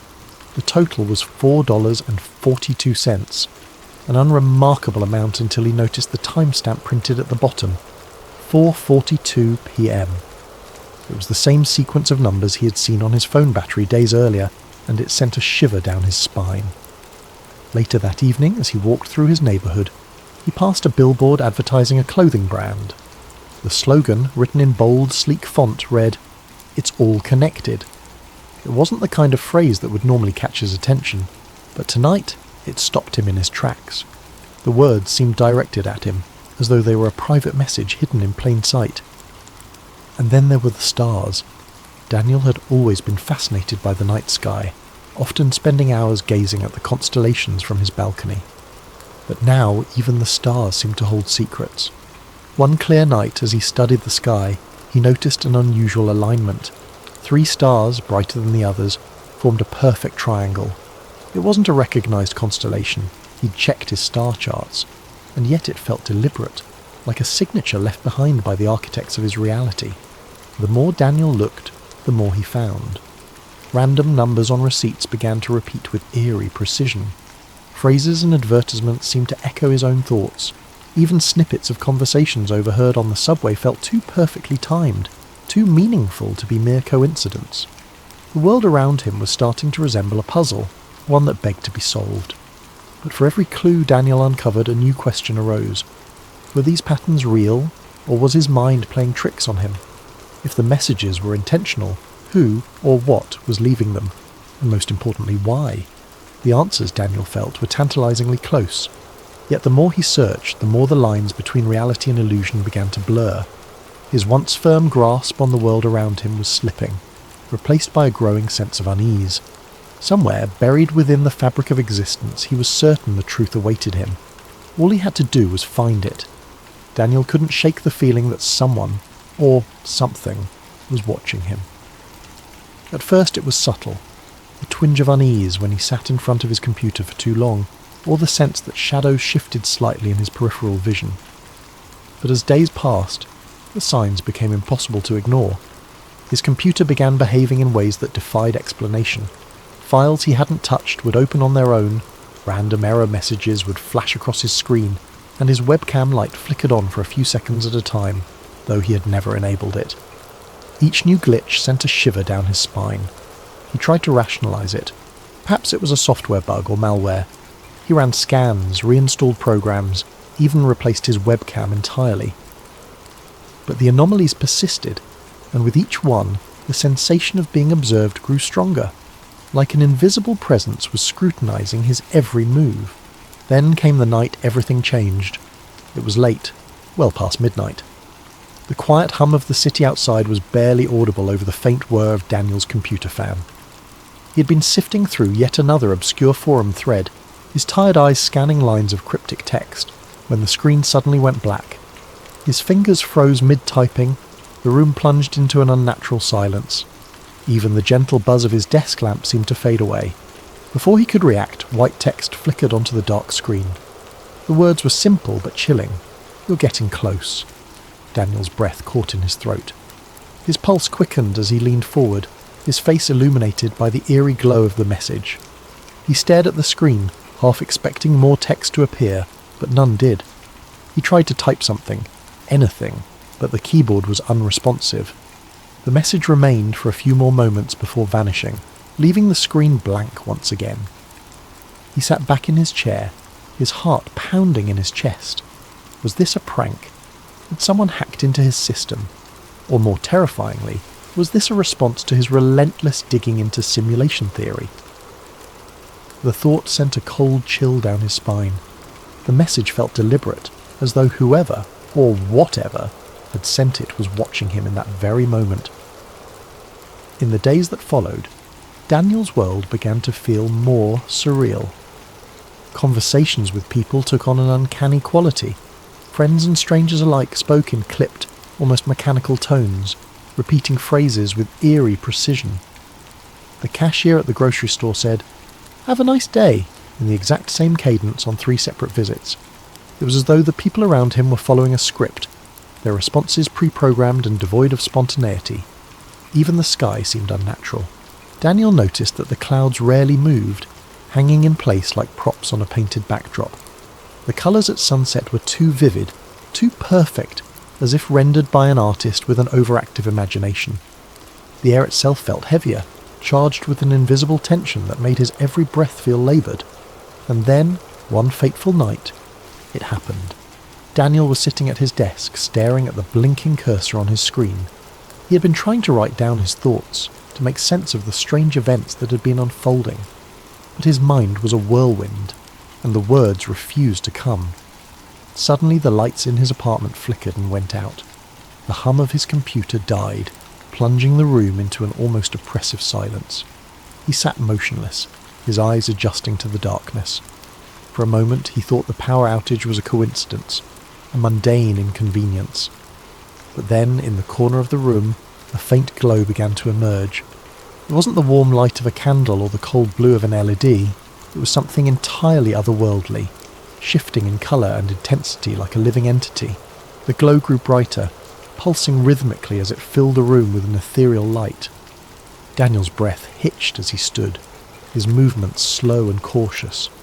Within the glow he began to see patterns, lines of cascading numbers and symbols, shimmering and shifting like the surface of a disturbed pond. These symbols moved too quickly to comprehend, but their presence felt purposeful, as though they were the very building blocks of reality itself. It was as if a veil had been lifted, exposing the intricate machinery that lay beneath the surface of his world. Daniel's chest tightened, his mind racing with questions and fears. Was this the truth he'd been searching for? Was he witnessing the raw code of the simulation? Or was his mind playing tricks on him, conjuring visions from the depths of his obsession? Compelled by a mix of terror and curiosity, Daniel reached out. His fingers trembled as they moved closer to the glowing mass.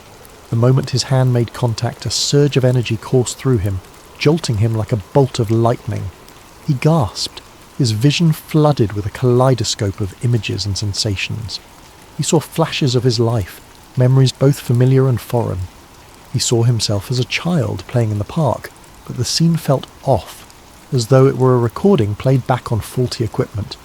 He saw faces of people he didn't recognise but felt he should, their expressions frozen in time. Most disturbingly, he saw himself from a distance, not as a human being but as a sequence of data, lines of ones and zeros stretching infinitely into the void. The experience lasted only a few seconds, but it left Daniel reeling. As the glow faded and the room plunged back into darkness, he collapsed into his chair, his body trembling with exhaustion and fear. His mind raced to make sense of what he had seen. Was it a glimpse of the truth, or had his obsession driven him to the brink of madness? In the silence that followed, one thought echoed through Daniel's mind. The world he knew would never feel the same again. In the days that followed, Daniel struggled to make sense of what had happened. He replayed the events over and over in his mind. The glowing code, the surge of energy, the kaleidoscope of images that had flashed before his eyes. Was it possible that he had truly glimpsed the underlying fabric of reality, or had his mind, pushed to the brink by his obsession, simply conjured it in a moment of exhaustion? No matter how many times he turned the question over, the answer remained elusive. He began to move through life with a strange sense of detachment. Every moment, every interaction, every sensation carried with it the faint echo of artificiality. The world around him, once vibrant and full of life, now felt like a carefully constructed facade. Conversations felt scripted, as though the people around him were reading from lines they didn't fully understand.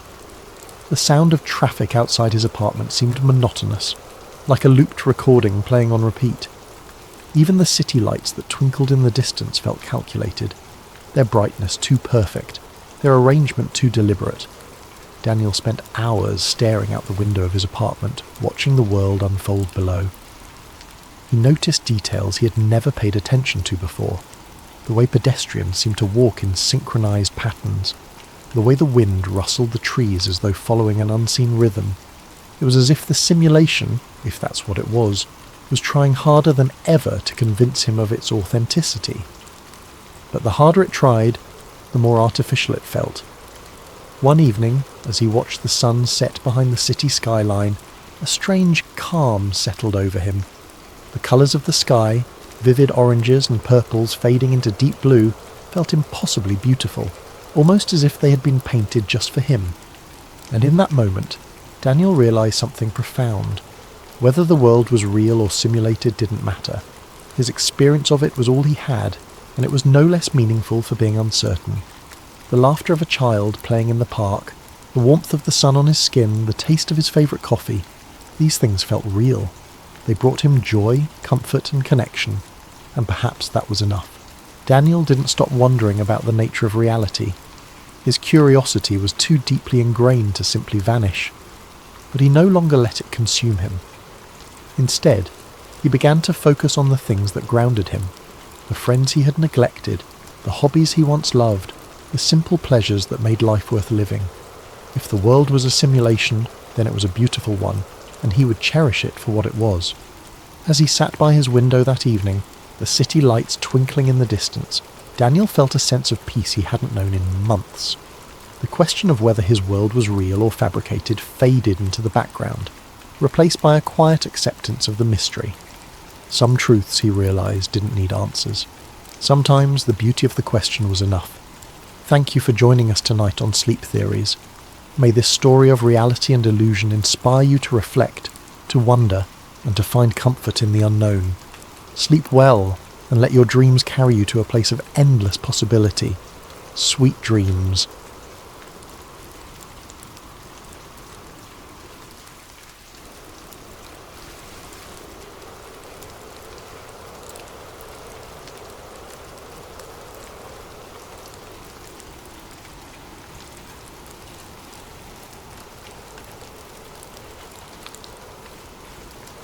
Evelyn Harper never considered herself special.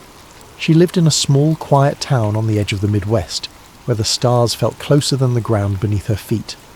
A schoolteacher by day, Evelyn spent her nights in solitude, enjoying the tranquility her life offered. She often joked that her only companions were her books and the humming crickets outside her window. She liked it that way. It was simple, predictable. Evelyn's days were measured by the comforting rhythms of small-town life.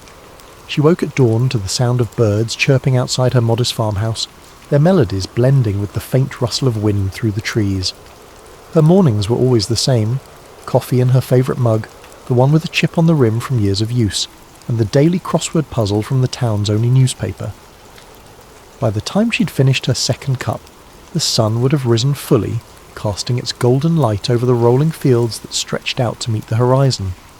She loved her job, even though it wasn't always easy. Her third-grade classroom was a mix of chatter and laughter, with moments of quiet focus as her students worked through spelling tests or art projects. Evelyn had a way of making the lessons come alive, weaving stories and songs into her teaching that left her students eager to learn. She found joy in their curiosity, their boundless energy, and the way they reminded her to see the world through fresh eyes. After school, Evelyn would linger in her classroom, tidying up the day's messes and preparing for the next. She liked the quiet moments when the hallways were empty, and the only sound was the creak of the old wooden floors beneath her footsteps. It was a chance to reflect, to breathe, and to remind herself why she loved what she did. Her evenings were her own, a sanctuary of peace and stillness. She'd return home to her cosy house at the edge of the town, where the fields seemed to stretch forever and the world felt impossibly wide. She would cook simple meals, often from the vegetables she grew in her small garden, and eat by the light of a single lamp in her kitchen. Afterward, she'd settle into her favourite armchair by the window, a well-worn novel or a journal in her lap. Evelyn's favourite time of day was dusk, when the sky turned shades of lavender and peach, and the first stars began to appear. She would step out onto her porch, mug in hand, and watch as the heavens came alive with pinpricks of light. The crickets would begin their nightly serenade, their steady rhythm a backdrop to the gentle rustle of the breeze. It was a time for reflection, for dreaming, for feeling at one with the universe. To anyone else, her life might have seemed lonely, even dull. But to Evelyn, it was perfect. She had carved out a little piece of the world that was entirely her own, free from the noise and chaos that seemed to dominate everyone else's lives. She didn't need much, just the stars, the stillness, and the knowledge that tomorrow would bring more of the same. But as comforting as her routine was, there was always a faint undercurrent of restlessness, a whisper of something unspoken that tugged at the edges of her contentment. On certain nights, when the moon hung low and the world felt especially quiet, Evelyn would catch herself staring at the sky a little too long, wondering if there was something more. It wasn't a longing for adventure or change. She loved her life exactly as it was. But there was a sense of curiosity, a quiet yearning to understand the vastness above her. She never imagined that her life would change, not in any dramatic way at least. Evelyn Harker was a woman who believed in the beauty of small things, the laughter of her students, the warmth of the sun on her face, the way the stars seemed to wink at her from the dark expanse of the night sky. Her world was small, and she liked it that way, but the universe has a way of surprising us when we least expect it. And for Evelyn Harker, the stars she loved so dearly were about to draw her into a mystery far greater than anything she had ever dreamed. It began on an unremarkable Tuesday evening. The air was warm, thick with the scent of blooming wildflowers, and Evelyn had just settled onto her porch with a cup of tea. Her home sat at the edge of a sprawling field, with nothing but open land and endless sky stretching toward the horizon. She found peace in the stillness, in the way the wind whispered through the grass, its gentle rustling a lullaby for her thoughts. But that night, the quiet felt different. There was an unease in the air, a stillness too deep, like the world was holding its breath, waiting for something to happen. Evelyn shifted in her chair, her gaze lifting to the sky as she tried to brush off the odd sensation creeping over her. The stars were unusually bright that night, scattered across the velvety darkness like shards of diamond. The moon hung low, casting a pale glow over the fields, and for a moment Evelyn allowed herself to relax, letting the familiar beauty of the night wash over her. She sipped her tea, savouring the warmth as it spread through her chest, and listened to the crickets' steady song, their chirping a constant companion in her otherwise solitary evenings. But then the crickets stopped. It wasn't gradual. One moment, their symphony filled the air, and the next, there was nothing but silence. A deep, unnerving silence that seemed to press down on her, wrapping around her like a heavy blanket. Evelyn froze, her cup poised halfway to her lips. Her heart quickened as her eyes darted to the edge of the field, searching for the source of the disruption. It wasn't uncommon for the crickets to pause momentarily when a predator passed nearby, a fox perhaps, or a stray cat. But this felt different. The silence stretched on, growing heavier with each passing second. Setting her tea down with trembling hands, Evelyn leaned forward, her fingers gripping the armrests of her chair. She squinted into the darkness, her eyes scanning the horizon for any sign of movement. The wind had stilled, the grass no longer swaying in its gentle rhythm, as if the entire world had been frozen in place. A chill ran down her spine, and she pulled her shawl tighter around her shoulders, suddenly acutely aware of how exposed she was in the open air. And then she saw it. A faint light, hovering just above the field, no bigger than a lantern at first glance. Evelyn blinked, unsure if her tired eyes were playing tricks on her. But the light remained, unwavering and steady, casting a soft glow that danced like fireflies in the night. At first she thought it might be a plane, but the way it moved dispelled that idea almost instantly. It didn't glide smoothly across the sky. Instead, it darted back and forth, moving with an unnatural precision that defied logic. Its glow shifted between hues of blue, green and white, as if it were alive, pulsating with its own heartbeat. Evelyn's breath caught in her throat as she rose slowly to her feet, her hands gripping the porch railing for support. She couldn't tear her eyes away from the light, her body frozen between awe and fear. It was like nothing she had ever seen before, and the longer she watched, the more a strange sense of unease crept over her. Her mind raced, trying to rationalize what she was seeing. Could it be a drone, some kind of experimental aircraft? But deep down she knew, whatever it wasn't man-made. The light grew brighter, its glow spilling across the field and illuminating the tall grass in an otherworldly radiance. Evelyn took an involuntary step back, her heartbeat pounding in her ears. The silence around her was absolute, broken only by the faint hum that seemed to emanate from the light itself, a sound so low and resonant it seemed to vibrate in her chest.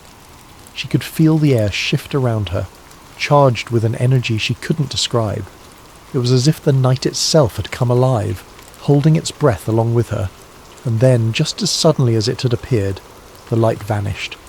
The field plunged back into darkness, the stars above seeming impossibly dim in the wake of the light's brilliance. Evelyn stood motionless, her eyes scanning the empty expanse before her, searching for any sign of the strange phenomenon, but there was nothing, no trace of the light, no sound to suggest it had ever been there. The crickets remained silent, the air still heavy with an unnatural quiet that made her skin crawl. Her legs felt weak as she stumbled back toward the door, her hands fumbling for the handle. She locked it behind her, as if the simple act could protect her from whatever she had just witnessed. Inside, the familiar warmth of her home felt foreign, the comforting hum of the refrigerator and the ticking of the old clock on the wall doing little to steady her nerves.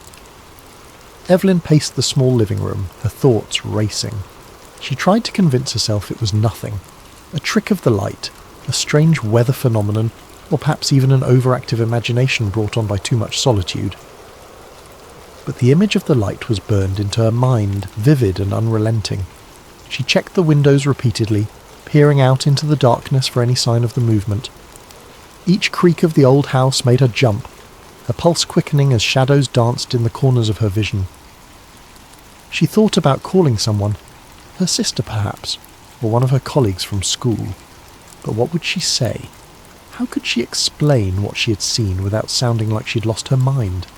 Evelyn spent the rest of the night wide awake, the warm glow of a single lamp her only comfort. She tried to read, to distract herself with the familiar pages of her favourite book, but the words blurred together, her mind unable to focus. She replayed the scene in her head over and over, searching for an explanation that would make sense. But no matter how she tried to rationalise it, one thought lingered, refusing to be ignored.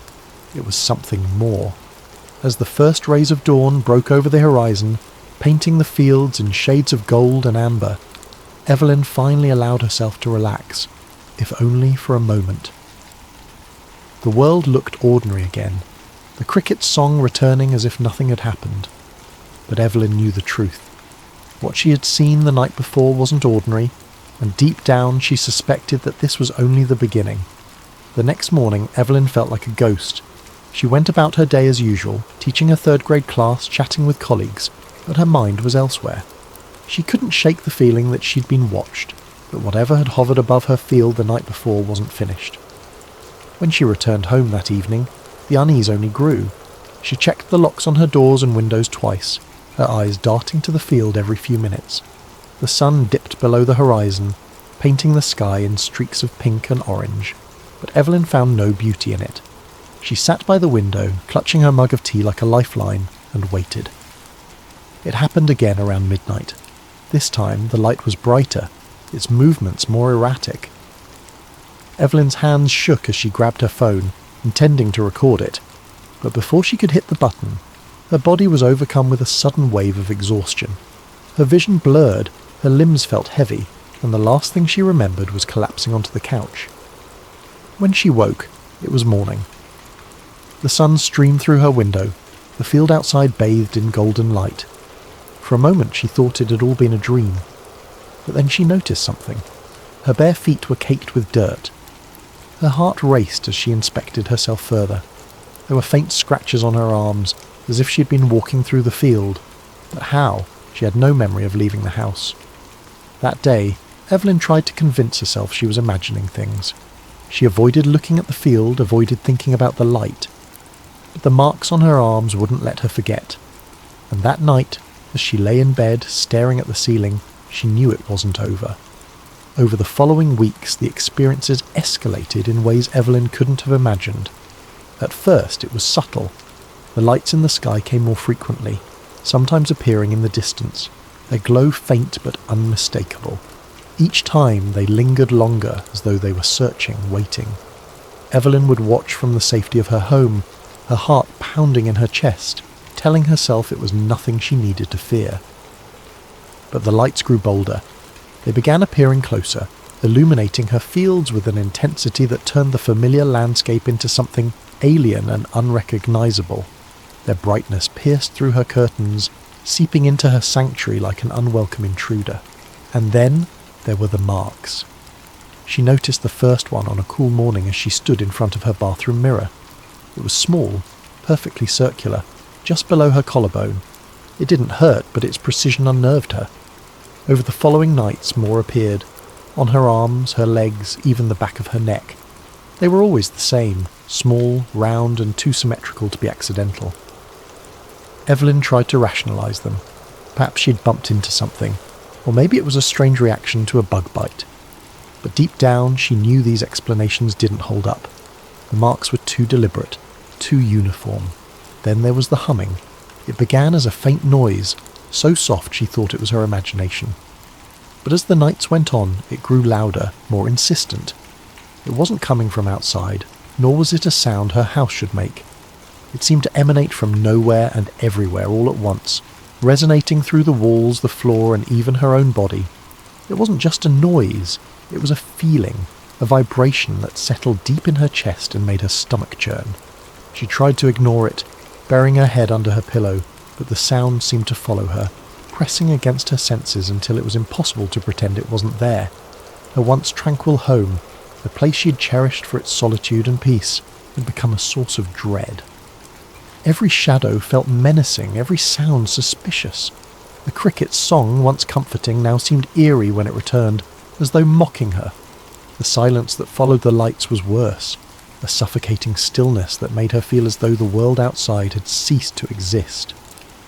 She stopped going out onto her porch at night, afraid of what she might see.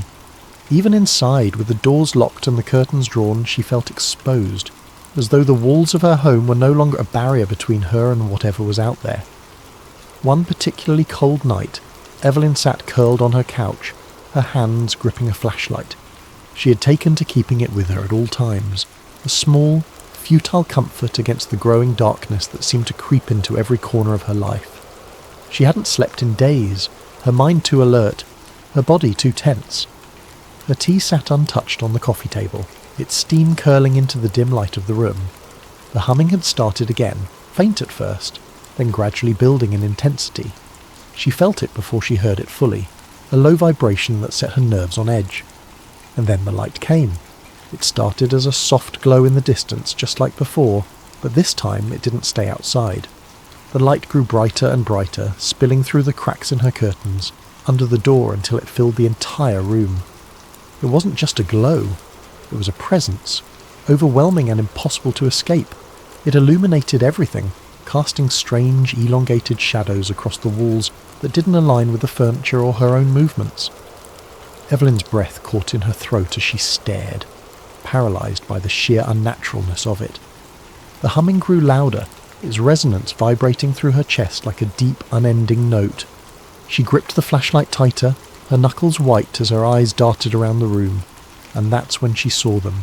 Figures, faint and shadowy, emerged at the edges of her vision, as though they had always been there, waiting for the right moment to reveal themselves. They were tall, unnervingly slender, their limbs elongated in ways that seemed both graceful and otherworldly. Their movements were slow but deliberate, each step fluid and calculated. Evelyn tried to focus on their faces, but they were indistinct, shrouded in the glow that surrounded them. She couldn't tell if they were looking at her, but she felt their gaze, a heavy, suffocating pressure that made her heart race. Her instinct was to run, to scream, to do anything to break free of the terror that held her in place, but her body wouldn't obey. It was as if the air around her had thickened, rooting her to the spot. Her flashlight slipped from her hand, clattering to the floor with a dull thud, but she barely noticed. Her breath came in shallow gasps as she watched the figures move closer, their forms becoming sharper, more defined. Evelyn tried to scream, but no sound came out. Her throat constricted, her voice trapped by the overwhelming force of their presence. The humming reached a crescendo, so loud and so deep it felt like her very bones were vibrating. The light pulsed, brighter and brighter, until it was impossible to see anything but white. Tears streamed down her face, and her vision blurred as the pressure around her grew unbearable, and then everything went dark. When Evelyn woke, she was lying on her couch, the flashlight still on the floor beside her. The light was gone, the humming a distant memory. The room was eerily still. The only sound, the faint ticking of the clock on the wall. Her body ached, her limbs heavy as though she had been running for miles. She touched her neck and felt a new mark, cold and smooth, as if etched into her skin. Her mind raced, trying to piece together what had happened, but the memories were fragmented, slipping through her grasp like water through her fingers. The night had changed her. Evelyn Harker was no longer the same woman who had sipped tea on her porch, content with the quiet simplicity of her life. Something had been taken from her, or perhaps something had been left behind. And as she sat there in the dim light of her living room staring at the empty field beyond her window, she knew one thing for certain. Whatever had happened that night, it wasn't over. When Evelyn woke, she was lying in her bed. The first thing she noticed was the silence. No humming, no crickets, just the faint ticking of the clock on her wall. She sat up slowly, her body heavy and sore, and noticed something on her nightstand, a small metallic object. It was unlike anything she had ever seen, its surface smooth and reflective, with intricate patterns etched into it. She didn't remember bringing it home, didn't remember much of anything. Her last clear memory was the light and the figures. Evelyn's life was never the same after that. The visits continued, though she stopped trying to fight them. She started keeping a journal, documenting every detail she could remember. The lights, the humming, the strange sensations. She researched alien abduction stories, finding comfort in the accounts of others who claimed to have experienced similar phenomena. But no amount of research could explain what was happening to her. She tried to tell a friend once, but the conversation didn't go well. The skepticism in their eyes, the forced politeness of their responses, it was too much. Evelyn realised she was alone in this, that no one would believe her. So she retreated further into herself, keeping her experiences a secret. But the most unsettling part wasn't the lights or the marks or even the figures. It was the memories that began surfacing in her dreams, fragments of something she couldn't fully grasp. She saw herself lying on a cold metallic table, bright lights shining down on her. She felt hands, soft, delicate, touching her skin, heard whispers in a language she didn't understand. The dreams felt so real, so vivid that she often woke up gasping, her heart racing. Evelyn didn't know what they wanted or why they had chosen her, but as time went on, she began to feel a strange sense of acceptance. Whatever was happening, she couldn't stop it. All she could do was endure it and hope that one day she would find answers. Thank you for joining us tonight on Sleep Theories. Evelyn's story is just one of many that remind us how little we truly understand about the world and perhaps the universe around us.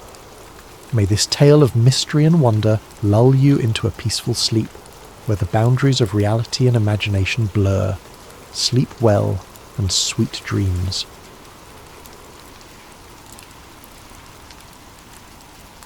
Liam Mercer had always prided himself on being a man of reason.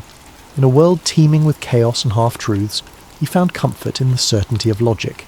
He lived by it, letting it guide his every decision. His colleagues joked that he was the go-to guy for answers, the one who could debug a computer and a bad day with the same steady, pragmatic approach. To Liam, every problem was a puzzle, every puzzle had a solution, and no solution required jumping to far-fetched conclusions. His mornings were as structured as his mindset. Liam woke at 7 a.m. sharp to the buzz of an alarm that never once needed snoozing. He brewed a single cup of dark roast coffee, black with no sugar, just the way he liked it, and scanned the news on his tablet. World events, tech updates, local weather, everything was absorbed with the detached interest of someone who preferred facts over opinions. No drama, no conspiracies, just data. His apartment was an extension of this philosophy. Neat, efficient, and minimal. Every piece of furniture served a purpose, and every cable was neatly tucked away. The walls were painted a cool grey, the shelves lined with books on coding, system architecture, and the occasional sci-fi novel he'd begrudgingly admit to enjoying. Even his closet was a study in simplicity, a palette of blues, greys and blacks that made getting dressed in the morning an effortless decision. Work was much the same. Liam arrived at the office 10 minutes early every day, greeted the receptionist with a polite nod, and slipped into his cubicle like clockwork. His desk was as organised as the rest of his life. A perfectly centred monitor, a keyboard free of fingerprints, and a small potted plant that added just the right touch of humanity to an otherwise sterile setup. He liked his job, though he wouldn't call it a passion. It was reliable, steady, and predictable. Everything Liam valued. What set Liam apart wasn't his skill with technology, though he was undeniably good at what he did. It was his unshakable practicality. While others speculated about the why behind a glitch or a crash, Liam focused on the how. Why did it happen? He didn't care much. How do you fix it? That was his concern. When his colleagues spun theories about potential causes, Liam simply rolled up his sleeves and got to work, his fingers flying over the keyboard with the kind of precision that only came from years of practice. Outside of work, Liam's life was equally unremarkable, though not unpleasant. He frequented the same coffee shop every Saturday, ordered the same latte, and sat in the same corner booth. He enjoyed hiking the nearby trails, though he always stuck to the marked paths. His social circle was small but reliable, consisting of a few old friends who shared his preference for board games over bar hopping, and debates about movie plot holes over small talk. To anyone observing from the outside, Liam's life might have seemed dull, but to him it was exactly as it should be. He didn't crave adventure or intrigue, he didn't need the thrill of the unknown, his world was orderly, his days predictable, and he liked it that way. If there was one thing Liam disliked, it was chaos, anything that disrupted the carefully constructed rhythm of his life, and that's why the events that followed were so profoundly unsettling. Liam Mercer was a man who believed in the tangible, the explainable, and the logical. But as he would soon discover, not everything in life could be so neatly categorized. Sometimes, the answers defied explanation, and the questions were bigger than he ever imagined. Liam's palms felt clammy as he typed, trying to maintain a facade of normalcy. He glanced at the technician, whose sharp gaze lingered on the screen for a beat too long. Liam could feel his pulse thundering in his ears, each second stretching out as if time itself were conspiring against him. He resisted the urge to wipe his hands on his jeans, knowing any sign of nervousness could draw attention. "Good," the technician said curtly, crossing his arms. "Management doesn't like delays." Liam forced a small nod and turned back to the server. He clicked through the routine diagnostic checks, his mind racing in 1,000 different directions. He couldn't unsee what he'd just uncovered. Those diagrams, the logs, the video. It was real.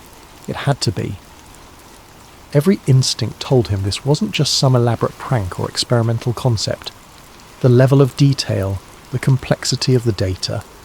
It was unlike anything he'd encountered in his years of IT work. He glanced at the technician again, his peripheral vision catching the way the man's posture was just a bit too rigid, his fingers tapping a slow rhythm against his arm. Liam kept his movements deliberate, steady, as he pretended to work through the final steps of the server repair. His internal clock told him he'd been in the room too long. Suspicion was the last thing he needed right now. "I'll need a few more minutes," Liam said, keeping his voice neutral. The encryption was layered in a way I didn't expect. The technician's brow furrowed slightly, but he didn't respond. Instead, he leaned against the doorframe, his watchful eyes never leaving Liam. The tension in the room felt suffocating, like an invisible weight pressing down on him. Liam couldn't help but wonder if the technician knew, or at least suspected, what he'd seen. As Liam finished the diagnostics, his thoughts churned. What should he do next? If he left the files alone, he might walk away without further incident. But if this information was as significant as it seemed, was it ethical, or even safe, to pretend he hadn't seen it? He wanted answers, but more than that, he wanted to ensure that whatever this technology was, it wouldn't endanger anyone. "I'll test the backup now," Liam said, his tone as professional as he could muster. He navigated to a safe, generic set of files to perform a routine integrity check. Outwardly, it appeared as though he was tying up loose ends, but inwardly, he was formulating a plan. He couldn't risk trying to extract any of the files here. He was being watched too closely. But if he could memorize key terms or details, perhaps he could research them later. He risked a glance at the technician. The man's eyes had drifted to his phone, his focus momentarily elsewhere. It was a small window of opportunity, but Liam didn't dare waste it. He opened the diagnostic console and quickly typed a few innocuous-looking lines of code, embedding a simple keylogger that would give him remote access to the server once he was off-site. He knew it was a gamble. If anyone noticed the intrusion, it could blow his cover. But the curiosity burning inside him outweighed the risk. "There," Liam said, his voice steady. "The server's stable now. You shouldn't have any more issues." The technician stepped forward, glancing at the monitor. "Good. I'll need you to file a report before you leave. Standard protocol." "Of course," Liam said, already standing and gathering his tools. He kept his expression neutral, even as his mind screamed at him to leave as quickly as possible. The technician escorted him to a small office where he was handed a clipboard with a form to fill out. The questions were standard: details of the issue, steps taken to resolve it, and confirmation of the server's restored functionality. Liam filled it out meticulously, careful not to let his handwriting betray his nerves. When he handed it back, the technician skimmed it briefly before giving a curt nod. "You're clear to go," he said, gesturing toward the exit. Liam forced a smile. "Thanks, let me know if anything else comes up." The walk back through the building felt interminable. He passed through the same security checkpoints, presenting his ID and signing out as required. Every step felt heavier than the last, his stomach twisting with the knowledge of what he'd seen and what he'd done. By the time he reached his car, his hands were trembling. He fumbled with the keys, taking a deep breath to steady himself before sliding into the driver's seat. The drive home was a blur. His thoughts swirled like a storm, replaying the images on the screen, the strange terminology, the vanishing man in the video. He couldn't shake the feeling that he'd just opened a door he was never meant to see, let alone step through. And yet, part of him was exhilarated. If this technology was real, it could change everything: history, science, even the very fabric of existence. But as he pulled into the driveway of his modest apartment complex, a flicker of doubt crept in. What if someone had noticed? What if the technician had seen through his act or the keylogger was detected? He shook his head, trying to dismiss the thoughts. He had done everything carefully, methodically. There was no reason to think anyone would suspect him. Or so he told himself. As he locked the car and headed inside, Liam's eyes darted toward the street. A black sedan sat parked a few houses down, its windows tinted too dark to see through.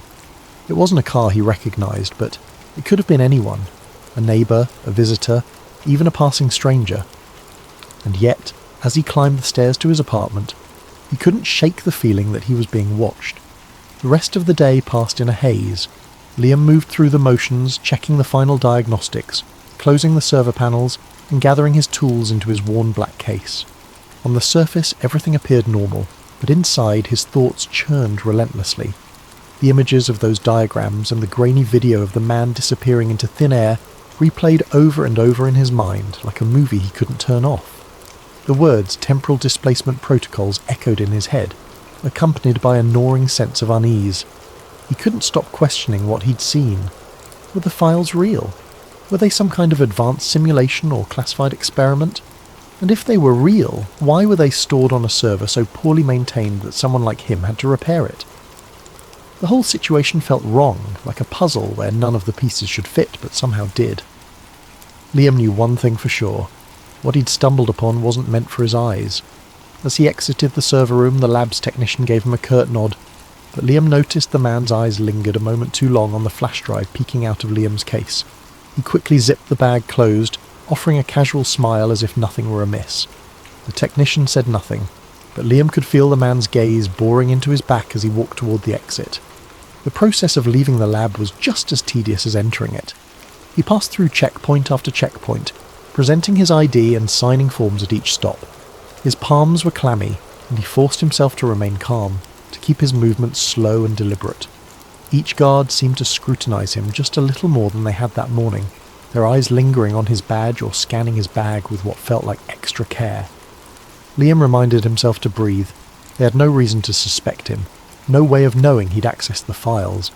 He had done his work, fixed the problem, and left the lab as instructed. At least, that's what it looked like. Finally, after what felt like an eternity, Liam stepped out into the crisp late afternoon air. The sun was beginning to dip below the horizon, casting long shadows across the parking lot.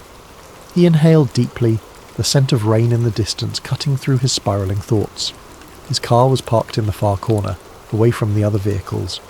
As he approached it, the flash drive in his bag seemed to grow heavier, its weight pressing against his mind. Was it a mistake to take it? Should he have left everything behind and walked away? The questions swirled, unanswered, as he climbed into the driver's seat and started the engine. The drive home felt surreal, the hum of the car blending with the noise in his head. He replayed the events in his mind, searching for signs he might have missed. An offhand comment from the technician, the guarded glances of the security staff. Did they know? Could they suspect? Or was he simply being paranoid? Liam glanced at the flash drive resting on the passenger seat, its plastic casing catching the fading light. The small device felt like a ticking time bomb, its contents holding answers he wasn't sure he wanted. But he couldn't ignore it. Not now. Not after what he'd seen. His logical side told him to destroy it, to rid himself of the evidence and pretend none of this had ever happened. But the part of him driven by curiosity, by the need to understand, won out. By the time he pulled into his apartment complex, dusk had settled over the city. Liam parked his car in its usual spot, pausing for a moment to scan the lot. Most of the spaces were empty, the faint glow of porch lights illuminating a handful of vehicles. His eyes lingered on a black SUV parked near the entrance, its windows tinted so dark they reflected the dim streetlights. It could have been anyone's car, but something about it made him pause. He shook his head, dismissing the thought as paranoia, and grabbed the flash drive before heading inside. In the safety of his apartment, Liam set his tools down and locked the door behind him. The silence was heavy, broken only by the faint hum of his refrigerator. He stood in the entryway for a moment, clutching the flash drive in his hand before heading to his desk. His laptop sat waiting, the screen dark but ready. He hesitated, the weight of what he was about to do settling over him like a shroud. Liam placed the flash drive on the desk and stared at it, his heart pounding in his chest. The questions that had haunted him all afternoon now seemed louder, more insistent. What had he gotten himself into? And what would happen if he kept going? He didn't know the answers, but he knew one thing for certain. There was no turning back now. That night, alone in his apartment, Liam opened the files again. He pored over the data, the calculations, the logs of temporal excursions. There were entries describing experiments with objects, sending a coin or a watch back in time, observing changes in its condition. Some logs mentioned people, though the details were vague. One entry caught his attention. Subject failed to return. Possible instability in the temporal anchor. Liam shuddered, the weight of what he was reading pressing down on him. Over the next week, Liam became consumed by the discovery. He barely ate, barely slept, his mind racing with the implications of what he had found. If time travel was real, it explained so much. Historical anomalies, unexplainable artifacts, sudden shifts in technology. But it also raised terrifying possibilities. Could the government be manipulating history, altering the past to shape the future? Liam's paranoia grew. He noticed a black SUV parked outside his building for 3 consecutive nights. His phone started acting strange, random glitches and dropped calls. One evening he returned home to find his apartment door slightly ajar. Nothing seemed out of place, but he couldn't shake the feeling that someone had been there. The breaking point came when he received a package in the mail, unmarked and wrapped in plain brown paper. Inside was a single note, typed in bold letters. Stop digging. Liam's hands shook as he stared at the words. He knew he should let it go, destroy the files and pretend he'd never seen them. But something inside him wouldn't let him walk away. The world deserved to know the truth. He reached out to an investigative journalist he trusted, an old college friend named Sarah. They met at a coffee shop late one night, Liam glancing over his shoulder as he handed her the flash drive. "If something happens to me," he said, his voice low, "you have to promise you'll get this out there." Sarah looked sceptical but nodded, tucking the drive into her bag. "Liam, are you sure you're okay?" she asked. "You look—" The coffee shop door opened and 2 men in suits walked in. Liam's stomach dropped. "We need to go," he whispered, grabbing Sarah's arm. But before they could move, the men approached their table. "Mr. Mercer," one of them said, his tone flat and authoritative, "we need you to come with us." Liam's mind raced, his instincts screaming at him to run, but it was too late. The men seized his arms, their grip firm but not violent. Sarah protested, but one of the men fixed her with a cold stare. "This doesn't concern you," he said. As they led Liam out of the coffee shop and into the waiting SUV, he felt a sinking dread settle over him. He didn't know where they were taking him or what they planned to do, but he knew one thing for certain. The truth about time travel wasn't just a theory. It was a secret worth killing for. And as the SUV disappeared into the night, Liam realised that some mysteries were never meant to be uncovered. Thank you for joining us tonight on Sleep Theories. Let this story serve as a reminder of how the search for truth can lead us into the unknown. May you drift off with a sense of wonder and curiosity, and may your dreams take you to places where time itself unfolds. Sleep well and sweet dreams.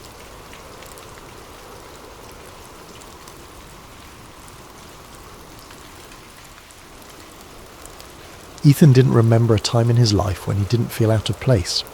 Growing up, he was the quiet kid, the one who sat in the corner of the classroom with his nose buried in a book or staring out the window, wondering if there was something more beyond the confines of the world he knew. While his friends grew excited about parties, clubs and futures mapped out in clean, predictable lines, Ethan felt only a creeping dread, an unshakable feeling that something was missing. He'd often felt like he was standing at the edge of something vast, a place beyond his understanding, and he'd wondered if he might accidentally stumble into it one day. His life had been ordinary, perhaps too ordinary, and sometimes he thought that was the scariest thing of all. He spent most of his free time chasing stories and curiosities, unexplained mysteries, urban legends, and tales of things that couldn't be. The Backrooms was one of his favourites.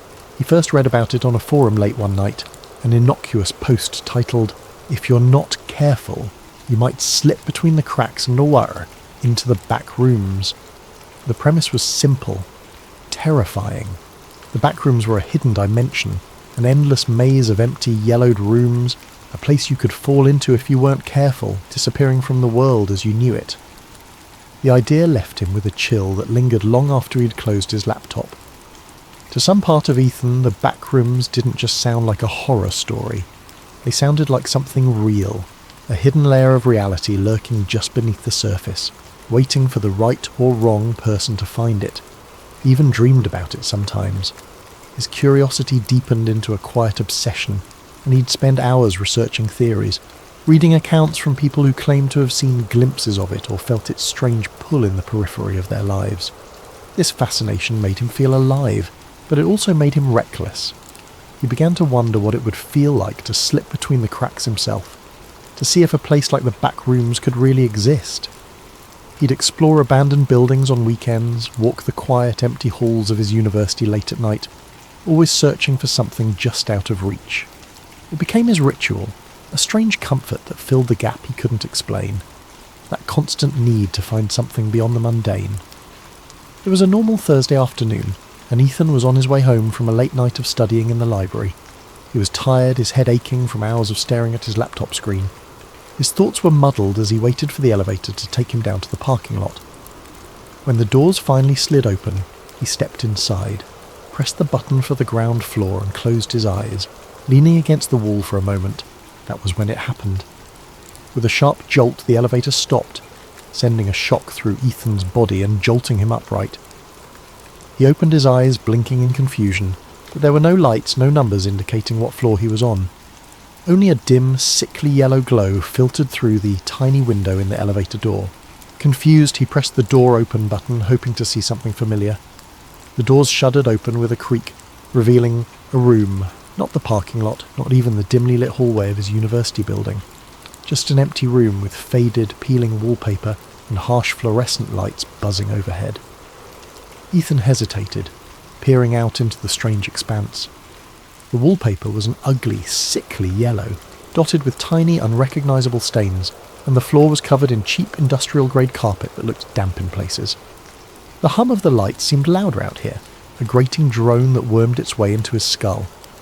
He felt his stomach churn, a deep primal unease settling over him. Taking a deep breath, he stepped out of the elevator. The doors closed behind him with a loud clang, but when he turned around, the elevator was gone. Nothing but an empty wall stood where it had been. Panic started to creep in as he took a step back, then another. This can't be real, he whispered to himself. His voice sounded strange, swallowed by the space around him. He turned, looking around, but all he could see was a vast stretch of identical yellow-tinted rooms. There was no end in sight, only more walls, more corners leading into more of the same. He tried calling out, his voice echoing faintly, swallowed by the relentless hum of the lights. "Hello? Is anyone here?" Silence answered him, thick and oppressive. With no other option, he started to walk, hoping that if he went far enough he'd find an exit, or at least someone who could explain this bizarre place. His footsteps were muffled by the carpet, and the further he walked, the more the rooms seemed to blend together. Every corner, every turn looked exactly the same, an endless maze of empty, deserted spaces. After what felt like hours of wandering, Ethan's initial fear dulled into a kind of numb desperation. He began to feel disoriented, the sameness of the place eating away at his sense of time and direction. His throat felt dry, and he realised he hadn't seen any signs of water, food, or even another living soul. Just endless rooms and the nauseating stench of stale air. Then he saw it. A shadow, flickering just beyond the edge of his vision, barely noticeable against the yellow walls. He froze, his heart pounding. The shadow was moving. "Hello," he called out again, his voice cracking. "Is someone there?" The shadow darted out of view, slipping around a corner before he could get a good look at it. His instinct was to run, to get as far away from that shadow as possible, but something compelled him forward. A morbid curiosity mingled with the faint hope of finding another human being in this nightmare. He crept forward, rounding the corner, but the shadow was gone. He continued down the hallway, the humming lights above creating a strange hypnotic rhythm that made his thoughts feel hazy and slow. Just as he was about to turn back, he heard a sound. It was faint, almost like a soft shuffling, as if something was dragging across the carpet. He held his breath, his heart hammering as he strained to hear. The sound grew louder, closer, until he could make out a strange, uneven rhythm, as though whatever was moving didn't have the same number of limbs as he did. He turned to face the direction of the noise, his eyes wide with terror. Emerging from around a corner was a figure, tall and impossibly thin, with limbs that seemed too long, too stretched, as though they'd been pulled like taffy. Its skin was pale, almost translucent, and its eyes were wide and empty, two hollow sockets that seemed to drink in the dim light around them. Its mouth stretched into a grotesque, gaping grin, filled with rows of needle-like teeth. Ethan stumbled back, his hand flying to his mouth to stifle a scream. The creature tilted its head, studying him with an unnervingly calm curiosity, as if it were examining a particularly interesting bug. Then, slowly, it began to move forward, each step deliberate and unnatural, its joints bending at impossible angles. Paralysed by fear, Ethan's mind screamed at him to run, but his legs felt like lead.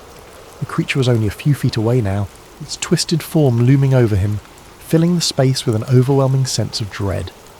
Finally, his survival instincts kicked in, and he spun on his heel, sprinting back the way he'd come.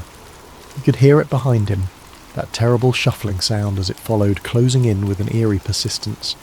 His breath came in ragged gasps, his heart pounding so loudly it nearly drowned out the hum of the lights. He took random turns, ducking through rooms and around corners, hoping to throw it off his trail, but no matter how far he ran, he could still feel its presence lurking just out of sight. As he rounded another corner, he stumbled into a different room.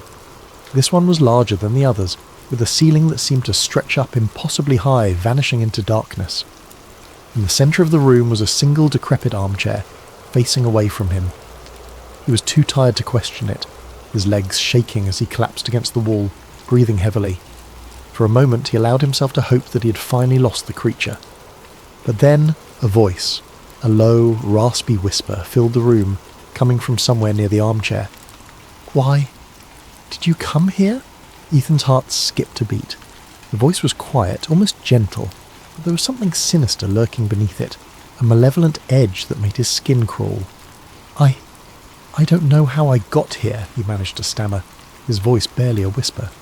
The armchair creaked, as if someone were shifting in it, though he still couldn't see who or what was sitting there. "No one comes here by accident," the voice replied, a hint of amusement in its tone. "You wanted to be here. You're one of us now." Ethan shook his head, panic rising in his throat. "I don't belong here. I didn't mean to come here." The chair creaked again, and Ethan could feel the thing in it watching him, though he couldn't see its face. The oppressive silence seemed to press in on him, as if the walls themselves were leaning closer, eager to hear what he had to say. "You belong here now," the voice continued, a strange warmth in its tone, like a parent soothing the frightened child. "The back rooms have chosen you. There's no way out." As the words sank in, Ethan felt a cold, hollow emptiness fill his chest. He wanted to scream, to run, but he was too exhausted, too drained by the endless maze of rooms and the oppressive hum of the lights. He sank to his knees, his mind racing, searching for some semblance of hope, some way to escape this nightmare. But deep down, he knew the truth. There was no way out. The back rooms were endless, a labyrinth of yellow walls and flickering lights, stretching on forever, trapping him in their suffocating embrace. The thing in the armchair chuckled softly, a sound that echoed off the walls, filling the room with a dark, mocking joy. "Welcome home, Ethan," it whispered. And as the lights flickered above him, casting long shadows that seemed to close in from every corner, Ethan felt himself slipping away, the last fragments of his sanity dissolving into the hum of the fluorescent lights. He was home. After his harrowing escape from the back rooms, Ethan struggled to return to his normal life. He tried to convince himself that it had been a nightmare, the result of exhaustion and a wandering mind. But deep down, he knew the truth. He'd been there, in that endless maze of yellow rooms, the echoing hum of fluorescent lights buzzing in his ears, the creature with the impossibly long limbs hunting him through every corner and corridor. He'd only narrowly escaped, stumbling back through an elevator that had seemed to appear out of nowhere and waking up in the real world as though nothing had happened. Weeks passed, but the back rooms haunted him. He saw glimpses of it in reflections, in dark corners, even in the university hallways that had once seemed so ordinary. He developed a hyper-awareness, the dread that every corner he turned would lead him back into that yellow, buzzing nightmare. His friends noticed his anxiety, his sleeplessness, but he couldn't bring himself to tell anyone. How could he explain something so surreal, something he could hardly believe himself? He was sure it would get better with time, but his dreams betrayed him. Almost every night he would return to the back rooms in his sleep. He would wander through its endless corridors, its stale, musty air thickening with every breath. No matter how he tried to direct his dream, no matter how aware he became, he was always drawn deeper into the maze. And in every dream the creature was there, lurking in the shadows, watching him with those empty eyes, that horrible grin. One night Ethan jolted awake, sweat pouring down his face, the hum of the fluorescent lights still ringing in his ears. His pulse pounded as he sat in the darkness of his room, clutching his bedsheets. It was a nightmare, just a nightmare, he told himself over and over. But the line between waking and sleeping was blurring, and he began to feel as though the back rooms were calling to him, beckoning him back. Despite his growing fear, something within him stirred, a curiosity, or perhaps a sick obsession. The fear of returning to the back rooms was tempered by an undeniable pull, a whisper that told him he hadn't yet seen everything there. He was certain it would swallow him whole if he went back, but some part of him felt he had to know the truth of what lay beyond those endless yellow rooms. The uncertainty gnawed at him, tugging at the back of his mind until he could think of little else. One Friday night, after another sleepless week, he gave in. It was as though he were possessed, acting on some deep unspoken impulse. He found himself back in the library, a little past midnight, with nothing but the quiet hum of the building to keep him company. He rode the same elevator he'd taken the last time, pressing the ground floor button, feeling the jolt as the elevator began its descent. But this time, there was no jolt to stop him. The elevator smoothly reached the ground floor, and the doors slid open to reveal the quiet university lobby. Disappointed and relieved in equal measure, he let out a shaky laugh. He'd been foolish, he thought, to believe the back rooms could be summoned by something so simple. As he stepped out of the elevator, he froze. The lobby looked different.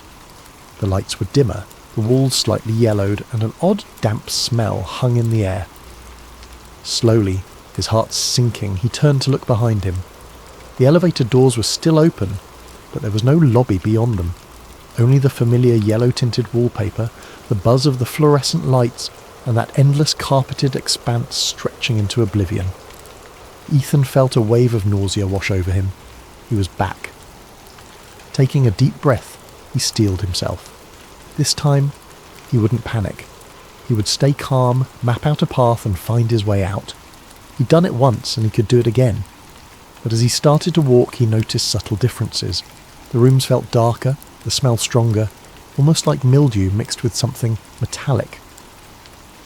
And the buzzing was louder, a harsh, grating sound that rattled in his skull. He wandered through the hallways, taking mental notes of every turn, every detail he could remember. But the back rooms seemed to shift around him, subtly changing with each step, making it impossible to find his way back.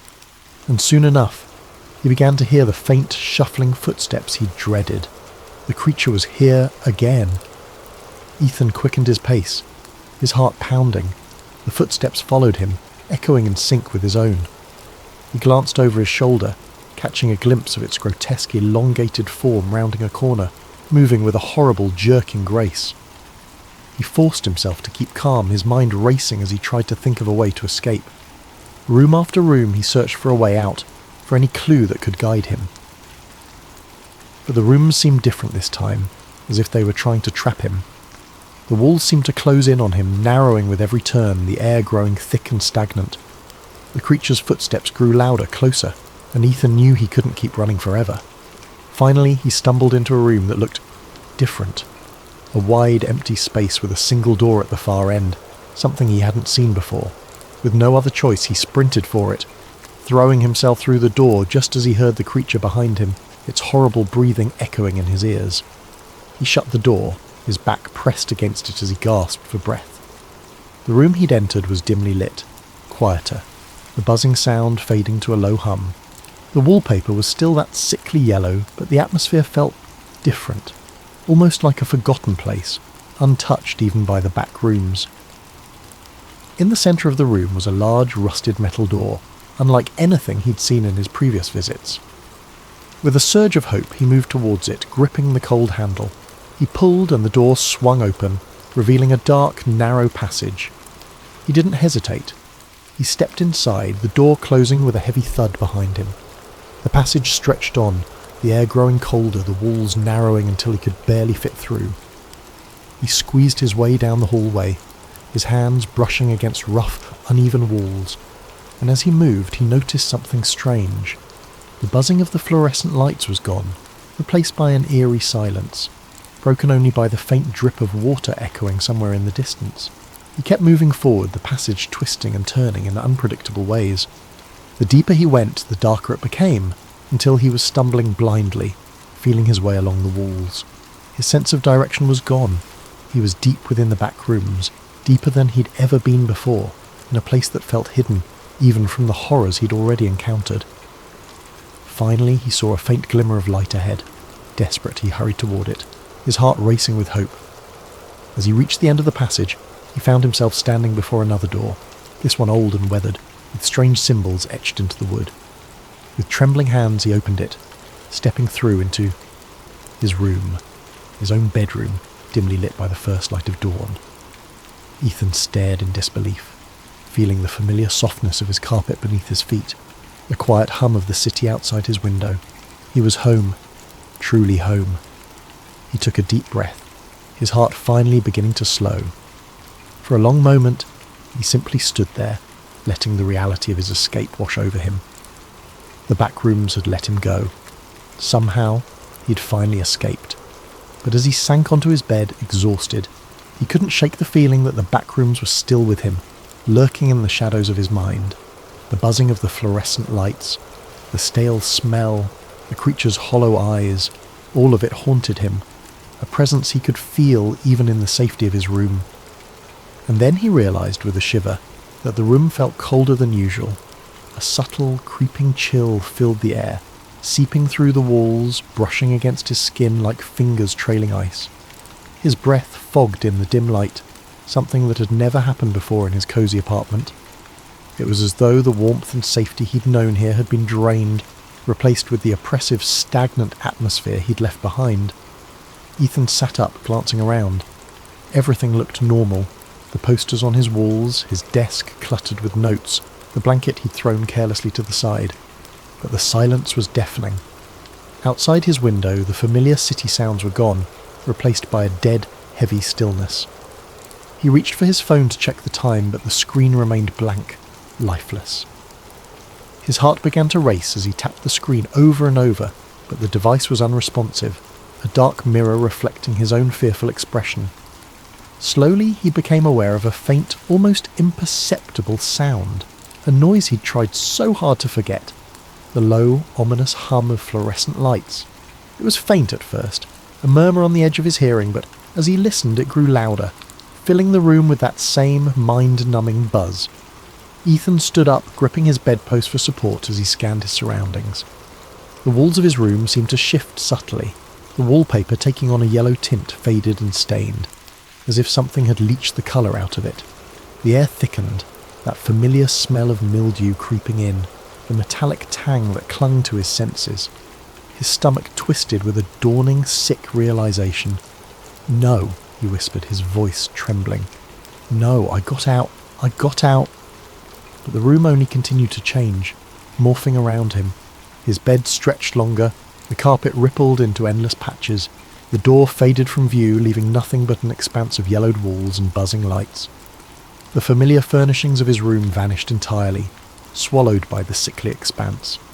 As he backed up, his foot collided with something soft yet solid, a familiar thick patch of carpet. His heart dropped, and he turned, dread curling in his stomach. The backrooms had found him again, and this time, he feared, it would never let him go.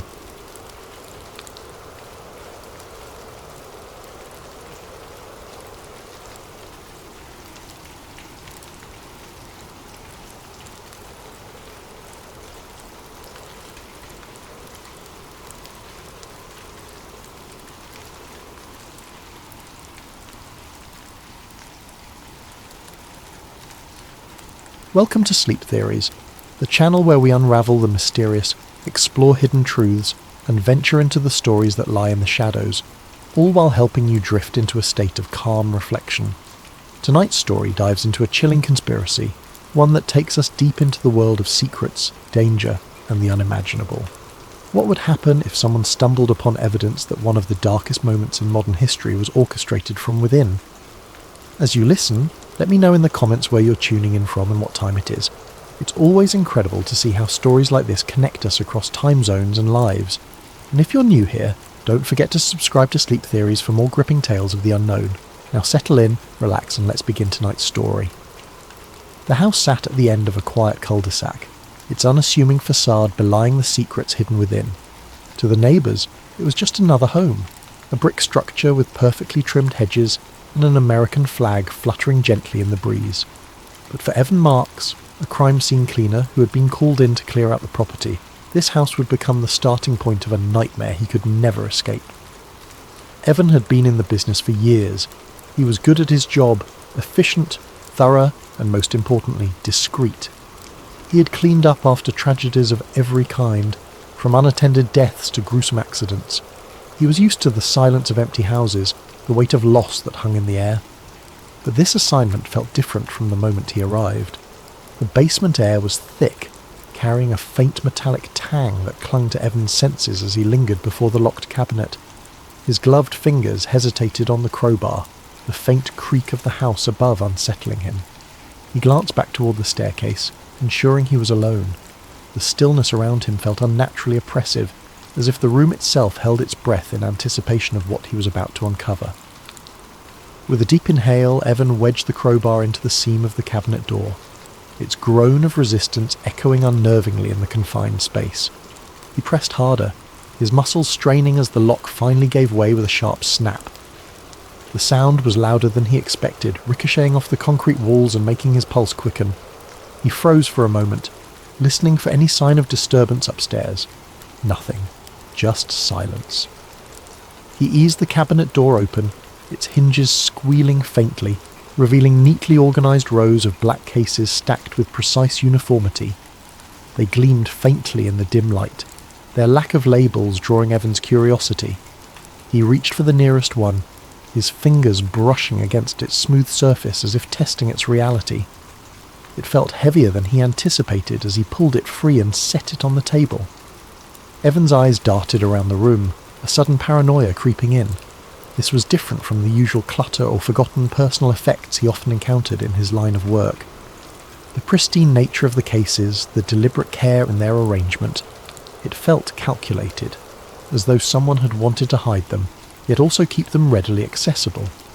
His gaze lingered on the other rows of cases still nestled in the cabinet, an unsettling thought forming at the back of his mind. Why lock these up so securely? His breathing was shallow as he flipped open the first case. Inside was a single tape, its black housing flawless, unmarked except for a small strip of faded adhesive on one side. No writing, no indication of what it might contain. The tape exuded an eerie anonymity, as if its mere existence defied scrutiny. Evan's hand trembled slightly as he removed the tape and turned it over, scrutinizing every inch for clues. Finding none, he set it down carefully on the table, the sound of its casing clicking against the wood unnervingly loud in the stillness. He returned to the cabinet and pulled out another case, his curiosity now edging into unease. It too contained an unmarked tape. The pattern repeated with the third, the fourth, the fifth. Each was identical in its stark simplicity, their presence an enigma that only deepened as his discoveries multiplied. He scanned the basement for anything that might provide a clue, a label, a note, something to contextualize what he was looking at. His eyes caught on a small stack of manila folders shoved haphazardly to one side of the cabinet's bottom shelf. He knelt and reached for them, his fingers brushing against their rough edges. The folders were thick with documents, their tabs worn and creased from use, but they bore no official insignias or titles. Flipping open the top folder, Evan's breath caught. Inside were pages of printed schematics and diagrams, overlaid with dense annotations in a handwriting so meticulous it felt mechanical. The diagrams were detailed renderings of buildings he didn't recognize at first glance, their floors and structural supports marked with precise measurements and red circles. Evan flipped to another page and stopped cold. The next diagram was unmistakable, a blueprint of the World Trade Center. His eyes traced the bold red lines scrawled across the paper, each one highlighting points along the structure. Notations beside them were cryptic but chilling. Load-bearing. Sequence 4. Controlled collapse. Final stage. He closed the folder abruptly, the weight of what he had just seen pressing down on him. His hands were shaking now, and the cold of the basement seemed to seep deeper into his bones. He glanced at the tapes on the table, their silent presence now feeling menacing, as though they held secrets too terrible to comprehend. Evan's attention snapped to a faint noise upstairs, the creak of the floorboards above. His heart leapt into his throat, the sound jarring in the stillness. He stood motionless, straining to hear. It could have been the house settling, he told himself, or his nerves playing tricks. But the timing felt too precise, too deliberate. He looked back at the cabinet, the remaining cases still locked away, the opened folder on the table and the tape sitting ominously in front of him. The air felt heavier now, charged with a tension that made every movement seem amplified. Swallowing hard, he reached for the tape again, its surface cool and unnervingly smooth beneath his fingertips. He had to know what was on it, no matter the risk. Evan sat in the basement for what felt like hours, though in reality it had only been minutes. The stark flicker of the television screen illuminated his pale face, highlighting the sweat that clung to his brow. He stared at the VCR, its hum the only sound in the oppressive silence of the room. The tape he had just watched still felt like an impossibility, a phantom conjured by his mind. But the cold, mechanical footage replayed in his thoughts with cruel precision, each word echoing louder than the last. He reached for the tape he had ejected, his hands trembling as he ran his thumb over the smooth, featureless surface. No label, no date, nothing to indicate its existence or its damning contents. His pulse quickened as he hesitated, his other hand hovering over the stack of identical black cases still lined up in the cabinet. His breath was shallow, the weight of the air pressing down on his chest as though the walls were closing in. Every nerve in his body screamed at him to leave, to run, to abandon this horrifying discovery, but an equally powerful force anchored him to the spot. Curiosity, dread, and a twisted sense of obligation to uncover the truth. He reached for another tape, his movements deliberate but unsteady, and slotted it into the VCR. The machine whirred softly as the tape slid into place, and for a moment there was only static. Then the screen came to life again. This time the footage was clearer. The same sterile room appeared, but the faces were different. Engineers, scientists, and men in military uniforms stood clustered around what appeared to be a scale model of the Twin Towers. Evan's throat tightened as he leaned closer to the screen. They were pointing at various floors of the model, discussing structural vulnerabilities and ideal detonation points. Floors 92 through 98 are the most critical, one of them said, tapping the model with a pen. That's where the charges need to be placed. The initial collapse has to start here, or the entire effect will look wrong. Another nodded, his expression cold and clinical. This has to appear as though the planes alone caused the collapse. Any deviation from the narrative will compromise the entire operation. Evan felt his stomach churn. He recognised the model, the intricate detail mimicking the buildings that had been the centrepiece of the 9/11 tragedy. His mind reeled as the men in the footage continued to speak, their voices detached, as if they were discussing an abstract equation rather than the deaths of thousands. The footage shifted suddenly, cutting to what appeared to be a rehearsal. A mock setup of a building's floor came into view, complete with steel beams and concrete slabs. The camera panned over workers in hard hats, their faces obscured as they wired explosives to the beams. One of them held up a blueprint, its edges curling slightly as he adjusted it for the camera. Evan's heart stopped when he recognised the floor plans for the Twin Towers, their details unmistakable. "We'll run another simulation tomorrow," a voice said off camera. "This time we'll increase the charge. We need to ensure the top floors collapse inward, not outward." The tape ended abruptly, the screen going black. Evan sat frozen, his breath caught in his throat. His hands trembled as he reached for the eject button, the sound of the tape sliding out breaking the suffocating silence. He stared at it for a long moment before setting it carefully on the table next to the first one. His heart thundered in his chest as he glanced at the remaining tapes in the cabinet. Each one was a Pandora's box, holding more damning secrets than he could fathom. He picked another at random, the weight of its anonymous casing heavier now. His fingers fumbled as he opened the case and inserted the tape into the VCR. The room seemed colder, the air thicker as he waited for the static to fade. This tape began with a timestamp in the corner, indicating a date months before September 11th, 2001. The footage showed a warehouse filled with equipment, explosives, crates marked with serial numbers, and rows of blueprints pinned to a corkboard. Men moved methodically, their faces obscured by shadows as they worked. One of them walked toward the camera, his voice audible as he spoke to someone off-screen. "Once we finalise the sequence, we'll distribute the plans to the teams on site," he said. "There's no margin for error. If this fails, the entire operation is compromised."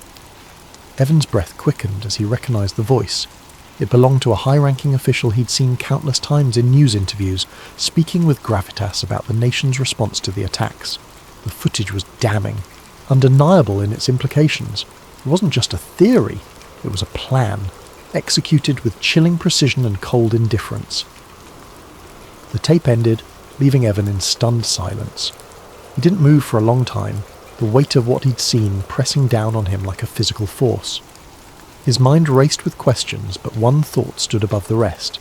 This couldn't be ignored. He couldn't walk away from what he'd discovered. With shaking hands, he ejected the tape and placed it in a duffel bag he'd brought for the cleanup. He hesitated, staring at the remaining tapes in the cabinet. Taking all of them felt impossible. There were too many, and each one added weight to both the bag and the decision he was making. But leaving them behind was unthinkable. He worked quickly, carefully placing the tapes into the bag. Each one felt heavier than the last, their blank cases carrying the unbearable weight of truth. By the time the bag was full, Evan's chest felt tight, his breath shallow as he glanced around the basement one last time. The cabinets now stood empty, their secrets stripped away, but the room felt no less oppressive. As he slung the duffel bag over his shoulder and ascended the basement stairs, the house seemed to shift around him. Every creak of the floorboards felt like a warning, every shadow like a pair of eyes watching his every move. He moved as quickly and quietly as he could, his ears straining for any sound beyond the rhythmic pounding of his own heart. By the time he reached the front door, his nerves were frayed, his body tense with the expectation of an unseen threat. He stepped outside into the cold night air, the duffel bag heavy against his side. The weight wasn't just physical. It was the weight of responsibility, of knowledge that could change everything. He loaded the bag into his car, his hands trembling as he slid into the driver's seat. The house loomed behind him, its dark windows staring back like empty eyes. He didn't look back as he started the engine and drove away, the tapes in his trunk feeling like both a lifeline and a curse. For days, Evan wrestled with what to do. He watched the tapes over and over, each viewing solidifying the horrifying reality of what he'd uncovered. He tried to research the officials in the footage, piecing together their roles and connections. The more he learned, the deeper the conspiracy seemed to go. It wasn't just about the towers, it was about power, control, and the lengths to which people would go to maintain it. Every thread he pulled unravelled more questions than answers, revealing a web of deceit that stretched beyond anything he could have imagined. Evan's paranoia grew with each passing day. He began to notice the world around him in sharp, unsettling detail. Cars idling near his apartment lingered longer than they should have. Strangers seemed to hover too close when he walked through the streets. Even his phone calls took on an eerie quality, filled with unexplained bursts of static and echoing silences. His internet searches slowed to a crawl, often cutting out entirely when he tried to access certain websites. At first, he dismissed these occurrences as coincidences, but the evidence mounted too quickly to ignore. He was being watched. The weight of the tapes, hidden beneath his bed, became unbearable. At night, he lay awake, staring at the ceiling, his mind racing with the knowledge that he had become a liability to forces far beyond his understanding. Each creak of the floorboards, each rustle of wind against the windows, sent jolts of adrenaline through his body. The walls of his apartment seemed to close in on him, their shadows darker, their corners sharper, as if the building itself was complicit in his unease. But Evan couldn't stop. Despite his fear, a compulsion burned within him, a desperate need to expose the truth. He spent hours sending encrypted emails to journalists and independent investigators, carefully crafting messages that walked the line between urgency and caution. He contacted activists, whistleblowers, anyone he thought might be brave enough to take up the fight. But every time he tried to share what he knew, he hit a wall.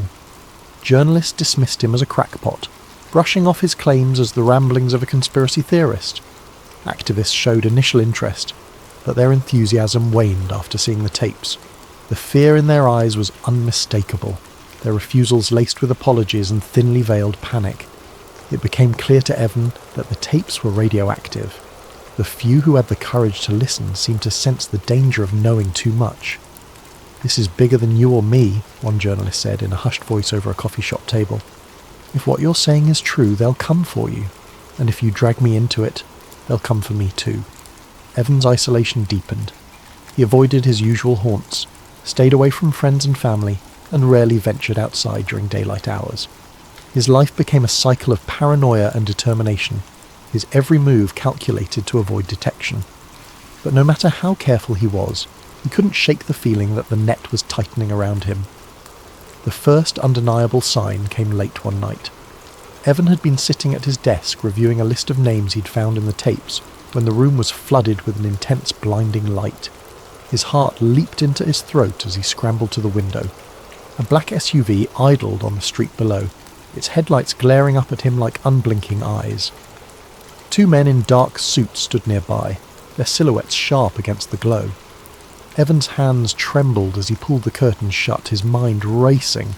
He knew this wasn't a coincidence. They had found him, or at least they were close. He began to devise a plan, hurriedly packing the tapes into a duffel bag and scattering them across multiple hiding spots.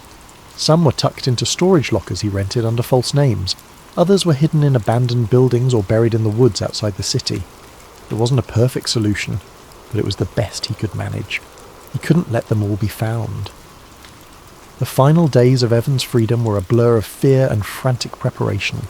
He barely slept, his mind too preoccupied with contingency plans and escape routes. The strangers who loitered near his building seemed to multiply, their faces cold and unrecognisable. Every knock on the door, every ring of his phone sent his pulse racing. He was running out of time, and he knew it. The end came on a quiet evening. Evan had been sitting in his darkened apartment, the duffel bag packed and ready by his side. He had been contemplating his next move, weighing the risks of fleeing the city against the necessity of staying to ensure the tapes reached someone who could expose them. The knock on the door was soft, almost polite. For a brief moment he thought it might be a neighbour or a delivery, but the moment passed, and dread took its place. Evan froze, his body tense as he stared at the door. The knock came again, louder this time, followed by a voice that sent a chill down his spine. "Evan Marks, we know you're in there. Open the door." Panic surged through him. He grabbed the duffel bag and darted toward the fire escape, his mind screaming for him to run. But before he could reach the window, the door burst open with a deafening crash. Figures in black stormed inside, their movements precise and practiced. Evan barely had time to process what was happening before he was tackled to the ground, his face pressed against the rough carpet. They moved quickly, binding his wrists and dragging him to his feet. He struggled, shouting for them to stop, but their grips were unyielding. As they hauled him toward the door, his eyes darted to the duffel bag lying open on the floor, its contents spilling out. Black tape scattered like a trail of breadcrumbs, leading to the truth he had tried so hard to protect. The last thing Evan saw before they pulled a hood over his head was the tapes being gathered by gloved hands, their damning evidence swept away in an instant. He shouted, his voice muffled by the fabric, but it was no use. The world outside was swallowed by darkness as they dragged him into the night. Evan Marks disappeared that evening. The official story was predictable and clean. A fugitive on the run, wanted for a series of white-collar crimes, his whereabouts unknown. News outlets reported his case briefly before moving on, their attention drawn to more palatable headlines. Those who knew him, those who had seen the fear in his eyes and heard the urgency in his voice, knew better. Evan had found something he wasn't meant to find, and he had paid the ultimate price for it. The tapes scattered across the city were never recovered, or so it was claimed. The house he had cleaned, the sterile facade of its secrets, was sold to a new family, its past erased like the man who had uncovered it. Life continued, the world moving forward as it always did, unaware of the shadowy forces that shaped its path. And in the quiet corners of the world, whispers of Evan's story lingered. To some, he was a martyr for truth. To others, a cautionary tale. But to the powers that be, he was simply another loose end tied off and forgotten. Thank you for joining us tonight on Sleep Theories. Let this story remind you of the complexities and mysteries that surround us, and the courage it takes to seek the truth. As you drift off, may your dreams be filled with questions, wonder, and the resilience to face the unknown. Sleep well, and sweet dreams.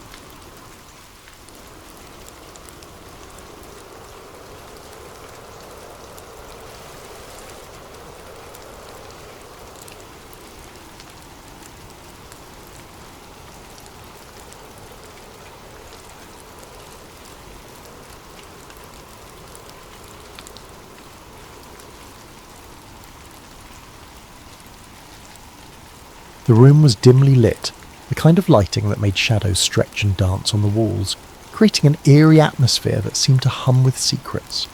The air was thick with the scent of old paper and stale coffee, a testament to the long hours spent in this small, cluttered office. The woman sitting at the desk was young, perhaps too young for the weight of the world she was about to uncover. Her name was Agent Sarah Jensen, a low-level operative in the behavioral science unit of the FBI. She had joined the Bureau with dreams of making a difference, of catching the bad guys and bringing justice to the victims. But now, as she stared at the files spread out before her, she couldn't shake the feeling that she had stumbled into something far darker than she had ever imagined. Before we dive into this twisted tale, I want to take a moment to ask you, yes, you watching this right now, where in the world are you tuning in from? What time is it where you are? Drop a comment below and let me know. And if you're new here, welcome to Sleep Theories, where we explore the shadows of history, the mysteries that lurk in the corners of our world, and the stories that keep you up at night. Don't forget to hit that subscribe button and ring the notification bell so you never miss a deep dive into the unknown. Now, let's get back to Sarah's story. It had started innocently enough. A routine audit of old case files, a task assigned to her because, as her supervisor had put it, "You're the new guy, Jensen. You get the grunt work." Sarah hadn't minded. She was eager to prove herself, to show that she was more than just a rookie.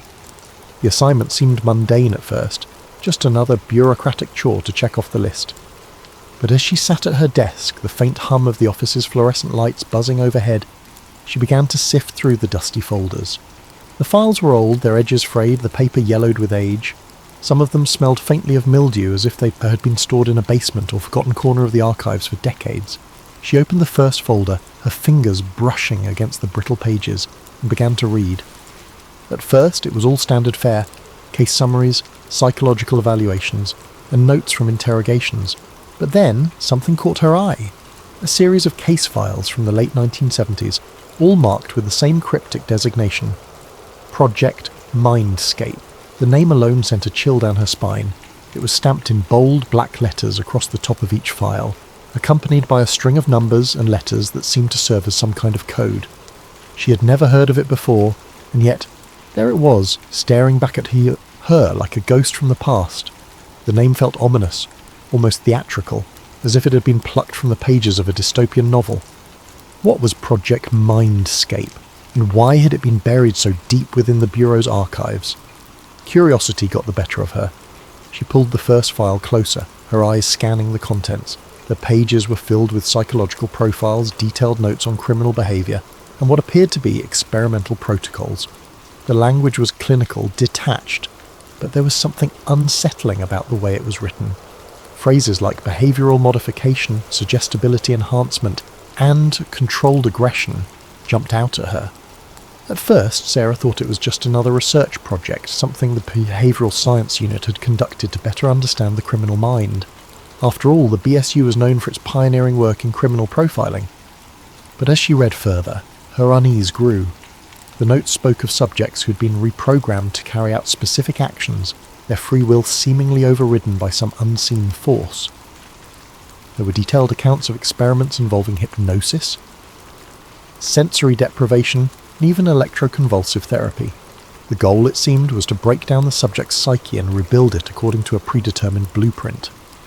Sarah's stomach churned as she read about the methods used to achieve this: prolonged isolation, sleep deprivation, and the administration of drugs designed to induce paranoia and disorientation. The files described how these techniques were used to create a state of heightened suggestibility, making the subjects more susceptible to external commands. And then there were the names, of real criminals, some of whom had become infamous for their heinous acts. Sarah's hands trembled as she turned the pages. She recognised some of them immediately: Ted Bundy, John Wayne Gacy, Richard Ramirez, serial killers whose crimes had shocked the nation. But according to these files, their actions hadn't been entirely their own. They had been manipulated, groomed, and controlled by shadowy figures within the FBI itself. The files suggested that these men had been selected for their psychological vulnerabilities, their capacity for violence, and their willingness to follow orders. They had been subjected to a series of experiments designed to amplify their darkest impulses, turning them into weapons to be wielded by those in power. Sarah's mind raced as she tried to process what she was reading. It was as if the Bureau had been playing God, using these men as pawns in some twisted experiment. The files contained detailed timelines showing how each subject had been monitored and manipulated over the course of several years.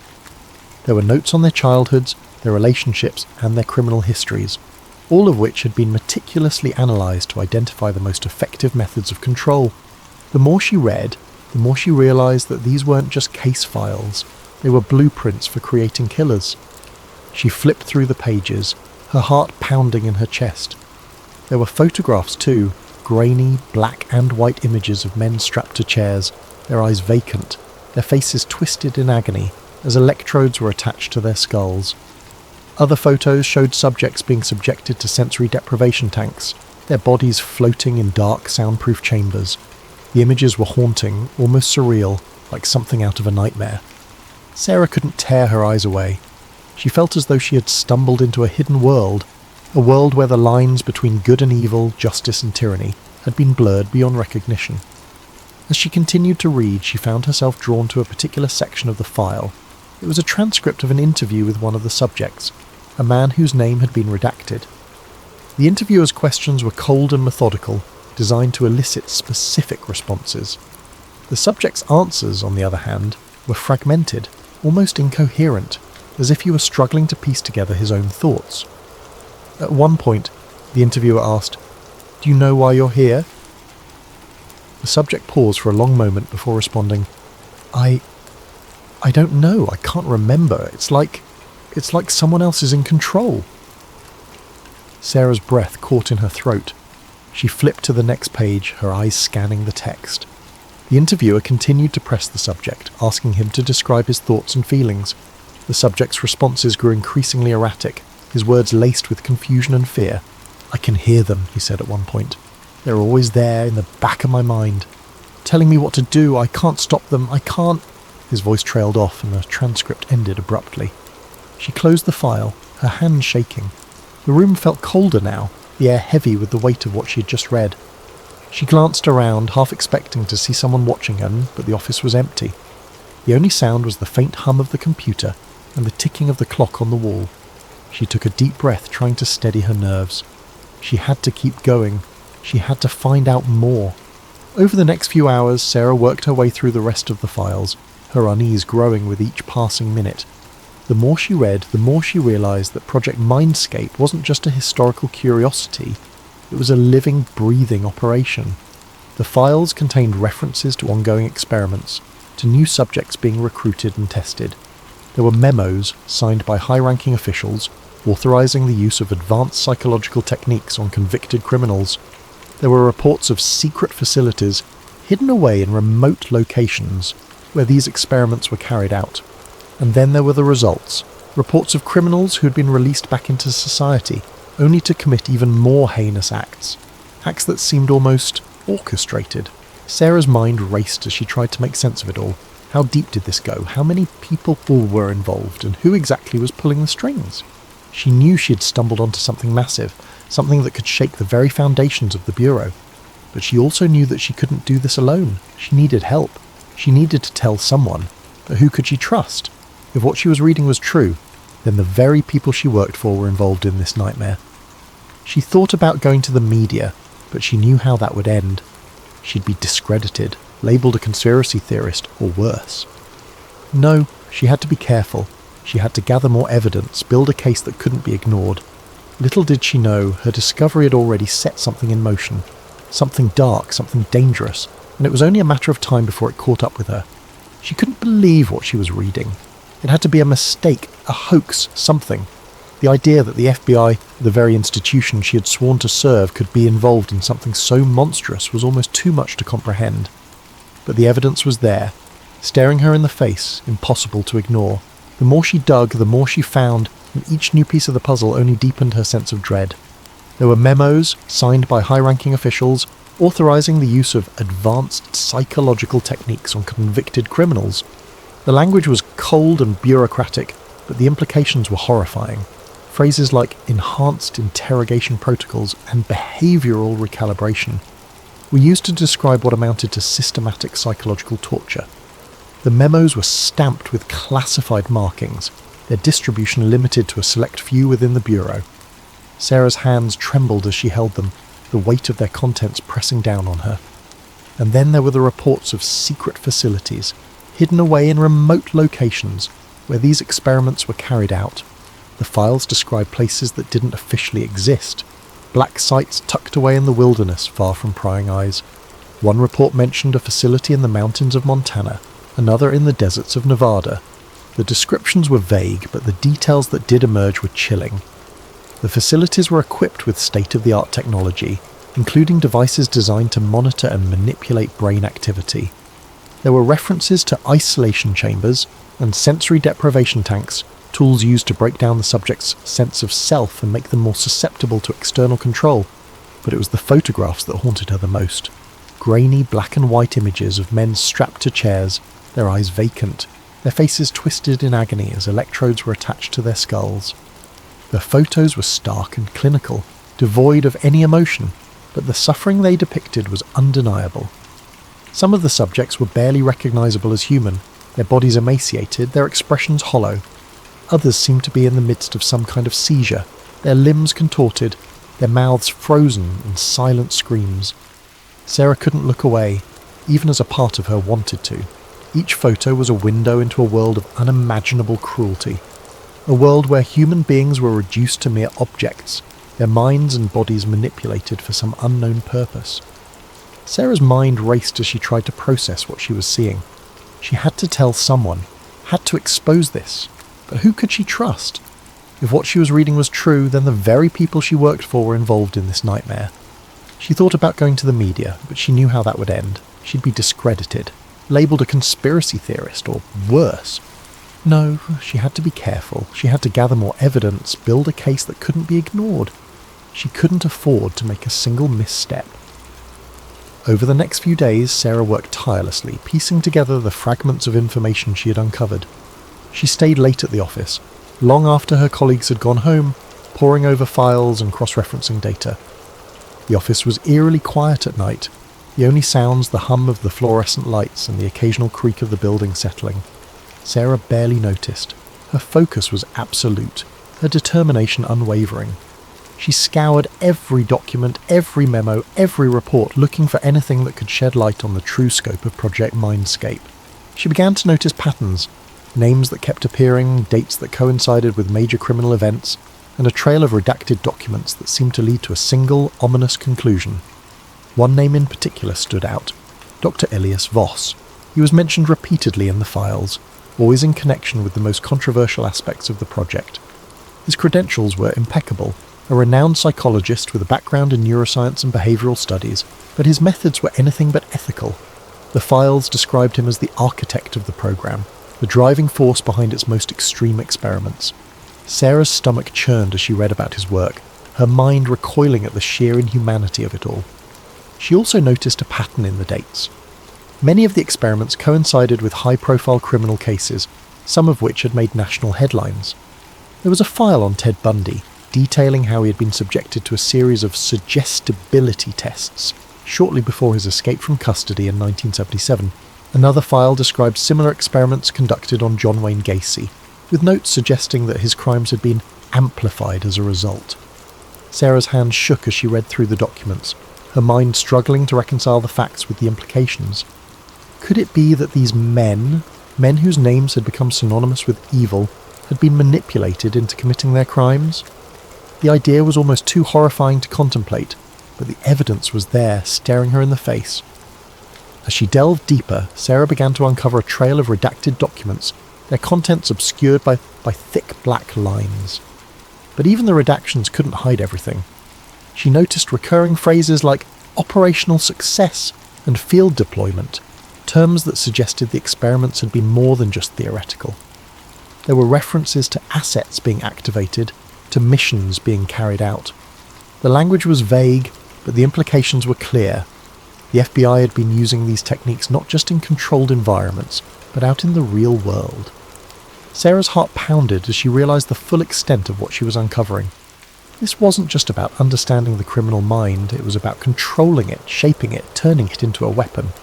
She worked late into the night, her desk littered with files and notes. She cross-referenced dates, names and locations, trying to piece together the full picture.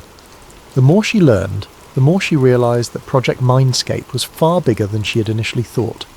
It wasn't just a series of isolated experiments. It was a full-fledged program, one that had been operating in the shadows for decades, and it was still active.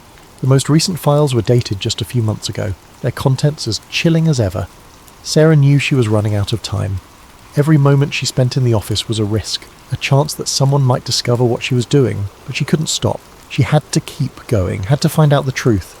She owed it to the victims, to the people whose lives had been destroyed by these experiments. And she owed it to herself. She had joined the FBI to make a difference, to fight for justice. But now she realised justice wasn't something that could be taken for granted. It was something that had to be fought for, even when the odds were stacked against you. As she sat at her desk, surrounded by the evidence of a conspiracy that went to the highest levels of power, Sarah felt a surge of determination. She didn't know how she was going to do it, but she was going to expose this. She was going to bring the truth to light no matter the cost, because if she didn't, who would? One night, as she was leaving the office, Sarah noticed a black SUV idling in the shadows of the parking garage. It was parked in a far corner, its engine running, its headlights off.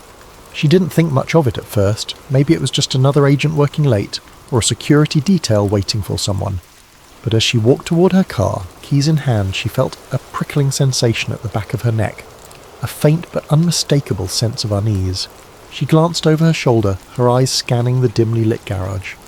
Nothing seemed out of the ordinary, but the feeling wouldn't go away. She quickened her pace, her heels clicking against the concrete floor. The sound echoed in the empty space, making her feel even more exposed.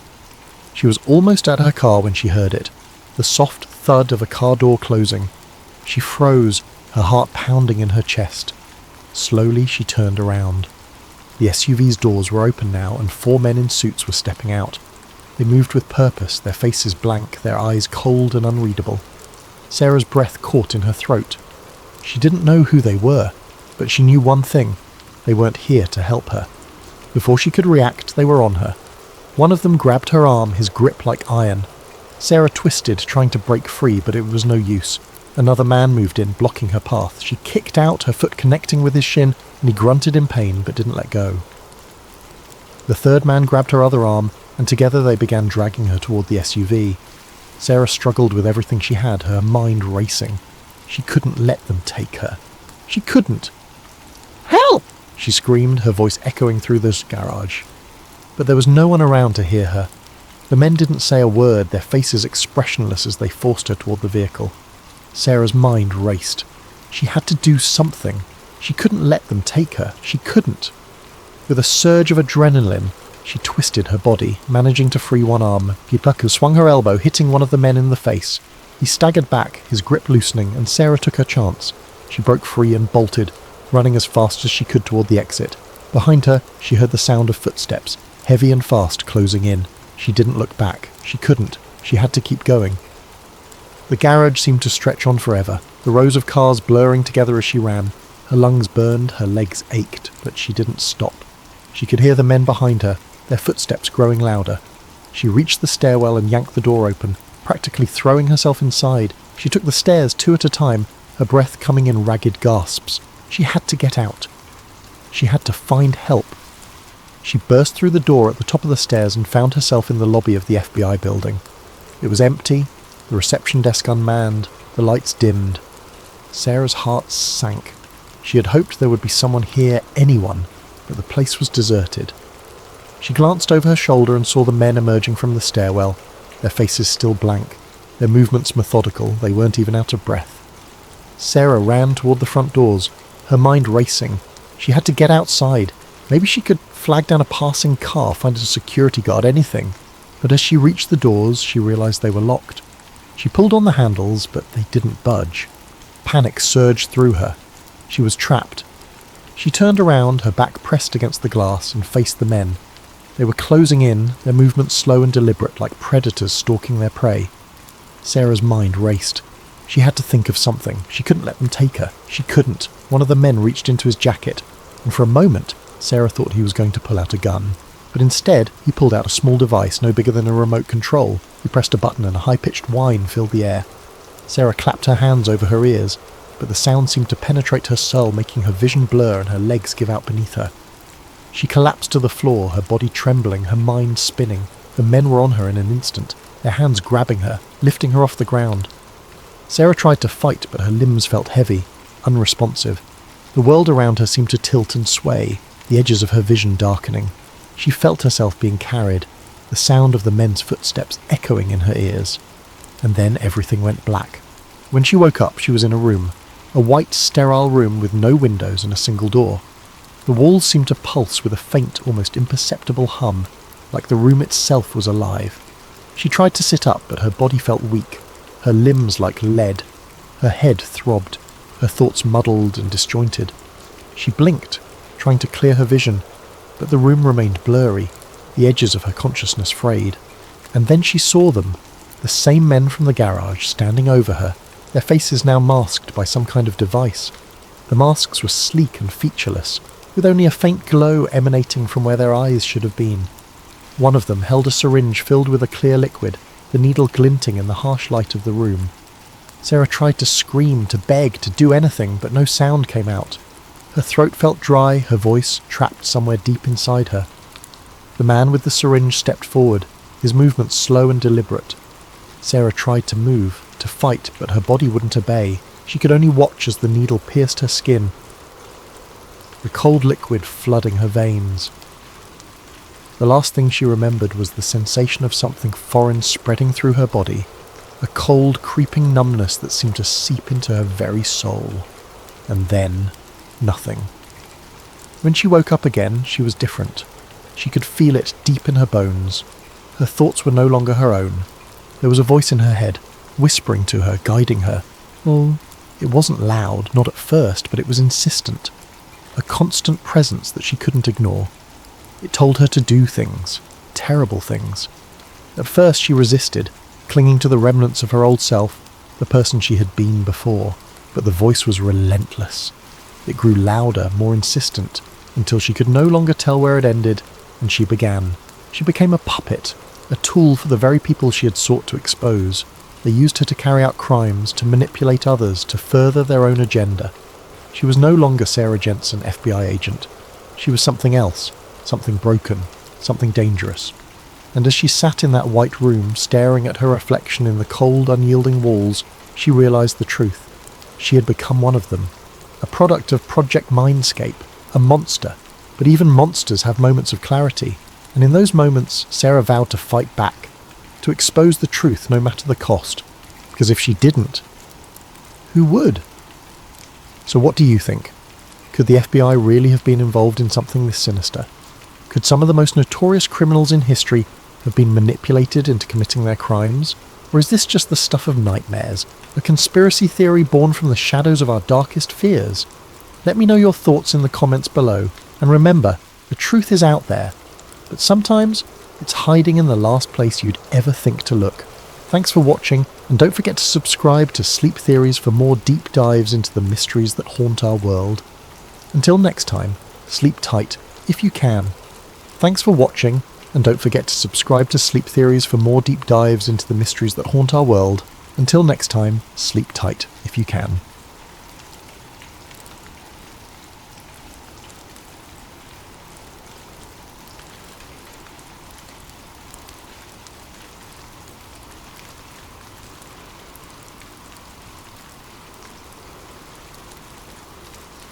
Jacob Grant wasn't the kind of man who sought out adventure.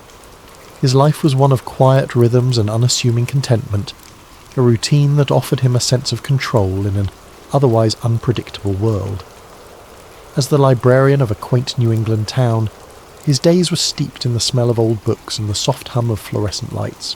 He loved the orderly comfort of his job, organising card catalogues, helping a young reader find their next favourite story, and watching the sunbeam patterns shift across the reading tables as the hours passed. Every morning began the same way. Jacob would wake at precisely 6:30 a.m, brew a pot of coffee, and retrieve the local paper from the front porch of his small weathered home.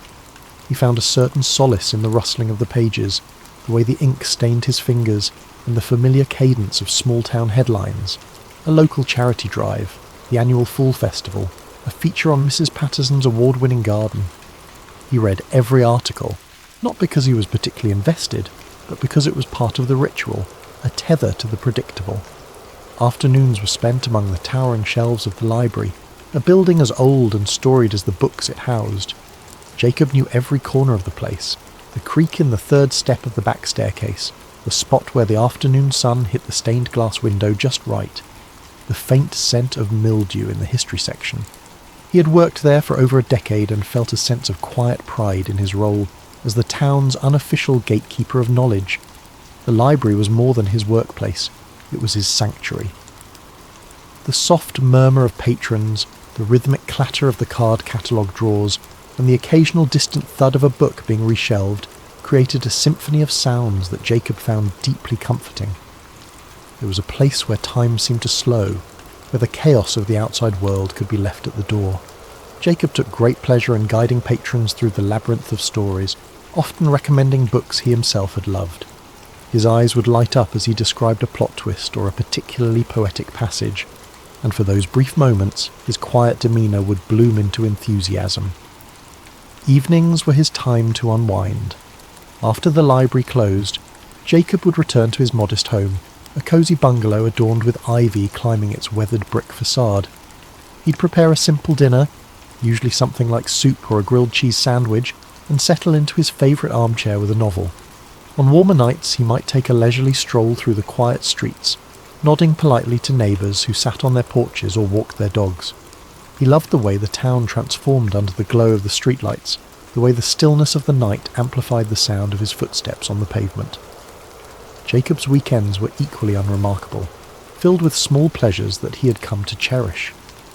A Saturday morning visit to the farmer's market for fresh produce, an afternoon spent tinkering with the old clock in his living room, a hobby he had picked up from his late grandfather.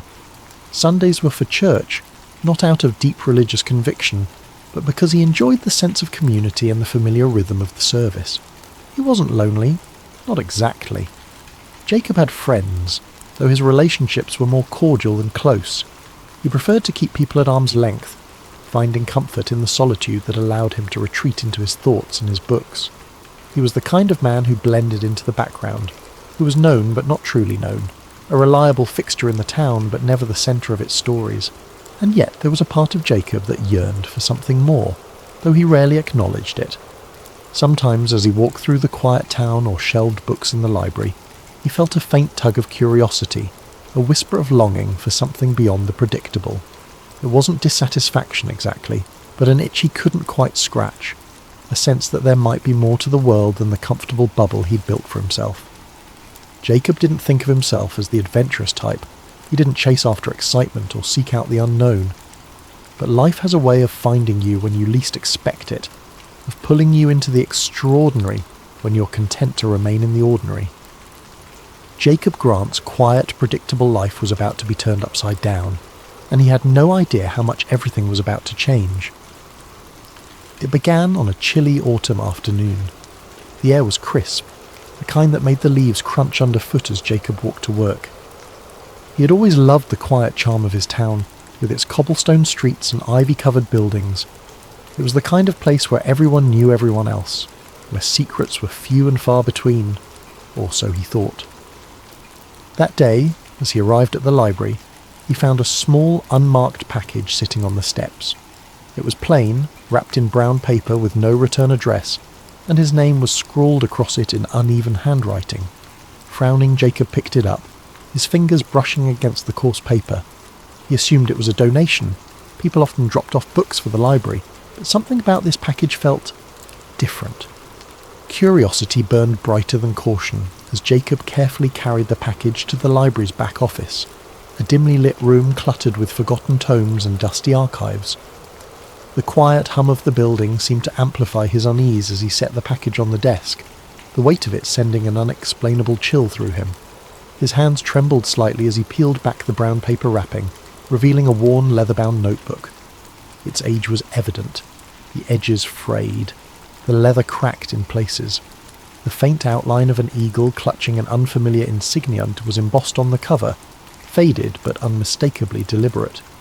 It wasn't any symbol Jacob had seen before, and its presence seemed to carry an unspoken gravity. Tucked into the front of the notebook was a folded piece of paper.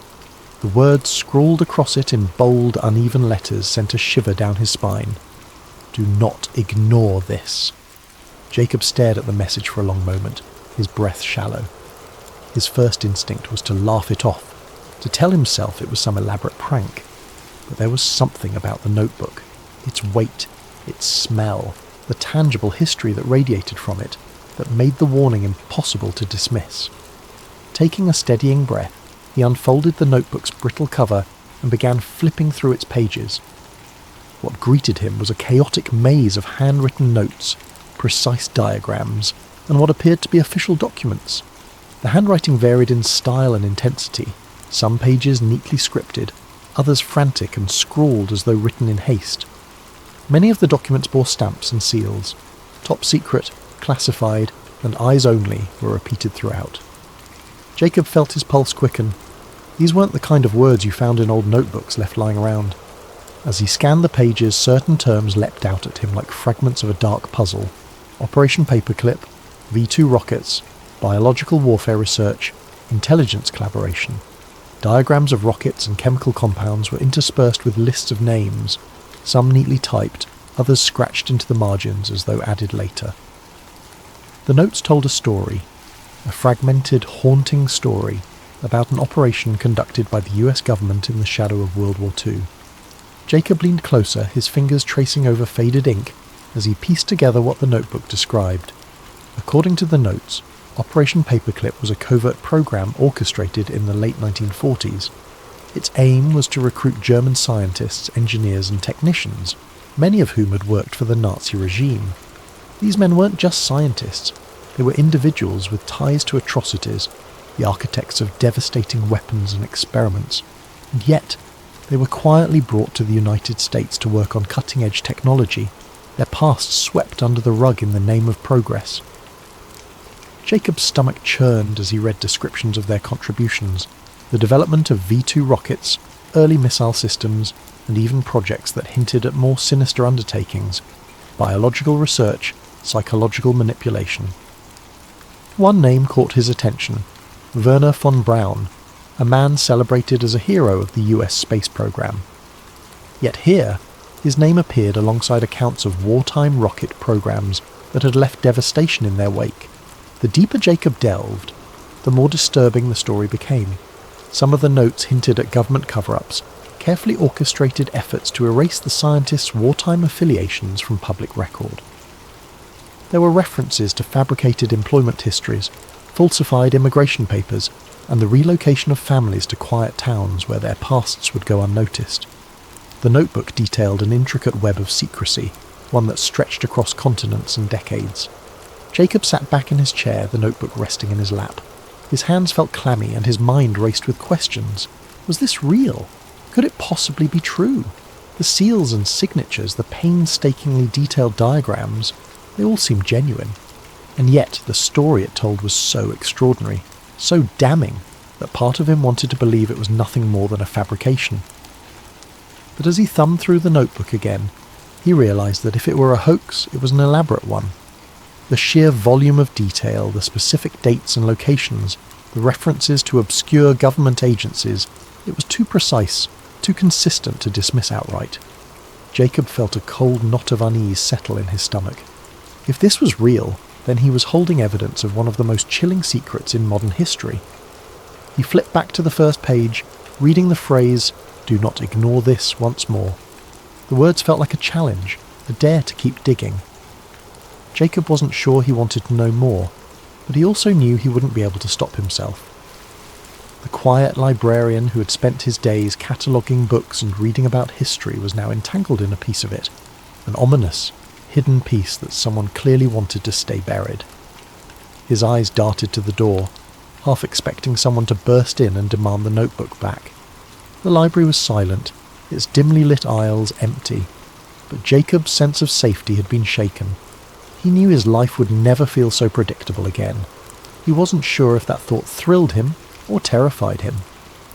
Over the following days, Jacob's obsession grew, consuming every moment of his waking life. The notebook and the cryptic warning it contained had unlocked a door he couldn't close, revealing a shadowy narrative that felt both unreal and undeniable. His once quiet evenings were now spent hunched over his desk, surrounded by a fortress of documents, declassified files, and hastily scribbled notes. The more he uncovered, the more sinister the story became. Operation Paperclip wasn't just a footnote in history. It was a sprawling operation, intricately linked to the Cold War arms race, the dawn of space exploration, and the rise of clandestine government power. Jacob felt a mix of awe and horror as he pieced together the connections. The very men whose names were etched in history as pioneers of rocketry and aviation had also been architects of wartime atrocities. The realization left a sour taste in his mouth. Werner von Braun, the charismatic face of NASA's Apollo program, had overseen the development of the V-2 rockets used to devastate London during the war. Arthur Rudolph, a celebrated figure in American aerospace engineering, had managed the construction of those rockets in underground factories manned by slave labour. Kurt de Bus, another name that appeared repeatedly in Jacob's research, had been a member of the SS, directly complicit in Nazi operations. These men weren't just brought to the US, they were celebrated, their pasts carefully sanitised, their contributions woven into the fabric of America's technological triumphs. Each discovery made Jacob's chest tighten. It wasn't just the moral compromises that disturbed him, it was the realisation of how deeply this deception had been buried. He uncovered declassified memos outlining the lengths to which government agencies had gone to obscure the scientists' Nazi affiliations. Employment records were falsified, public statements choreographed, and media narratives shaped to portray these men as heroes rather than war criminals. Jacob's research began to spiral into darker territory. The deeper he dug, the more tangled the web became. He found references to other classified projects connected to Paperclip, projects with vague, ominous names like Operation Bluebird and MKUltra. These weren't just scientific endeavours, they were experiments in psychological manipulation, mind control and chemical warfare. The implications were staggering. How much of what he thought he knew about post-war America had been carefully constructed lies? And then there was the black sedan. At first, Jacob had dismissed it as coincidence, a neighbour's visitor perhaps, or a passing delivery driver. But as the days went on, the car's presence became harder to ignore. It appeared at odd hours, parked across the street or a few houses down, its dark windows impenetrable. Sometimes he thought he saw movement inside, a faint flicker of a shadow shifting in the driver's seat, but every time he tried to approach, the car would start up and drive away. Jacob's unease turned to paranoia. He began checking his locks twice, then 3 times before going to bed. He closed the curtains earlier each evening, afraid of what, or who, might be watching from the street.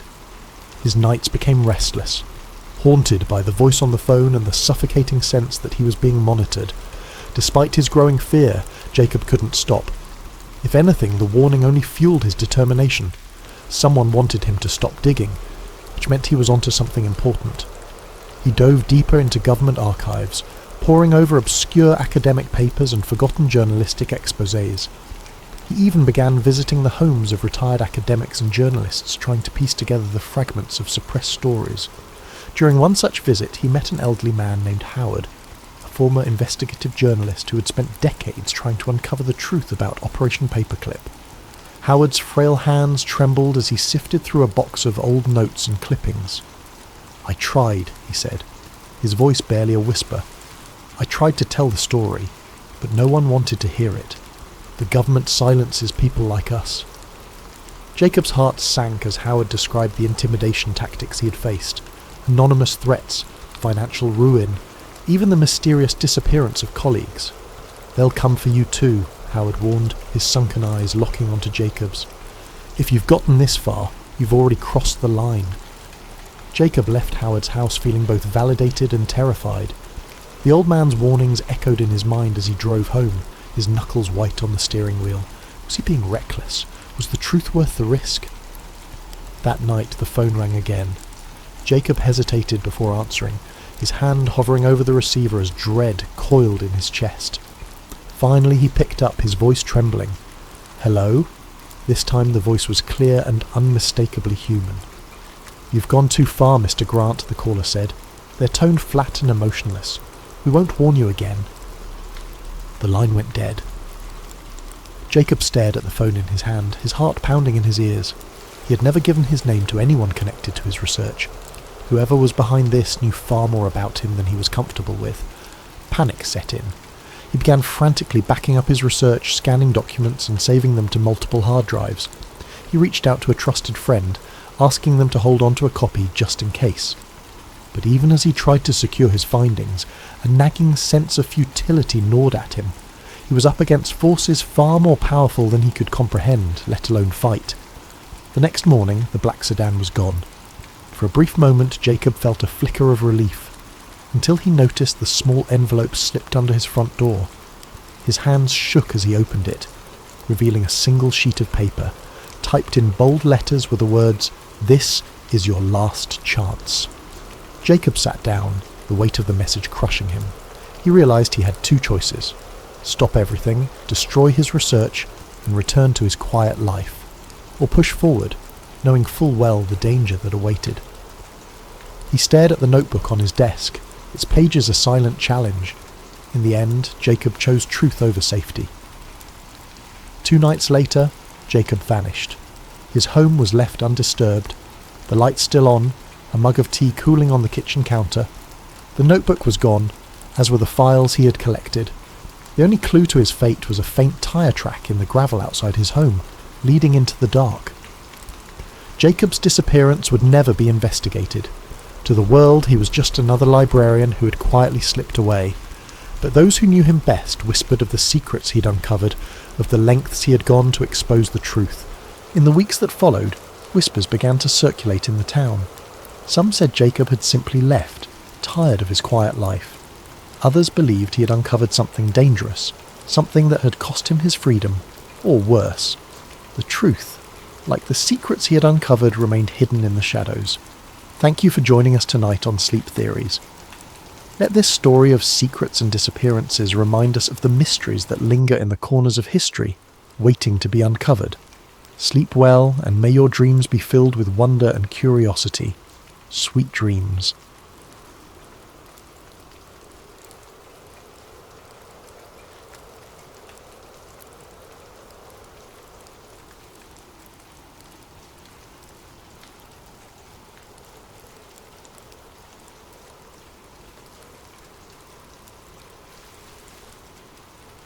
Sam Ryder wasn't a man who sought out danger. He lived a quiet life in Albuquerque, New Mexico, repairing antique radios and running a small electronics shop tucked away on a quiet corner of Main Street. The shop was a modest space, the kind of place you might miss if you weren't looking for it. Its sign, hand-painted years ago, hung slightly askew above the door, proudly declaring, "Ryder's Radios, restoring the past, one dial at a time." Inside, the air carried the scent of aged wood, solder, and the faint tang of old electronics, a combination that felt as comforting as it did nostalgic. Sam's world revolved around the small, intimate hum of his daily routines. His morning started with a fresh cup of black coffee from the cafe across the street, where the barista always had his order ready before he walked in. He'd unlock the shop just as the sun began to filter through the large front windows, its light catching on the shelves lined with radios of every make and model. Some were pristine, polished to a shine and ready for their new homes. Others sat in various states of disassembly, their exposed wires and circuit boards a testament to Sam's steady, patient hands. He took pride in his work. Each radio brought into his shop carried a story, Family heirlooms passed down through generations, wartime relics crackling with static-laden memories, and rare finds that collectors had unearthed from forgotten corners of attics or barns. Sam had an uncanny ability to coax life back into these relics, his fingers dancing over tools as if he were playing an instrument. He wasn't just fixing radios, he was breathing life back into forgotten pieces of history. The process was slow, meticulous, and deeply satisfying. Sam often lost himself in the rhythm of soldering connections, replacing tubes, and meticulously cleaning dials that had been coated with decades of dust. It was in these quiet, focused moments that he felt most at peace, the noise of the outside world fading into a distant hum. To Sam, the radios weren't just machines. They were windows into another time, echoes of lives lived and stories told. Customers came and went, each one leaving a small mark on the shop's ever-growing tapestry of tales. There was the elderly man who brought in his father's military radio, desperate to hear it crackle to life one more time. The young couple who stumbled upon an Art Deco model at a flea market, dreaming of filling their first apartment with its warm sound, and the local historian who occasionally brought in pieces for restoration, always eager to share a story about the significance of each artefact. Sam listened to these stories with genuine interest, his quiet demeanour putting people at ease. He wasn't much of a talker, but when he spoke, his words carried weight. He'd learned long ago that sometimes people just wanted to be heard, to know that their memories mattered to someone else, and in his own small way, Sam was helping preserve those memories, ensuring they wouldn't be lost to the static of time. The world outside might have been speeding up with new technologies and distractions, but Sam had always preferred the simplicity of things with knobs, dials, and wires. He didn't own a smartphone, didn't bother with social media, and had never been one to chase the latest trends. His evenings were spent reading books from the second-hand shop down the street, or listening to the soothing crackle of an old jazz station on one of his favourite restored radios. His life wasn't exciting by most people's standards, but it was his, and he wouldn't have had it any other way. It was a life built on routine, on the comfort of the familiar. And for years, that was enough. He liked to say his job wasn't just fixing radios, it was restoring voices from the past. Each crackle, each tune that burst from an old speaker was a bridge between now and then, a reminder that even in a world that never seemed to stop moving, some things could remain timeless. But the past had a way of finding you, even when you weren't looking. And for Sam Ryder, that quiet life he'd built was about to be upended in a way he could never have imagined. It started with an old chest, brought into his shop by a woman in her late 60s. She introduced herself as Martha Green, and explained that the chest had belonged to her late father, a former military officer stationed in Roswell during the 1940s. The chest was battered, its leather straps worn from years of use, and the brass latches tarnished. Martha had found it while cleaning out her attic, and thought it might have some sentimental value. "It's probably nothing," she said with a shrug, her hands trembling slightly. "But my father always said this chest held his most important papers. I just can't bring myself to open it." Sam assured her he'd handle it carefully, though he wasn't sure why she thought an electronics repairman was the right person for the job. Still, he wasn't one to turn away a curious project. After Martha left, he set the chest on his workbench and examined it under the glow of a desk lamp. The lock was old, a simple mechanism that gave way with a firm twist of a screwdriver. Inside, Sam found an assortment of yellowed documents, photographs, and a small stack of reel-to-reel tapes. The papers were fragile, the edges crumbling as he carefully sifted through them.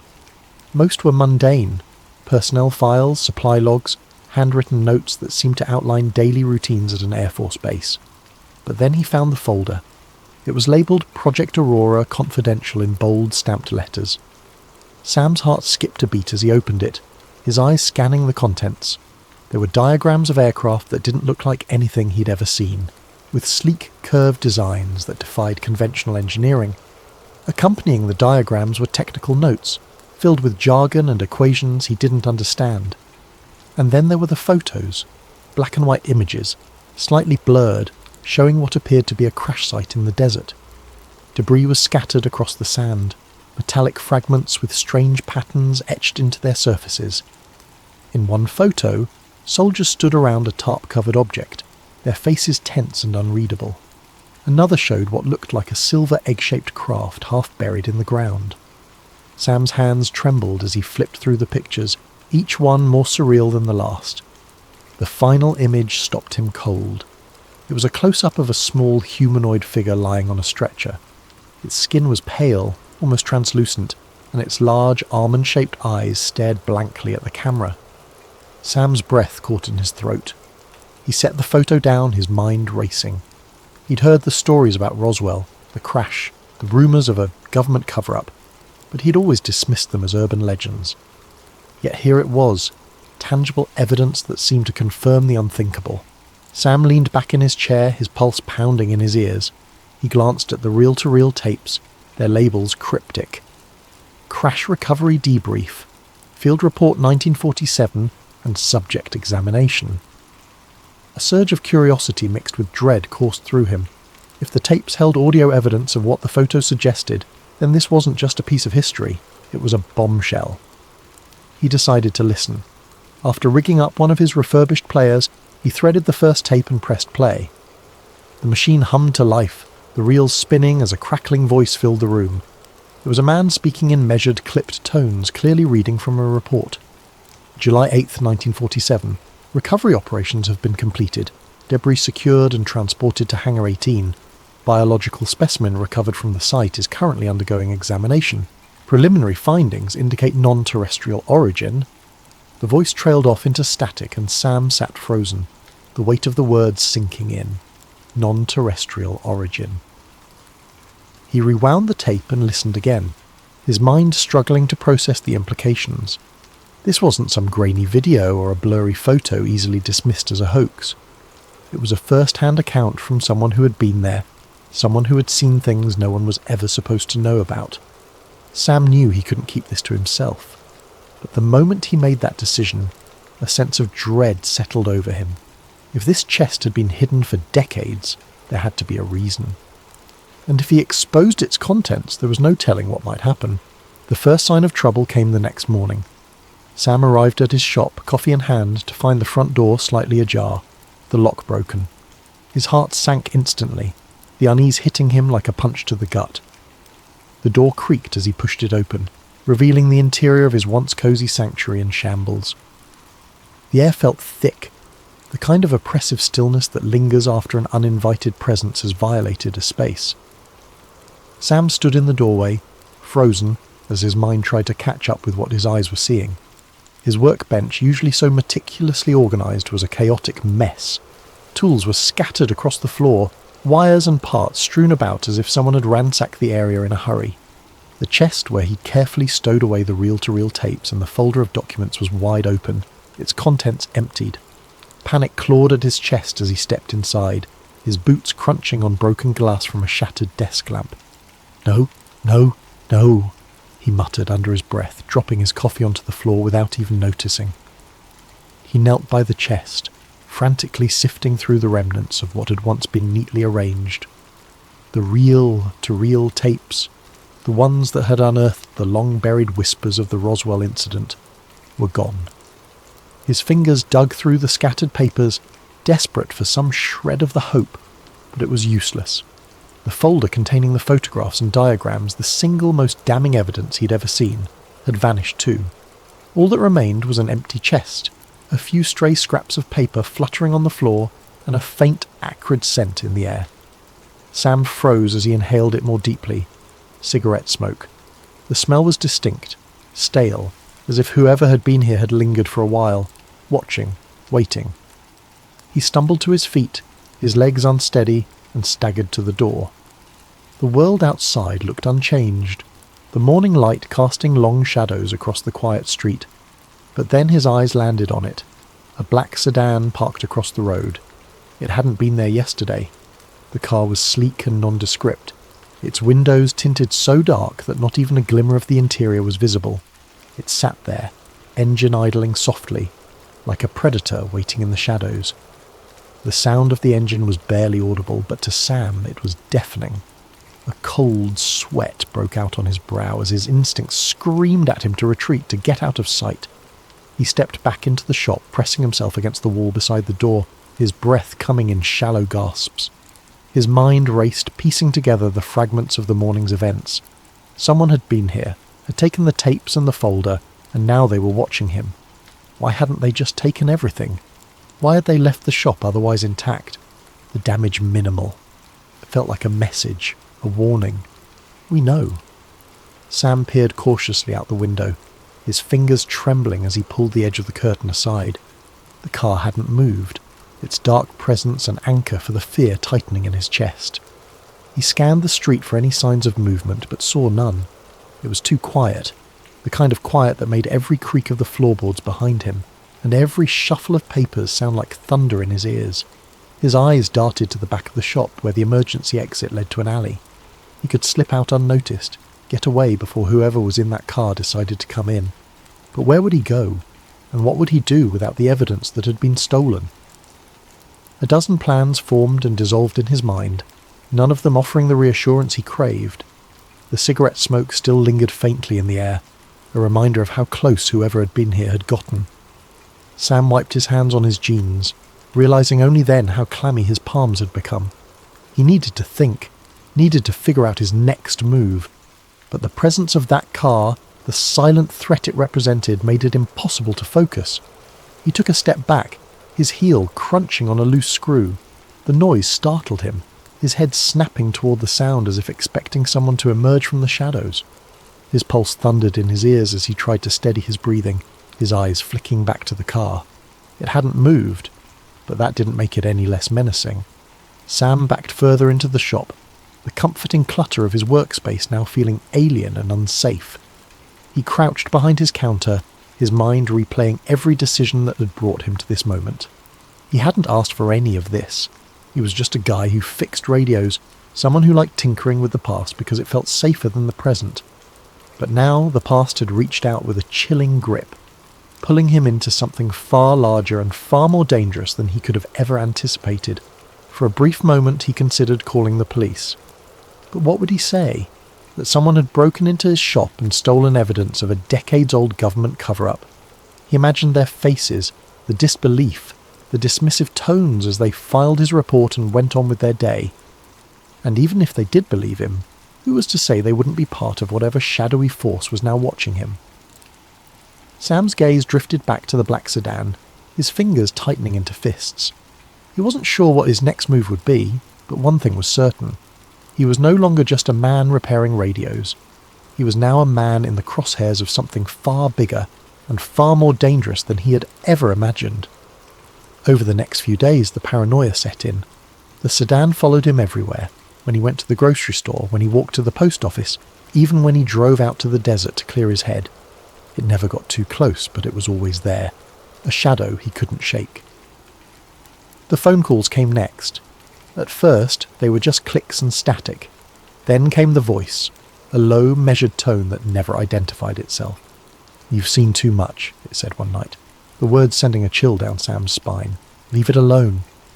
Sam tried to tell himself it was just a coincidence, a prank, but deep down, he knew better. Someone knew what he had found, and they wanted to make sure it stayed buried. He considered going to the police, but what would he say? That he had uncovered proof of a decades-old government cover-up involving aliens? They'd laugh him out of the station. Desperate, Sam turned to the only person he could trust, Martha Green. She was as shocked as he was when he told her what had happened, her hands trembling as she held one of the few photos he'd managed to copy before the chest was ransacked. "My father always said he had secrets," she whispered, her voice heavy with regret. "But I never imagined this."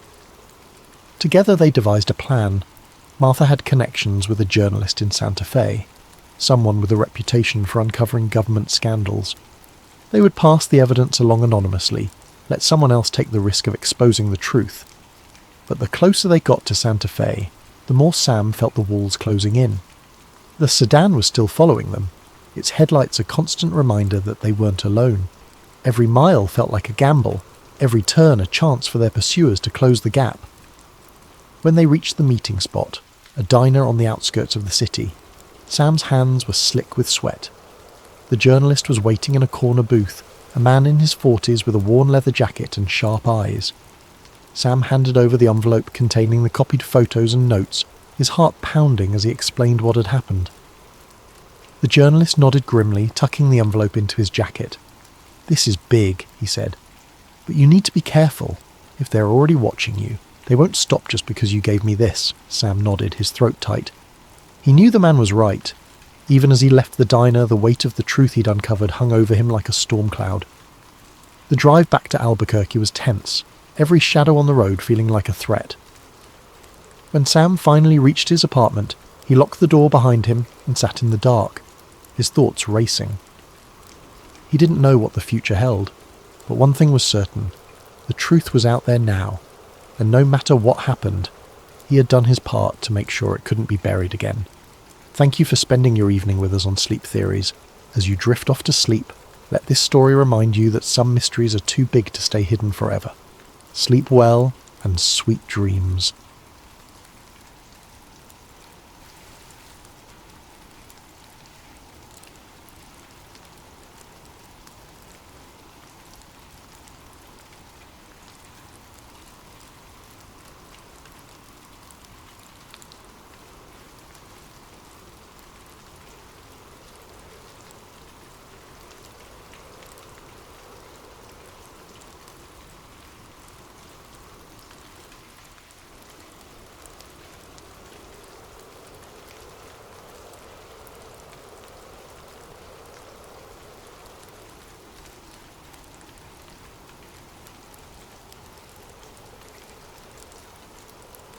Welcome to Sleep Theories, the home of the strangest, most mind-bending conspiracies you've ever heard. Before we begin, I want you to do something for me. Drop a comment below, tell me where you're listening from and what time it is right now. It's always fascinating to see where people are tuning in from, especially at these late hours. And if you haven't already, hit that subscribe button, because tonight we're diving into a story that will leave you questioning everything. A story about a man who spent his life chasing the unknown, until the unknown finally found him. The obsession started young. Before he was known online, before the long nights chasing shadows across the desert, before the footage that no one could explain, he was just a kid staring at the stars. His father had been a pilot, and though he rarely spoke of what he saw up there were nights when the boy would catch him sitting in silence by the window looking out into the dark. One night, when he was 10 years old, he woke to find his father standing outside in the backyard, barefoot in the damp grass, staring at the sky. The glow of a distant street lamp barely reached him, casting him as a silhouette against the night. His posture was stiff, tense, as if expecting something to emerge from the darkness above. He was whispering something under his breath, words the boy couldn't make out, the rhythm of them slow and deliberate, almost like a prayer. For a long moment the boy stood frozen in the doorway, unsure whether to speak or to retreat. The air felt strange, charged in a way he didn't have the words for yet. Then curiosity won out, and he stepped outside, the grass cool beneath his feet. "Dad?" he called softly. His father didn't react at first, as if he hadn't heard, but then, after a moment, he turned slowly, his face unreadable, his eyes reflecting the faint glow of the stars. "Sometimes the things we see aren't meant for us to understand," he said. His voice was quiet, measured, but there was something in it, something unsettled. The boy looked up, following his father's gaze. He saw nothing, just the vast, empty sky. But the way his father stared at it, the way his body was rigid, almost bracing for something, it stayed with him. Years later, he would wonder if his father had seen them.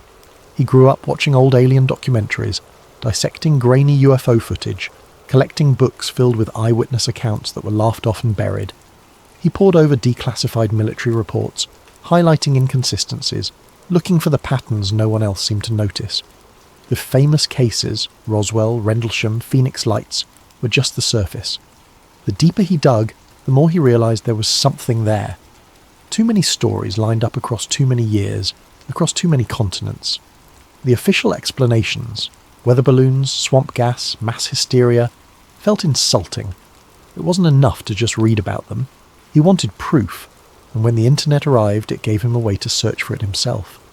He started in online forums, lurking in long-forgotten message boards, where government whistleblowers and so-called experiencers traded stories. He followed anonymous leaks, blurry images posted in the dead of night, threads that would vanish hours after being created. The more he learned, the more he believed. By the time he turned 22, he had dropped out of college, pouring what little money he had into camera equipment, night vision gear, radio scanners. He sold his car and bought a beat-up van, outfitting it with a sleeping bag, a laptop, and a wall of maps dotted with pins and scribbled notes. His mission? To capture what the government didn't want people to see, to prove that something was out there. At first, his findings were small, a distant light in the sky, shifting direction in a way no known aircraft should. A low-frequency hum in the desert, felt in his bones more than heard.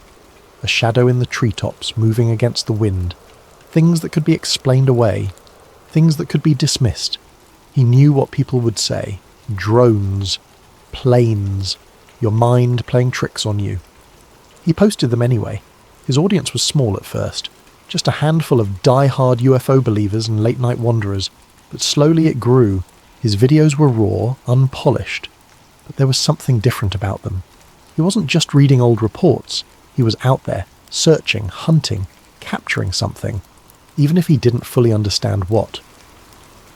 Then the encounters became more frequent. At first he thought it was just luck, that he had gotten better at tracking them, better at finding the right places at the right times. But then it started happening when he wasn't looking. He would be driving through the desert when his radio would suddenly cut out, replaced by static and strange rhythmic beeping. His cameras would glitch, their footage turning into unreadable fragments, except for a single frame, one that didn't match anything before or after. Lights in the sky that had always been distant began appearing closer. He told himself it was progress. He told himself it meant he was getting close to the truth, but in the back of his mind a question began to form. Was he the one chasing them, or were they leading him somewhere? Case number 1, the Texas incident. It was just outside of Marfa, Texas. A barren stretch of road. Nothing for miles except the occasional gas station long past closing hours. The land stretched endlessly in every direction, flat and open. The kind of place where you could see headlights coming from miles away, where the sky pressed down like a vast empty canvas. He had heard about the Marfa lights, strange glowing orbs that appeared in the desert, sometimes floating, sometimes zipping across the sky at impossible speeds. He had been sceptical. A local legend, one that had been dismissed as reflections of headlights or atmospheric conditions. But the reports went back decades. Before cars, before highways, before explanations. Something about this place made people see things. He arrived just before midnight, the desert air cool and silent, the wind barely a whisper against the dry earth. He set up his cameras, adjusting the focus, double-checking his battery levels. He had spent years doing this, setting up in the middle of nowhere, waiting for something that most people would call impossible. Most nights, he got nothing. Just endless sky, the occasional plane blinking lazily across the blackness. But this night was different. He didn't see them at first. He felt them. A strange pressure in the air like a storm was about to break, but there were no clouds, no wind. His skin prickled, a crawling sensation along his arms, the back of his neck. Then, just past midnight, the lights appeared. At first they were distant, flickering along the horizon like distant stars that had come loose from the sky. Small, shifting points of light, moving too smoothly, too deliberately to be mistaken for anything natural. He steadied his camera, zooming in, his pulse quickening. But then, they moved closer, not drifting, not flickering, moving, directly toward him. One moment they were in the distance, hanging low over the desert. The next they shot toward him, cutting across the sky with impossible speed, their movements too precise, too intelligent. His breath caught. He stumbled backward, gripping his camera tightly, his fingers fumbling to adjust the focus. A mistake, because then his van died, not gradually, not sputtering, instantly. The headlights flickered out. The dashboard went dark. The low hum of the engine vanished as if the vehicle had simply ceased to exist. His phone screen glitched, the pixels stretching, distorting into symbols he had never seen before, rows of shifting, unreadable characters, flickering and pulsing in patterns that felt intentional. His camera feed froze, caught on a single frame. He didn't need to check it to know what it was. The lights, hovering directly above him. Then the sound came. Not a sound, a feeling. A low, humming vibration filled the air. It wasn't just around him, it was inside him, rattling his ribs, shaking his teeth, pressing against his skull in a way that made his vision blur. His knees buckled, his breath shallow and quick, the weight of it pressing down on his chest like an unseen hand. And just when he thought he couldn't take it anymore, the lights vanished. Not faded, vanished. One blink and they were gone, leaving nothing but an aching silence behind. Then, his van started back up like nothing had happened. The dashboard lights flickered back to life. The engine rumbled, steady and normal. His phone screen returned to its home page, as if it had never glitched at all. He stood there for a long moment, his hands shaking, his mind scrambling to process what had just happened. He forced himself to breathe, to blink, to move, to check the footage. The moment the lights had approached, the entire file was corrupted, static glitches, black frames where there should have been proof. His stomach twisted. This had happened before. Strange interference, missing footage, unexplained malfunctions, but never like this.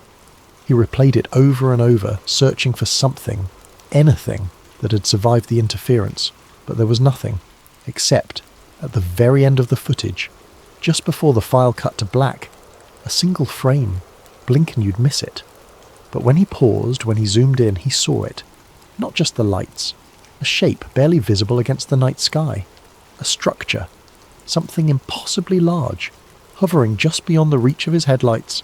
And then, in the lower sea, not a shape, not a craft, a shadow, a figure, standing just outside the glow of his van, watching him. His heart pounded.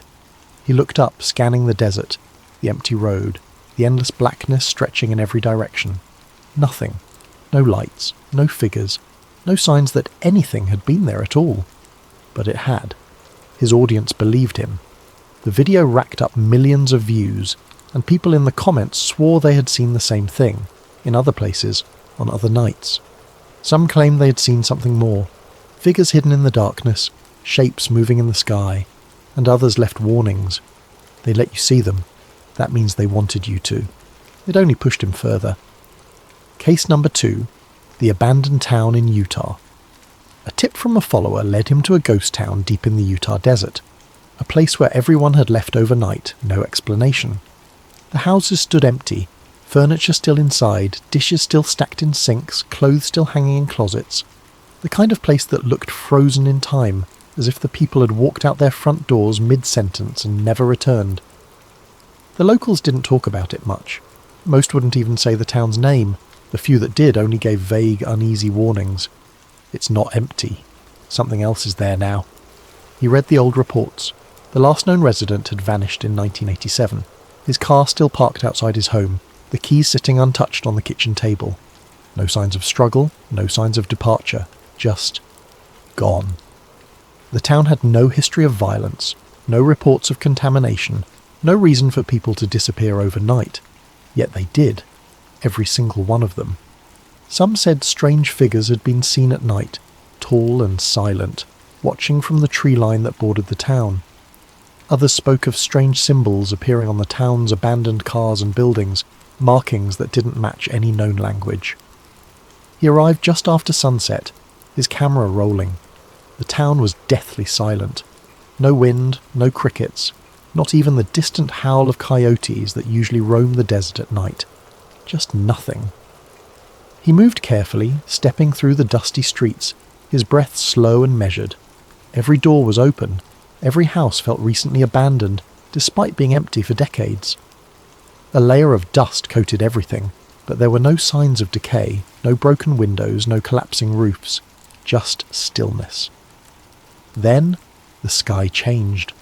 A strange green glow flickered across the horizon, like the northern lights, but lower, closer, rippling in an unnatural rhythmic pulse.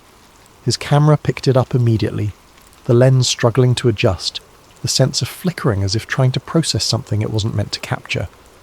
Then, a shadow moved between the buildings. Not a person, something taller. His breath caught in his throat. The air grew thick, heavy, wrong, as if the atmosphere itself had changed. He felt it pressing against his skin, a static-like charge crawling up his arms, the back of his neck. His ears rang. Then his camera's audio feed changed. At first, it was just static, white noise cutting in and out, but then the clicking started. At first he barely noticed it, just a faint sound beneath the interference. But the longer he listened, the more deliberate it became. It wasn't random, it was a pattern, a language. He stood frozen, his breath shallow, his fingers gripping his camera too tightly. Something was there, watching, listening. Then, just beyond the last row of houses, movement. He turned quickly, his camera jerking toward the motion. The screen flickered, and there, on the far side of the frame, barely visible, something peered from behind an abandoned house. 2 large black eyes, not human, not animal, something else. The footage cut out, his camera shut off completely, the battery instantly drained to 0 despite being fully charged minutes before. He fumbled to restart it, his hands shaking. When it finally powered back on, the figure was gone. The town was empty again, but the feeling never left. The moment he got back to civilization, he uploaded the video. He didn't even edit it, just raw, unfiltered proof of what he had seen. Within an hour, the video was taken down. His account was flagged. The footage never reappeared. He tried to re-upload it, tried again and again. Each time, deleted. Someone didn't want it seen. His followers flooded him with messages demanding to know what had happened. Some had seen the video before it was removed. Some claimed they had captured it, downloaded it before it was erased. But their copies, they were corrupted. Every file turned to black static. Case number 3, the night. He vanished by now. His channel had become one of the biggest conspiracy pages on the internet. What had started as a fringe curiosity, a niche corner of the web dedicated to blurry lights and shaky footage, had grown into something else entirely. His videos were no longer just about speculation. They were evidence. Millions followed him. Some were believers, others skeptics, but all of them watched. They saw the way the encounters became more frequent, the way the phenomena seemed to respond to him specifically, as if something was paying attention, and then something changed. At first it was subtle, a shadow on the edge of a frame where there shouldn't have been one, a single frame of distortion in the middle of a clear video, almost like an interruption. He dismissed it. Corrupt files, equipment failure, normal. Then it became undeniable. His posts became paranoid. He spoke about being followed. At first it was just a feeling, that nagging prickle on the back of his neck, the sensation that he was never alone. Then he started noticing things. A black sedan parked outside his motel room 3 nights in a row. The same figure in a dark hoodie appearing in the background of his live streams, just standing in the distance watching. It escalated. He woke up one night to find his cameras moved, not stolen, not broken, just repositioned. Their angles slightly altered, as if someone had been watching through them instead of him. His laptop contained files he hadn't downloaded, cryptic text documents filled with random letters and numbers, some resembling coordinates, others structured like coded messages. And then came the calls. At first, silence. Then, one night, a voice. You need to stop. It wasn't a threat. It wasn't anger. It was a warning. Something in the tone chilled him to his core. Not the words themselves, but the way they were spoken. Calm, measured, emotionless. Not human. He had spent years chasing the unknown, convincing himself he was the one in control. That night, for the first time, he realized he wasn't. That night, he went live. If something happens to me, he told his viewers, his face pale, his eyes hollow, it's because I got too close. It would be his last broadcast. Hours later, he packed up his gear and drove out to a remote Nevada highway, one of his usual stakeout spots. He knew these roads better than anyone. The places no tourists went. The places where the sky stretched for miles in every direction, unbroken by city lights or civilization. His van rumbled along the empty stretch of asphalt, the headlights carving a path through the blackness. He didn't play music, didn't check his phone, he just drove. At exactly 3:12 a.m, he pulled off the road onto a patch of hard-packed dirt and killed the engine. For a moment, nothing. The silence of the desert pressed in around him, thick and suffocating. No wind, no insects, just the distant hum of his van cooling down. He set up his camera, mounting it onto the hood of his van, pointed straight at the sky. He checked the lens, the focus. Everything was ready, and then the lights came. Not one, not two, a fleet. They hovered above the desert, their glow unnatural, pulsing in synchrony, a pattern that felt too deliberate to be random. Unlike anything he had seen before. His hands trembled as he zoomed in, heart pounding against his ribs. "This is it," he whispered. Then they descended. Faster than anything he had ever witnessed. Not falling, not drifting, moving with purpose. The air pressure shifted, his ears popping painfully. His van shuddered, the metal groaning as if caught in an unseen force. His camera feed glitched violently, distorting into streaks of neon green and black static. The lights were close now, too close. The humming started. That same bone-deep vibration he had felt in Martha. But this time it was stronger, overwhelming. It crawled through his skull, into his chest, into his teeth. A frequency that wasn't just heard, but felt in every cell of his body. His vision blurred, his knees buckled. He staggered back toward his van, reaching for the door, hand fumbling, but his muscles weren't responding right. His limbs felt heavy, his movements delayed, like time itself was shifting around him. Then the lights shifted. For a brief moment the glow illuminated the ground around him, stretching long shadows across the dirt, and that's when he saw it. Just beyond the edge of his headlights, at the very edge of the light's reach. A figure, not moving, not approaching, just watching. Tall, too tall, thin limbs, black empty eyes. His breath hitched. His mind screamed at him to run, to move, to do something, but the frequency had him pinned, his body locked in place, his lungs struggling for air.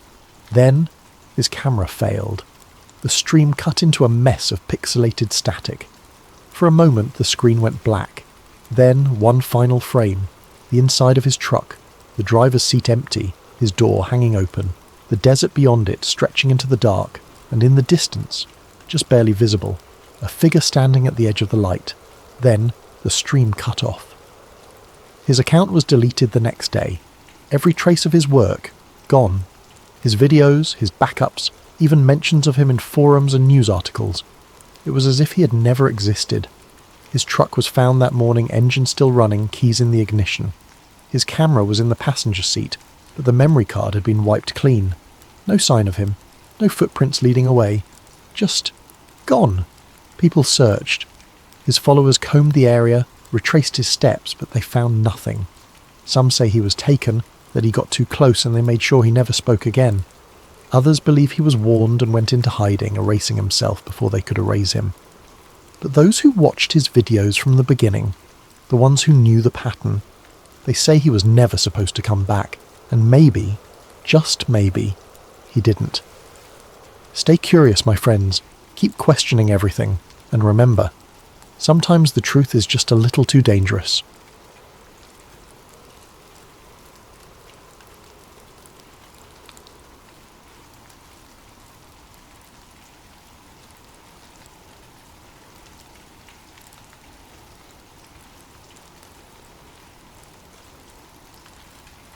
It was a quiet evening when Sarah first stumbled upon the conspiracy.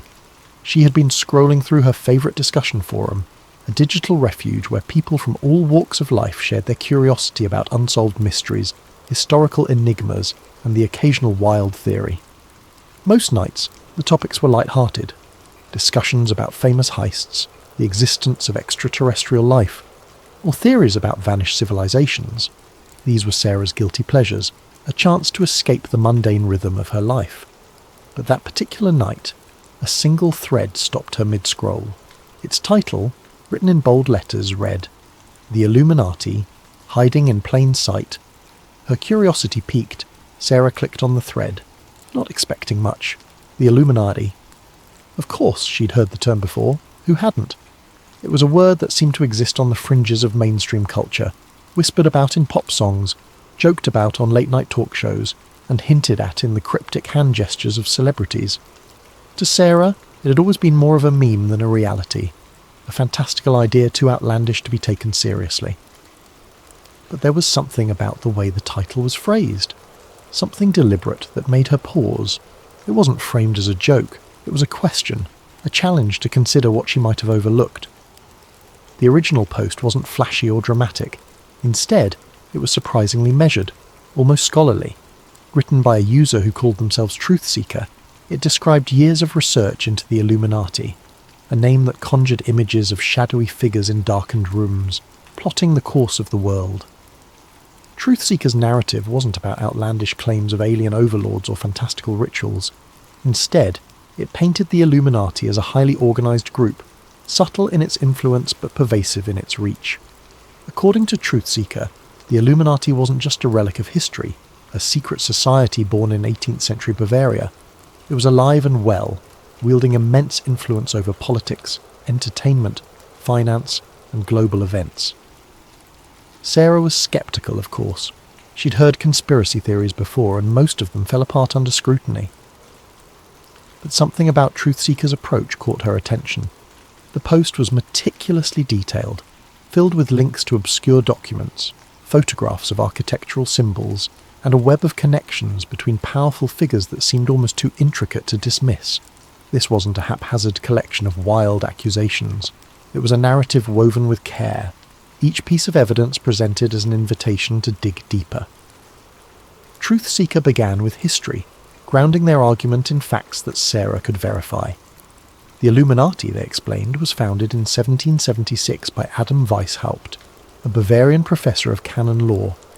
Originally, it was an intellectual movement, a society of thinkers and visionaries dedicated to the ideals of reason, science, and freedom from oppressive institutions. Weishaupt's vision was noble, even radical for its time. But according to Truth Seeker, the organization's original purpose was eventually corrupted. Over the years, the Illuminati transformed from a society of enlightenment into a clandestine group focused on one goal: power. The post continued, outlining how the Illuminati supposedly dissolved in the late 18th century after being outlawed by the Bavarian government. But Truth Seeker claimed that this was only the official story. In reality, the group had simply gone underground, adapting to the changing world while maintaining its grip on the levers of influence. Truth Seeker pointed to connections between the Illuminati's symbols and modern institutions: the all-seeing eye on the US dollar bill, the pyramid, the number 13. To Sarah, these connections initially seemed coincidental, but the way Truth Seeker laid them out made her second-guess her assumptions. The post didn't stop at symbols. Truth Seeker provided photos of famous landmarks adorned with strange recurring patterns, triangles hidden in cathedral windows, sunbursts carved into government buildings, and intricate mosaics in corporate logos. Truth Seeker described these as breadcrumbs, symbols left in plain sight as a form of control or even mockery. The idea was unsettling. Were these designs meaningless, or had she been blind to a hidden language her whole life? The deeper Sarah read, the more she began to question her own perceptions. Truth Seeker mentioned specific events in history, revolutions, economic collapses, wars, that seemed, when viewed through this lens, to follow a disturbing pattern. Powerful figures across centuries, from monarchs to billionaires, were linked by their affiliations, their philanthropy, or their mysterious public statements. Truth Seeker hinted at a shadow network, invisible yet omnipresent, orchestrating the rise and fall of leaders, the ebb and flow of economies, and even the cultural shifts that defined generations. By the time Sarah reached the end of the post, she felt a strange mix of skepticism and intrigue. Truth Seeker's parting words echoed in her mind. The truth is hidden in plain sight. Don't dismiss the signs. Look closer. That night, as she tried to sleep, Sarah found herself replaying moments from her own life. Had she ever noticed symbols in her city? Had a celebrity interview or a corporate logo ever struck her as odd? For the first time, she began to wonder if the world she thought she knew was only a facade, a carefully constructed reality designed to obscure the truth. But the question lingered. If the Illuminati did exist, what was their endgame? and why would they leave clues for people like her to find? She started with the basics. The Illuminati, she learned, was founded in Bavaria in 1776 by a man named Adam Weishaupt. Weishaupt was a professor of canon law and philosophy, a man disillusioned by the grip of religious dogma and authoritarian rule. His vision for the Illuminati was radical for its time, an intellectual movement of thinkers who would promote reason, science, and freedom from oppressive institutions.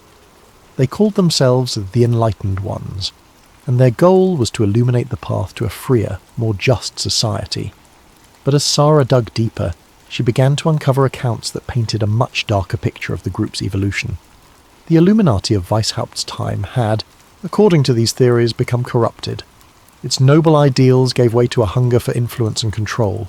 Some claim the group had infiltrated powerful institutions, governments, banks, religious organisations, not to reform them, but to manipulate them from within. This wasn't just a society of intellectuals anymore. It was, if the conspiracy held any truth, a shadow government shaping the world to its will. As Sarah delved deeper into her research, she began to notice patterns.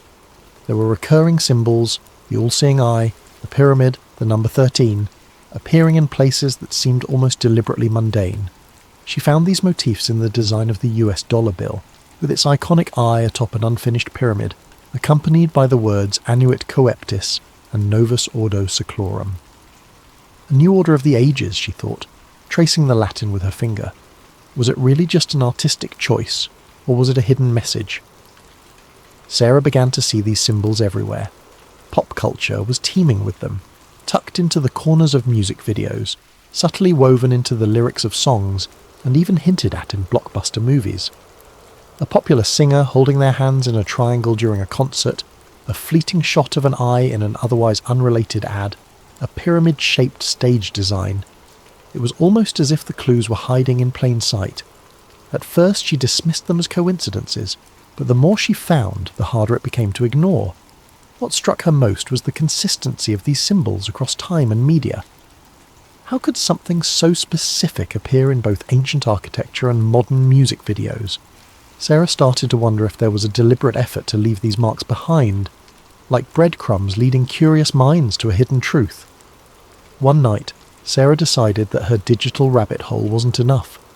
The information she found online, while intriguing, was fragmented, often drowned in speculation or outright fabrication. She needed something more tangible, something rooted in history. So she took her research offline, visiting her local library in search of answers. The library was a quiet refuge, its walls lined with books that seemed to carry the weight of centuries. Sarah wandered through the aisles, pulling volumes on secret societies, conspiracy theories, and historical accounts of clandestine organisations. Most of the material she found dismissed the Illuminati as a myth, a product of overactive imaginations and a culture drawn to the dramatic. Yet, hidden among the more sceptical tomes, she discovered older texts that seemed to hint at something else entirely. These older texts weren't written as fanciful fiction or modern musings. They read like documentation, historical accounts of shadowy cabals and secret gatherings that predated Weishaupt's Enlightened Ones. One book, its cover faded and edges frayed with time, described gatherings of powerful individuals in candlelit chambers where decisions were made that would alter the course of history. Another referenced symbols and codes used by secret societies to communicate across vast distances, ensuring their influence remained undetected. These accounts were sparse, fragmentary, but they carried a weight of authenticity that sent shivers down Sarah's spine. The most intriguing discovery was a collection of letters, reprinted in one of the books, that purportedly belonged to a member of the Illuminati. The letters spoke of plans to infiltrate key institutions and manipulate public opinion. Phrases like, "the masses must not know," and "the time is near," stood out, haunting in their simplicity. While the authenticity of these letters was debatable, they felt eerily consistent with the modern theories Sarah had been reading. As Sarah sat at a wooden table, under the dim glow of the library's overhead lights, she couldn't help but feel a growing unease. The idea of the Illuminati as a puppet master pulling the strings of society seemed far-fetched, but the patterns, the symbols, the connections, could they really all be coincidence? She thought about the monuments and buildings she passed every day, wondering how many of them bore marks she'd never noticed. She thought about the news, the music, the movies that filled her life. Were they subtly guiding her thoughts and perceptions without her even realizing it? For the first time, Sarah began to wonder if she had already been a part of the narrative all along, an unwitting participant in a grand hidden design. And if that were true, who was writing the script? As the weeks passed, Sarah's obsession deepened, weaving itself into the fabric of her everyday life. She couldn't drive to work without scrutinizing the logos on billboards or storefronts, searching for hidden meanings in their designs. The triangle on one ad, she convinced herself, bore an uncanny resemblance to the pyramid on the dollar bill. Another featured an abstract logo that seemed to form an eye if tilted just right. She couldn't decide if these were deliberate choices by designers or if her mind was playing tricks on her. Either way, they made her heart race with equal parts fear and exhilaration. Music videos, too, seemed riddled with clues. One particular pop star, known for dramatic performances and bold visuals, made sweeping hand gestures that resembled the shape of an eye. As Sarah replayed the video frame by frame, she noticed subtle details. Symbols etched into the background props, a flickering triangle that appeared for only a split second, lyrics that seemed to echo the same message she'd seen online. It's all connected. Even her conversations with friends started to feel suspicious. During a casual coffee date, her best friend mentioned how everything feels orchestrated lately, a comment Sarah might have brushed off months ago. Now, it struck her as significant. Was it a random observation, or was her friend hinting at something more? Were they unknowingly part of the same puzzle she was trying to solve? Or worse, were they aware of her research and subtly warning her to back off? Then came the message. It was late, the kind of evening where the world outside felt perfectly still, as though waiting for something to happen. Sarah was sitting on her couch, scrolling through her phone with the TV muted in the background. Her living room was dimly lit, the glow of her screen casting faint shadows on the walls. She wasn't looking for anything in particular, just idly flipping through news headlines and updates on her favourite forums. And then, without warning, her phone vibrated in her hand. The message was from an unknown number. Her first thought was that it might be spam, but the word stopped her cold. You're asking the right questions. Be careful. Sarah's heart skipped a beat. She stared at the screen, rereading the message until the words blurred.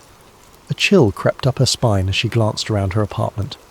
The blinds were drawn, but she couldn't shake the feeling that someone might be outside watching her. She stood up and peered through the gap in the curtains. The street was quiet, bathed in the orange glow of the streetlights. A car was parked across the road, its windows dark and reflective, but nothing seemed out of the ordinary. She sat back down, her mind racing. Who could have sent the message? She hadn't shared her phone number on any of the forums she'd been visiting. Her research was confined to books and the anonymity of the internet. Could it really be a prank? Or was it a warning from someone who knew exactly what she was doing? For a brief moment she considered replying, but something held her back. If the sender knew about her research, they might also know more about her than she was comfortable with. What if engaging with them put her in even greater danger? Instead, she deleted the message, as though erasing it from her phone could also erase the unease it had planted in her mind. But the unease didn't go away. That night, as she lay in bed, every sound seemed amplified. The creak of the floorboards, the hum of the refrigerator, the occasional rustle of leaves outside her window. She couldn't stop replaying the message in her head. You're asking the right questions. It felt like validation, proof that her research was leading somewhere. But then there was the warning. Be careful. What exactly was she getting close to, and who didn't want her to find it? In the days that followed, Sarah became more cautious. She avoided the forums she frequented, afraid that whoever had sent the message might be watching her activity. She left her phone on airplane mode whenever she wasn't using it, and started unplugging her laptop at night. Even her usual walks around the neighbourhood felt different. She couldn't shake the feeling of being followed, though every time she turned around the streets were as empty as they'd always been. Yet despite her fear, Sarah's curiosity only grew. The message had confirmed what she'd begun to suspect. Her research wasn't just a hobby or a harmless dive into conspiracy theories. There was something real to it, something that someone didn't want her to uncover. and as much as the warning had unsettled her, it also fueled her determination. If she was asking the right questions, then she was closer to the truth than she'd ever been. But how close was too close? And at what point did curiosity become a risk not worth taking? These were the questions that now consumed her, lingering in the corners of her mind as she tried to decide whether to press forward or step back from the edge. The following days brought more strange occurrences. Her internet connection slowed to a crawl whenever she tried to access certain websites. A package arrived at her door, addressed to her but with no return address.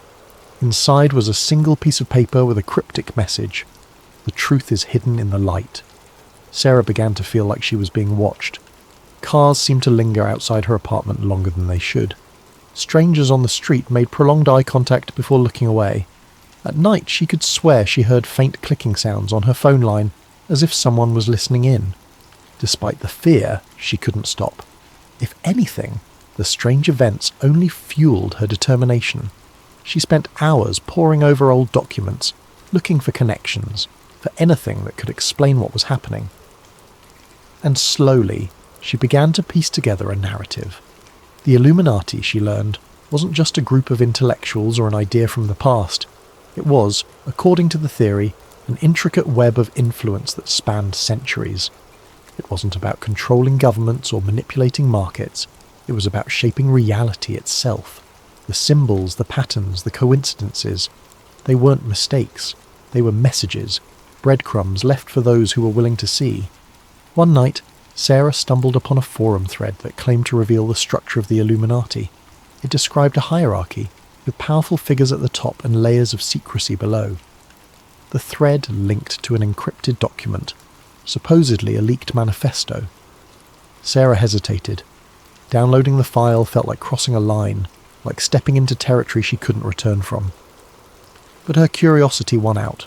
As she read the document, her screen filled with phrases that sent chills down her spine. It spoke of the Great Plan, a vision of a unified world where chaos was eliminated, but at the cost of individual freedom. The document was filled with references to historical events, implying that the Illuminati had been behind revolutions, wars, and even technological advancements. It was too detailed, too specific to be easily dismissed. Sarah leaned back in her chair, the weight of what she'd read settling over her. She didn't know what to believe anymore. Was the Illuminati real, or was she simply connecting dots that weren't meant to be connected? As she stared at the glowing screen, she couldn't shake the feeling that she was standing on the edge of something vast and incomprehensible. Thank you for joining us tonight on Sleep Theories. This is just the beginning of Sarah's journey into the unknown, and we'll continue to explore her story in future episodes. May this tale of secrets and shadows inspire you to reflect, to wonder, and to dream. Sleep well, and let your imagination carry you to places where the mysteries of the world unfold. Sweet dreams.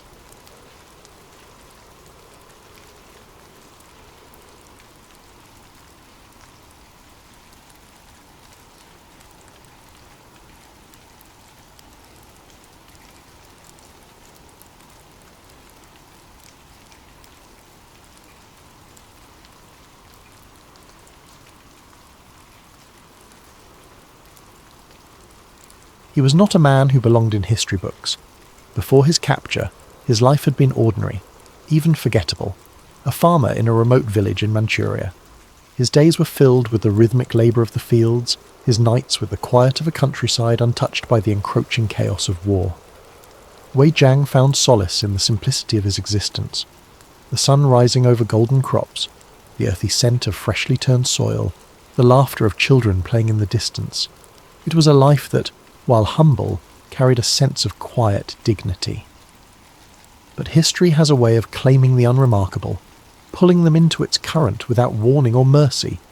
His name was Wei Jiang, and his story was one that could have changed the world, had anyone lived to hear it.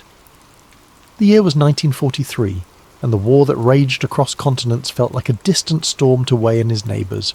News of battles, of armies advancing and retreating, reached them only in fragments, whispered by travelling merchants or in the occasional crackling voice on a neighbour's rare and treasured radio. To them, the war was something that happened elsewhere, a shadow that loomed but never quite touched their lives, until the day it did. Wei's life turned in the spring of that year. The day began like any other. He had arisen before dawn, his breath visible in the crisp morning air as he tended to his fields. The sun had just begun to rise, painting the sky in hues of orange and pink, when the sound of engines shattered the stillness. The trucks came suddenly, their diesel growl echoing through the valley. They rolled into the village like an ominous tide, stopping abruptly in the centre of the dirt square where the villagers gathered during festivals. The soldiers disembarked with an efficiency that betrayed years of practice. Their boots hit the ground in unison, the sound a chilling rhythm against the soft murmur of the village waking up. They moved with precision, rifles slung across their chests, their faces masked by an impenetrable veneer of authority. Wei was in his field when he heard the first shout, the sharp bark of a command that carried over the low hills.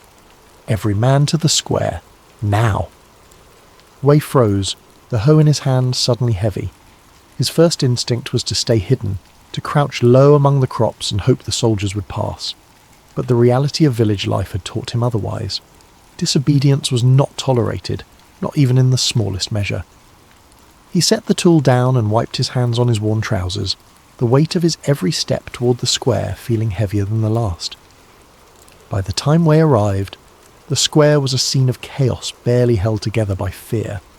The soldiers barked orders in sharp, clipped tones, their voices like whips cracking against the stunned villagers. Men were shoved into lines, their protests silenced with the blunt ends of rifles. Women clung to their children, their faces pale with terror, while the elderly looked on with a mixture of helplessness and despair. Wei spotted familiar faces among the crowd, neighbours he had known since childhood, men he had worked alongside in the fields. Their expressions mirrored his own: confusion, fear, and a silent plea for understanding. But the soldiers offered no explanations. They moved methodically, like farmers sorting livestock, pulling men from the crowd and herding them toward the trucks. When one man resisted, shouting about his family, a soldier struck him across the face with the butt of his rifle. The man crumpled to the ground, blood streaming from his nose, and the crowd fell silent. Wei felt a hand on his shoulder, rough and unyielding. He was pushed forward, his feet stumbling over the uneven ground. The soldier behind him muttered something in a language he didn't understand, his tone laced with impatience. Wei didn't resist. He had seen what happened to those who did. Instead, he allowed himself to be led, his mind racing with questions. Where were they being taken? Why? The uncertainty was a gnawing presence coiled tight in his chest. The truck loomed ahead, its open bed already crowded with men. Wei was hoisted inside, the soldier's grip like iron on his arm. He found himself pressed between two others, their bodies cold despite the rising heat of the morning. The truck bed smelled of oil and sweat, a stifling combination that made it hard to breathe.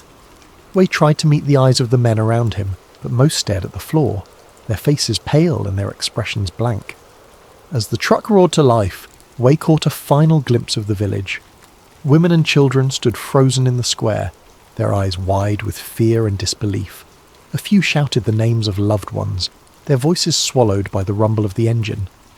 Wei's gaze lingered on one woman clutching a toddler to her chest. Her lips moved in a silent prayer, her eyes fixed on the truck as it pulled away. He didn't know her name, but the image of her face would stay with him, etched into his memory like a scar. The journey was long and disorienting.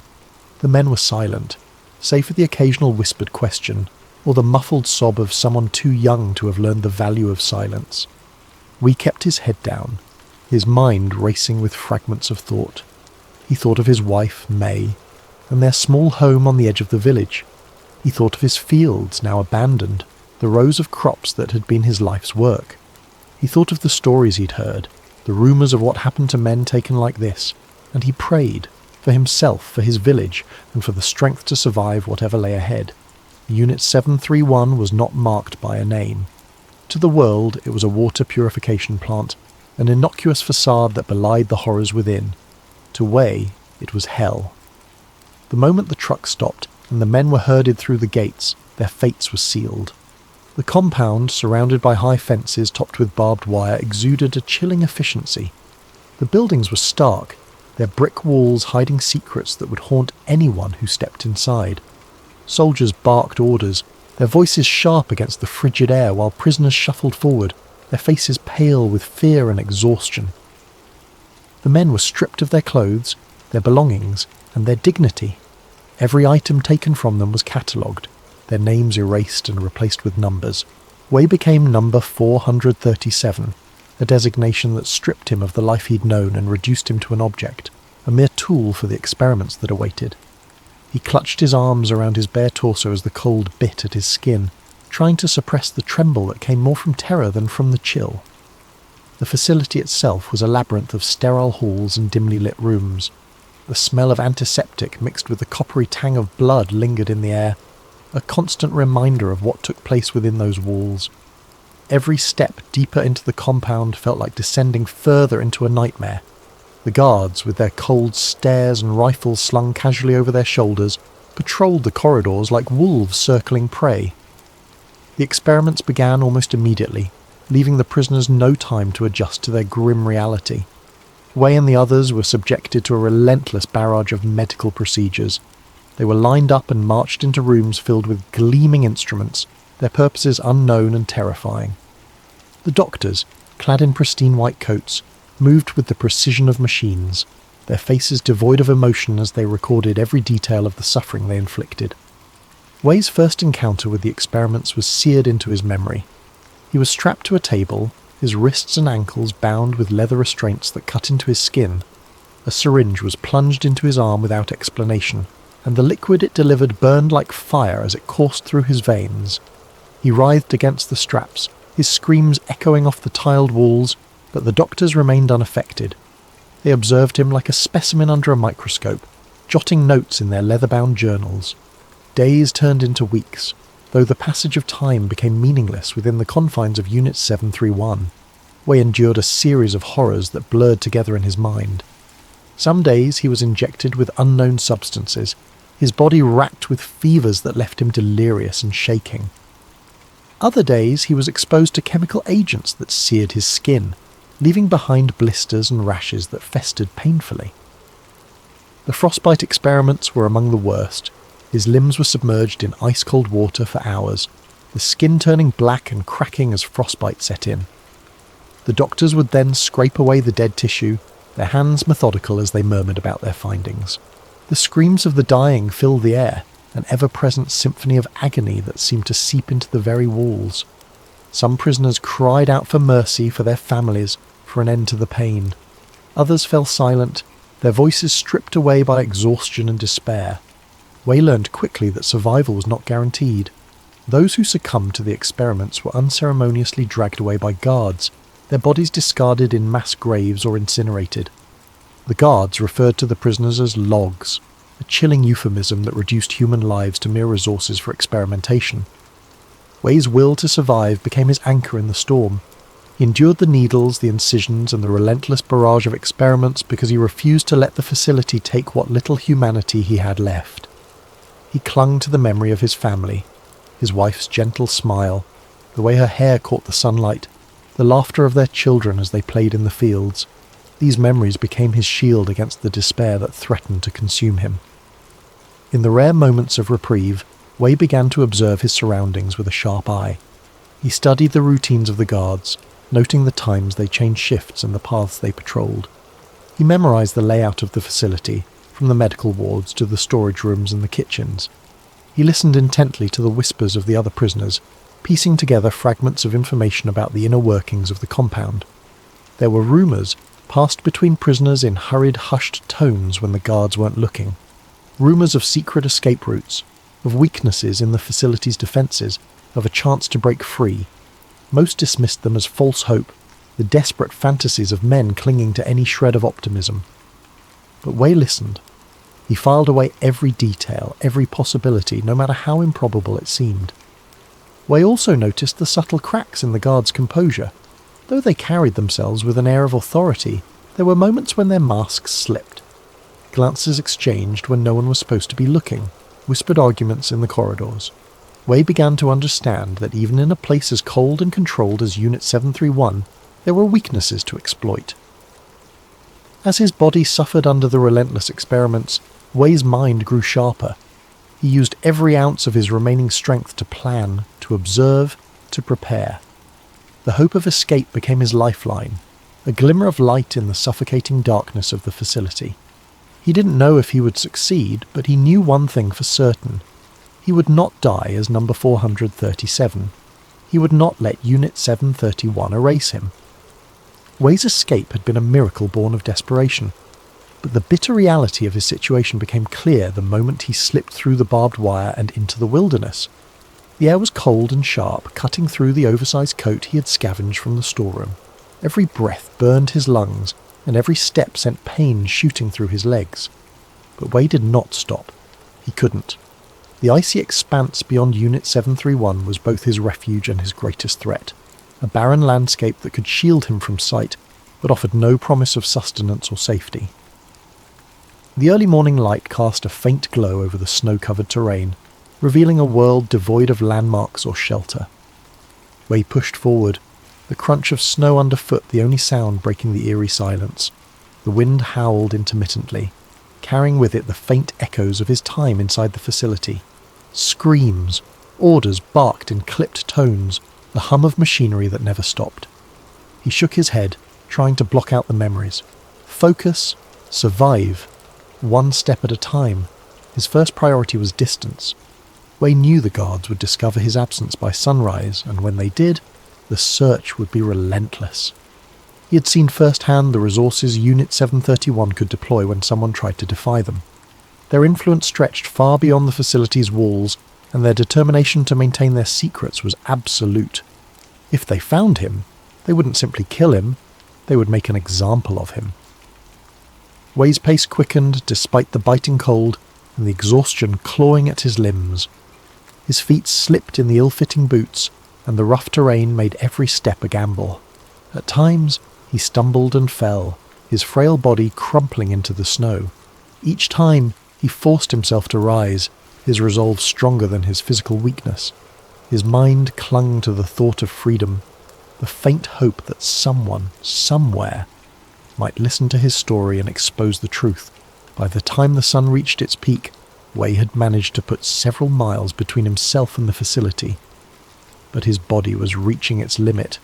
Hunger gnawed at his stomach, and his head throbbed with a dull, persistent ache.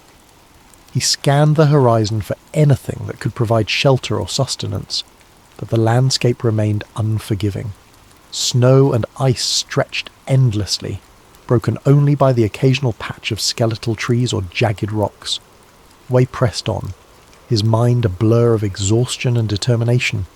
His thoughts turned to his family, the faces of his wife and young son etched into his memory like lifelines. He imagined their laughter, the warmth of their home, the simple joys of a life that now felt like a distant dream. They had been his anchor during his captivity, the reason he had endured the horrors of Unit 731. Now they were his guiding star, pulling him forward even as his body threatened to give out. As night fell, the temperature plummeted further, and Way's situation grew dire. He found a shallow hollow beneath an outcropping of rock and huddled there, wrapping the oversized coat tightly around himself. The wind whistled through the cracks in the stone, and he shivered uncontrollably, his teeth chattering as he fought to stay awake. Sleep was dangerous in this cold. He knew it could claim him silently, slipping over him like the snow that now began to fall. Way allowed himself only brief moments of rest, his ears straining for any sound that might signal pursuit. Every crack of ice, every rustle of wind through the barren trees set his nerves on edge. He clutched the knife he had taken from the storeroom, its cold handle a small comfort in the vast emptiness. He was alone, vulnerable and hunted, but he refused to give in to despair. The following day brought a stroke of luck, or what passed for it in his desperate circumstances. Way stumbled upon a small stream, its waters partially frozen but still flowing beneath a thin layer of ice. He fell to his knees and chipped at the ice with his knife until he could cup his hands and drink. The water was frigid, sending shocks through his teeth and throat, but it was life. He drank deeply, feeling the faintest flicker of strength return to his limbs. He followed the stream for hours, reasoning that it might lead him to civilization, or at least provide a natural path through the wilderness. The terrain grew slightly less hostile, with patches of forest offering brief respite from the wind. Wei scavenged what he could. Bits of bark, frozen berries that were bitter and hard but edible. It wasn't enough to stave off his hunger, but it kept him moving. As the days stretched into a week, Wei's hope wavered. He had no way of knowing how far he had travelled or how close the guards might be. He imagined search parties combing the countryside, their dogs sniffing the air for his scent. The thought terrified him, but it also fueled his determination.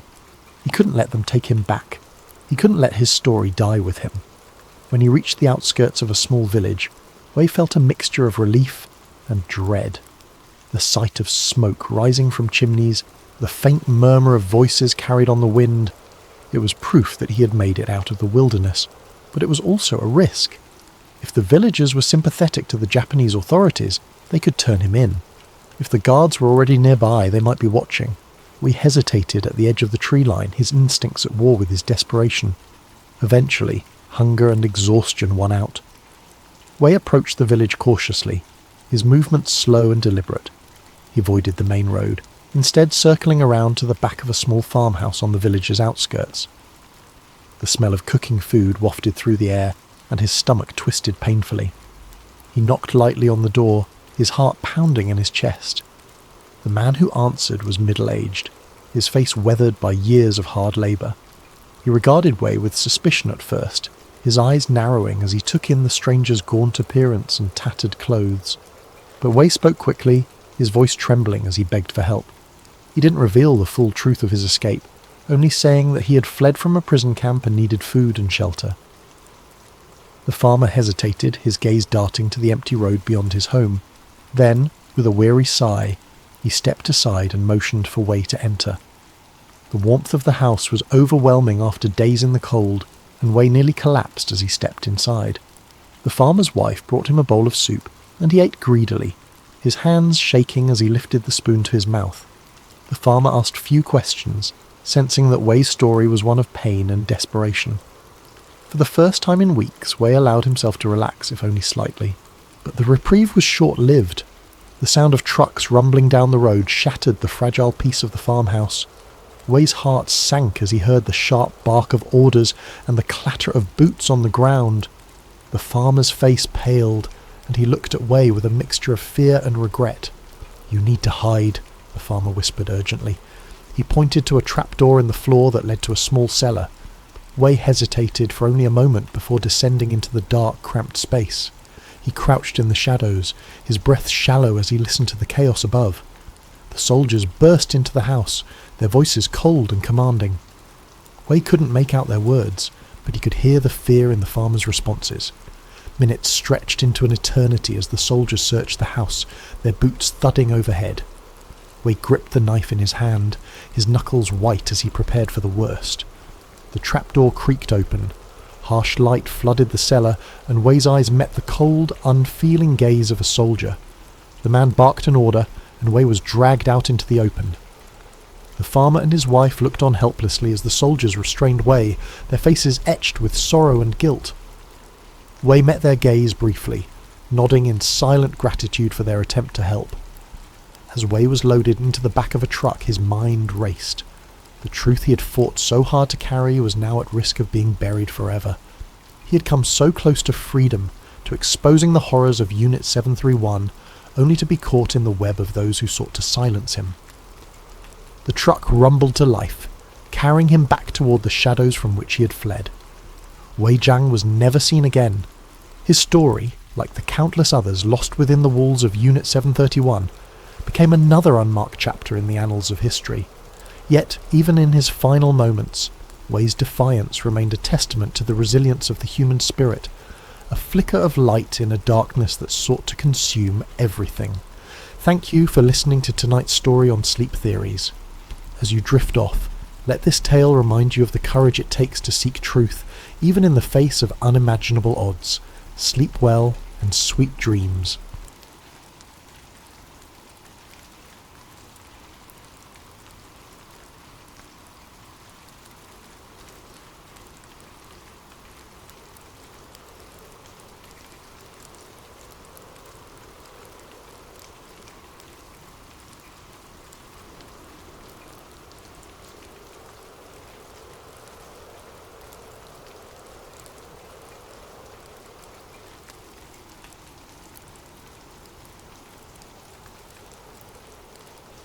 The librarian adjusted his glasses, the weight of the book pressing against his palms as if it were alive, demanding his attention. The air around him seemed to grow heavier, the faint hum of the library's fluorescent lights fading into the background. He ran a finger along the edge of the page, feeling the brittle paper threaten to crumble under his touch. The text was dense, written in a dry academic tone, but every so often a sentence would leap out at him, sharp and insistent like a hand reaching out from the past. The book cited sources he had never encountered before, obscure military reports, declassified documents from intelligence agencies, and testimonies from individuals whose names had been scrubbed from history. One passage detailed how Hitler's dental records, used to confirm his death, had been hastily assembled and later contradicted by a Soviet officer who claimed the body they found in the bunker didn't match the Führer's description. Another section referenced a coded message intercepted by Allied forces in the weeks following the war, suggesting a high-ranking Nazi official had been smuggled out of Berlin under the cover of night. The author didn't just speculate. They wove a tapestry of evidence, each thread frayed but still holding together a picture that defied everything the librarian thought he knew. He leaned back in his chair, the wooden legs creaking in protest. His mind raced, piecing together fragments of information he had stumbled upon over the years, a faded photograph tucked inside a donated book, a cryptic diary entry he had once dismissed as fiction, a map of South America with strange annotations in the margins. At the time, they had seemed like curiosities, nothing more. But now, they felt like pieces of a puzzle he hadn't realised he was solving. The librarian's hands trembled slightly as he turned the page. A photograph fell out, landing face up on the desk. It was grainy, black and white, and showed a man standing on a dock, his face partially obscured by a hat. The caption beneath it read, "Buenos Aires, 1948. Subject bears a striking resemblance to high-ranking Nazi officials." The librarian's breath caught in his throat. He reached for a magnifying glass from his desk drawer and held it over the image. The man's posture, the angle of his jaw, the way he held himself, it was uncanny. Could it be? Or was his mind playing tricks on him, seeing what he wanted to see?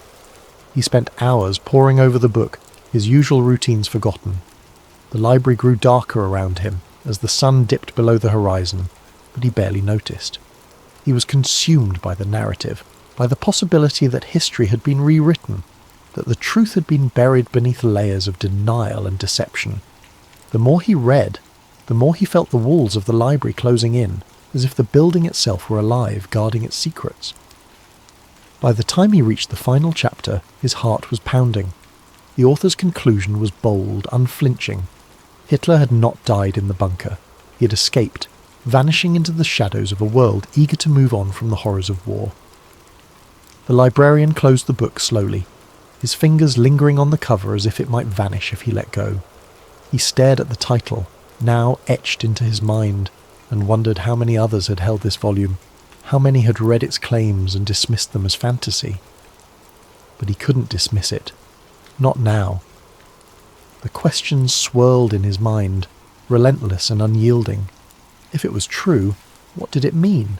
And if it wasn't, why had someone gone to such lengths to create such a convincing lie? The librarian sat in the growing darkness, the scent of old paper and dust wrapping around him like a shroud. He knew, with a certainty that chilled him to the bone, that this was only the beginning. The shadows he had been chasing for years had just grown longer, darker, and far more dangerous. The librarian's breath hitched, his fingers tightening around the book he was holding. The old man's voice was low, gravelly, carrying a weight that seemed to echo through the empty library. The air between them felt charged, as though the shelves of books around them were leaning in, listening. The librarian hesitated, then stepped closer, his footsteps muffled by the worn carpet. "What do you mean?" he asked, his voice barely above a whisper. He glanced around, half expecting someone else to appear, but the library was silent, save for the faint ticking of the clock above the circulation desk.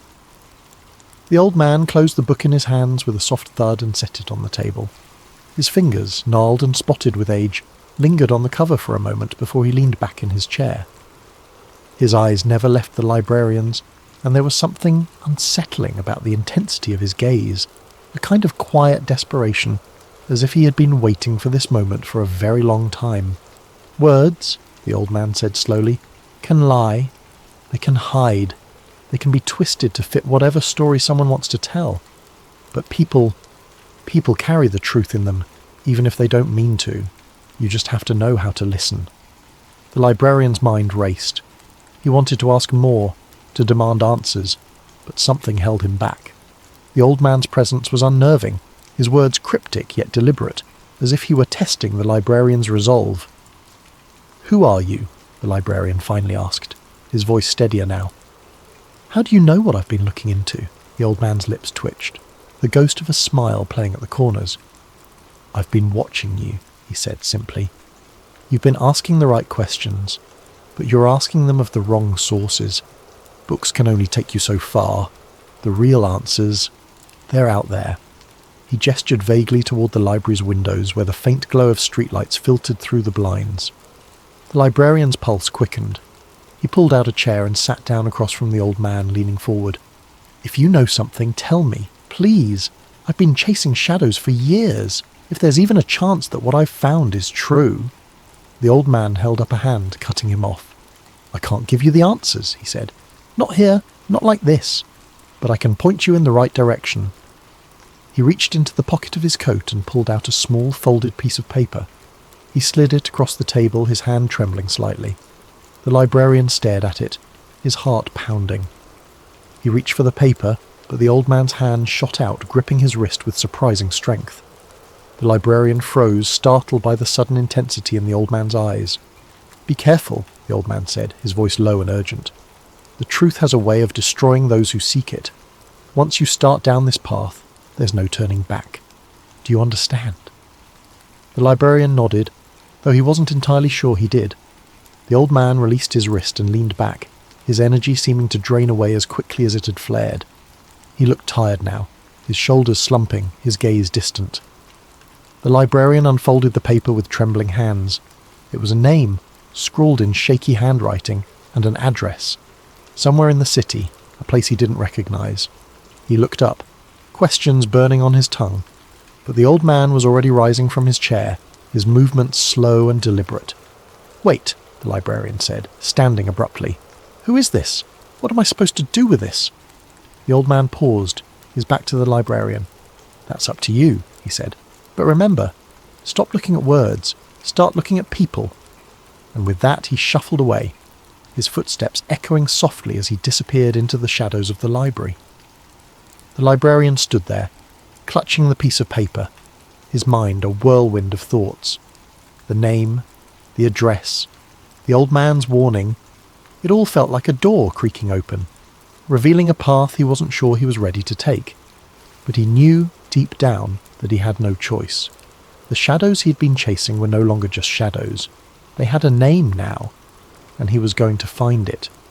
The librarian's knees buckled, but he caught himself on the edge of a nearby table, his fingers gripping the rough wood until his knuckles turned white.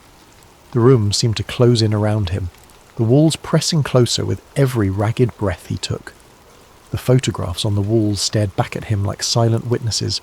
Hitler in uniform, Hitler with other men whose faces he recognized from history books. Hitler older, frailer, but still unmistakable. And then there was the man in the chair, his presence so overwhelming that it felt like the air itself had thickened around him. The figure leaned forward slightly, his movements slow and deliberate, as if every motion required immense effort. His face was gaunt, the sharp angles of his cheekbones casting deep shadows in the dim light. His hair, once dark and slicked back, was now thin and white, clinging to his scalp in wispy strands. But his eyes, those piercing ice-blue eyes, were the same. They bore into the librarian with an intensity that made him feel like a specimen under a microscope. "You've come a long way," the man said, his voice low and raspy, each word carrying the weight of decades. "I suppose you think you've uncovered something grand, something revelatory." The librarian opened his mouth to speak, but no sound came out. His throat was dry, his tongue heavy. He had imagined this moment 1,000 times, rehearsed what he would say, the questions he would ask. But now, faced with the reality of it, his mind was blank. All he could do was stare. The man chuckled softly, a sound that sent a shiver down the librarian's spine. "You're not the first, you know," he continued. "Others have come before you. Journalists, historians, conspiracy theorists. They all think they're chasing the truth. But the truth is a dangerous thing. Are you sure you want it?" The librarian finally found his voice, though it came out as little more than a croak. I need to know. I need to understand." The man leaned back in his chair, his hands resting on the armrests. His fingers were long and bony, the skin paper-thin and mottled with age. "Understand what?" he asked, tilting his head slightly. "That I survived? That history is not what you were taught? Or perhaps you want to know why I'm still here? Why I didn't die in that bunker?" The librarian nodded, though he wasn't entirely sure what he was agreeing to. His mind was a whirlwind of thoughts, each one colliding with the next. He had spent years chasing this moment, but now that it was here, he felt utterly unprepared. The man sighed, a long, weary exhale that seemed to carry the weight of the world. "Very well," he said, "but understand this. What I tell you will change everything. Not just for you, but for the world. Once you know, you can never go back. Do you understand?"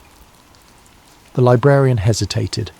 He thought of his quiet life in the library, the familiar routines, the safety of his books.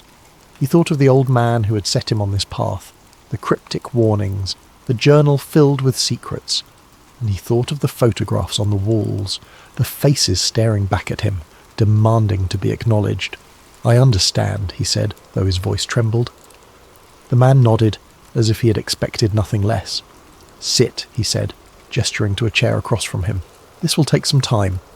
The librarian obeyed, his legs giving out as he sank into the chair. It was old and creaky, the cushion worn thin, but he barely noticed. His entire focus was on the man in front of him, the man who had haunted his thoughts for so long. "The bunker," the man began, his voice taking on a distant, almost dreamlike quality, "was a farce, a stage play for the world to see. The body they found, dental records, the ashes, all of it was a carefully constructed lie. I had help, of course, people who were loyal to me, who understood that my death was necessary for the world to move on. But I was never meant to die. Not then." The librarian's mind raced, trying to process what he was hearing.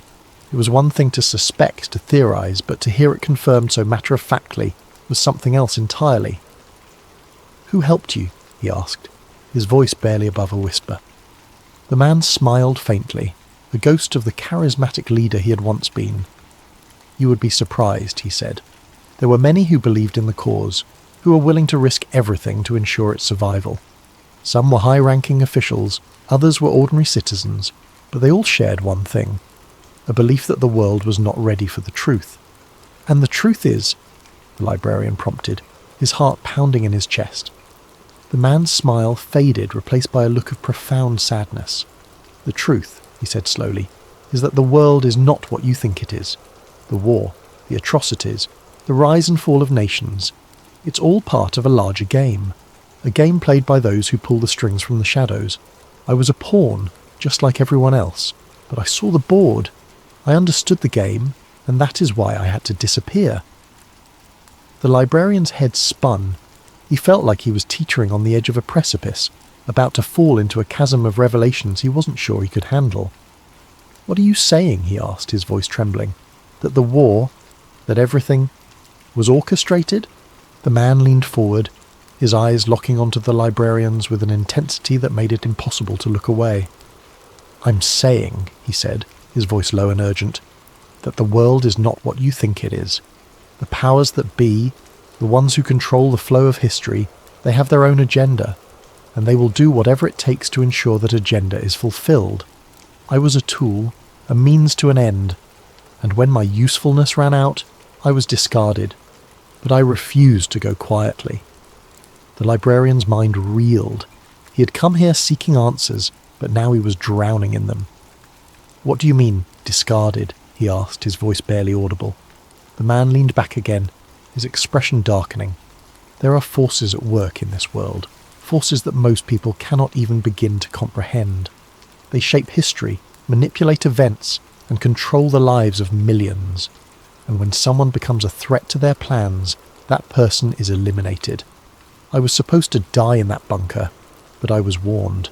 I had allies, and I escaped. The librarian's hands were shaking now, his entire body trembling with a mixture of fear and disbelief. "Who are these forces?" he asked, his voice cracking. "Who controls the world?" The man's eyes narrowed, and for a moment he looked almost pitying. "You're not ready for that answer," he said. "Not yet, but know this.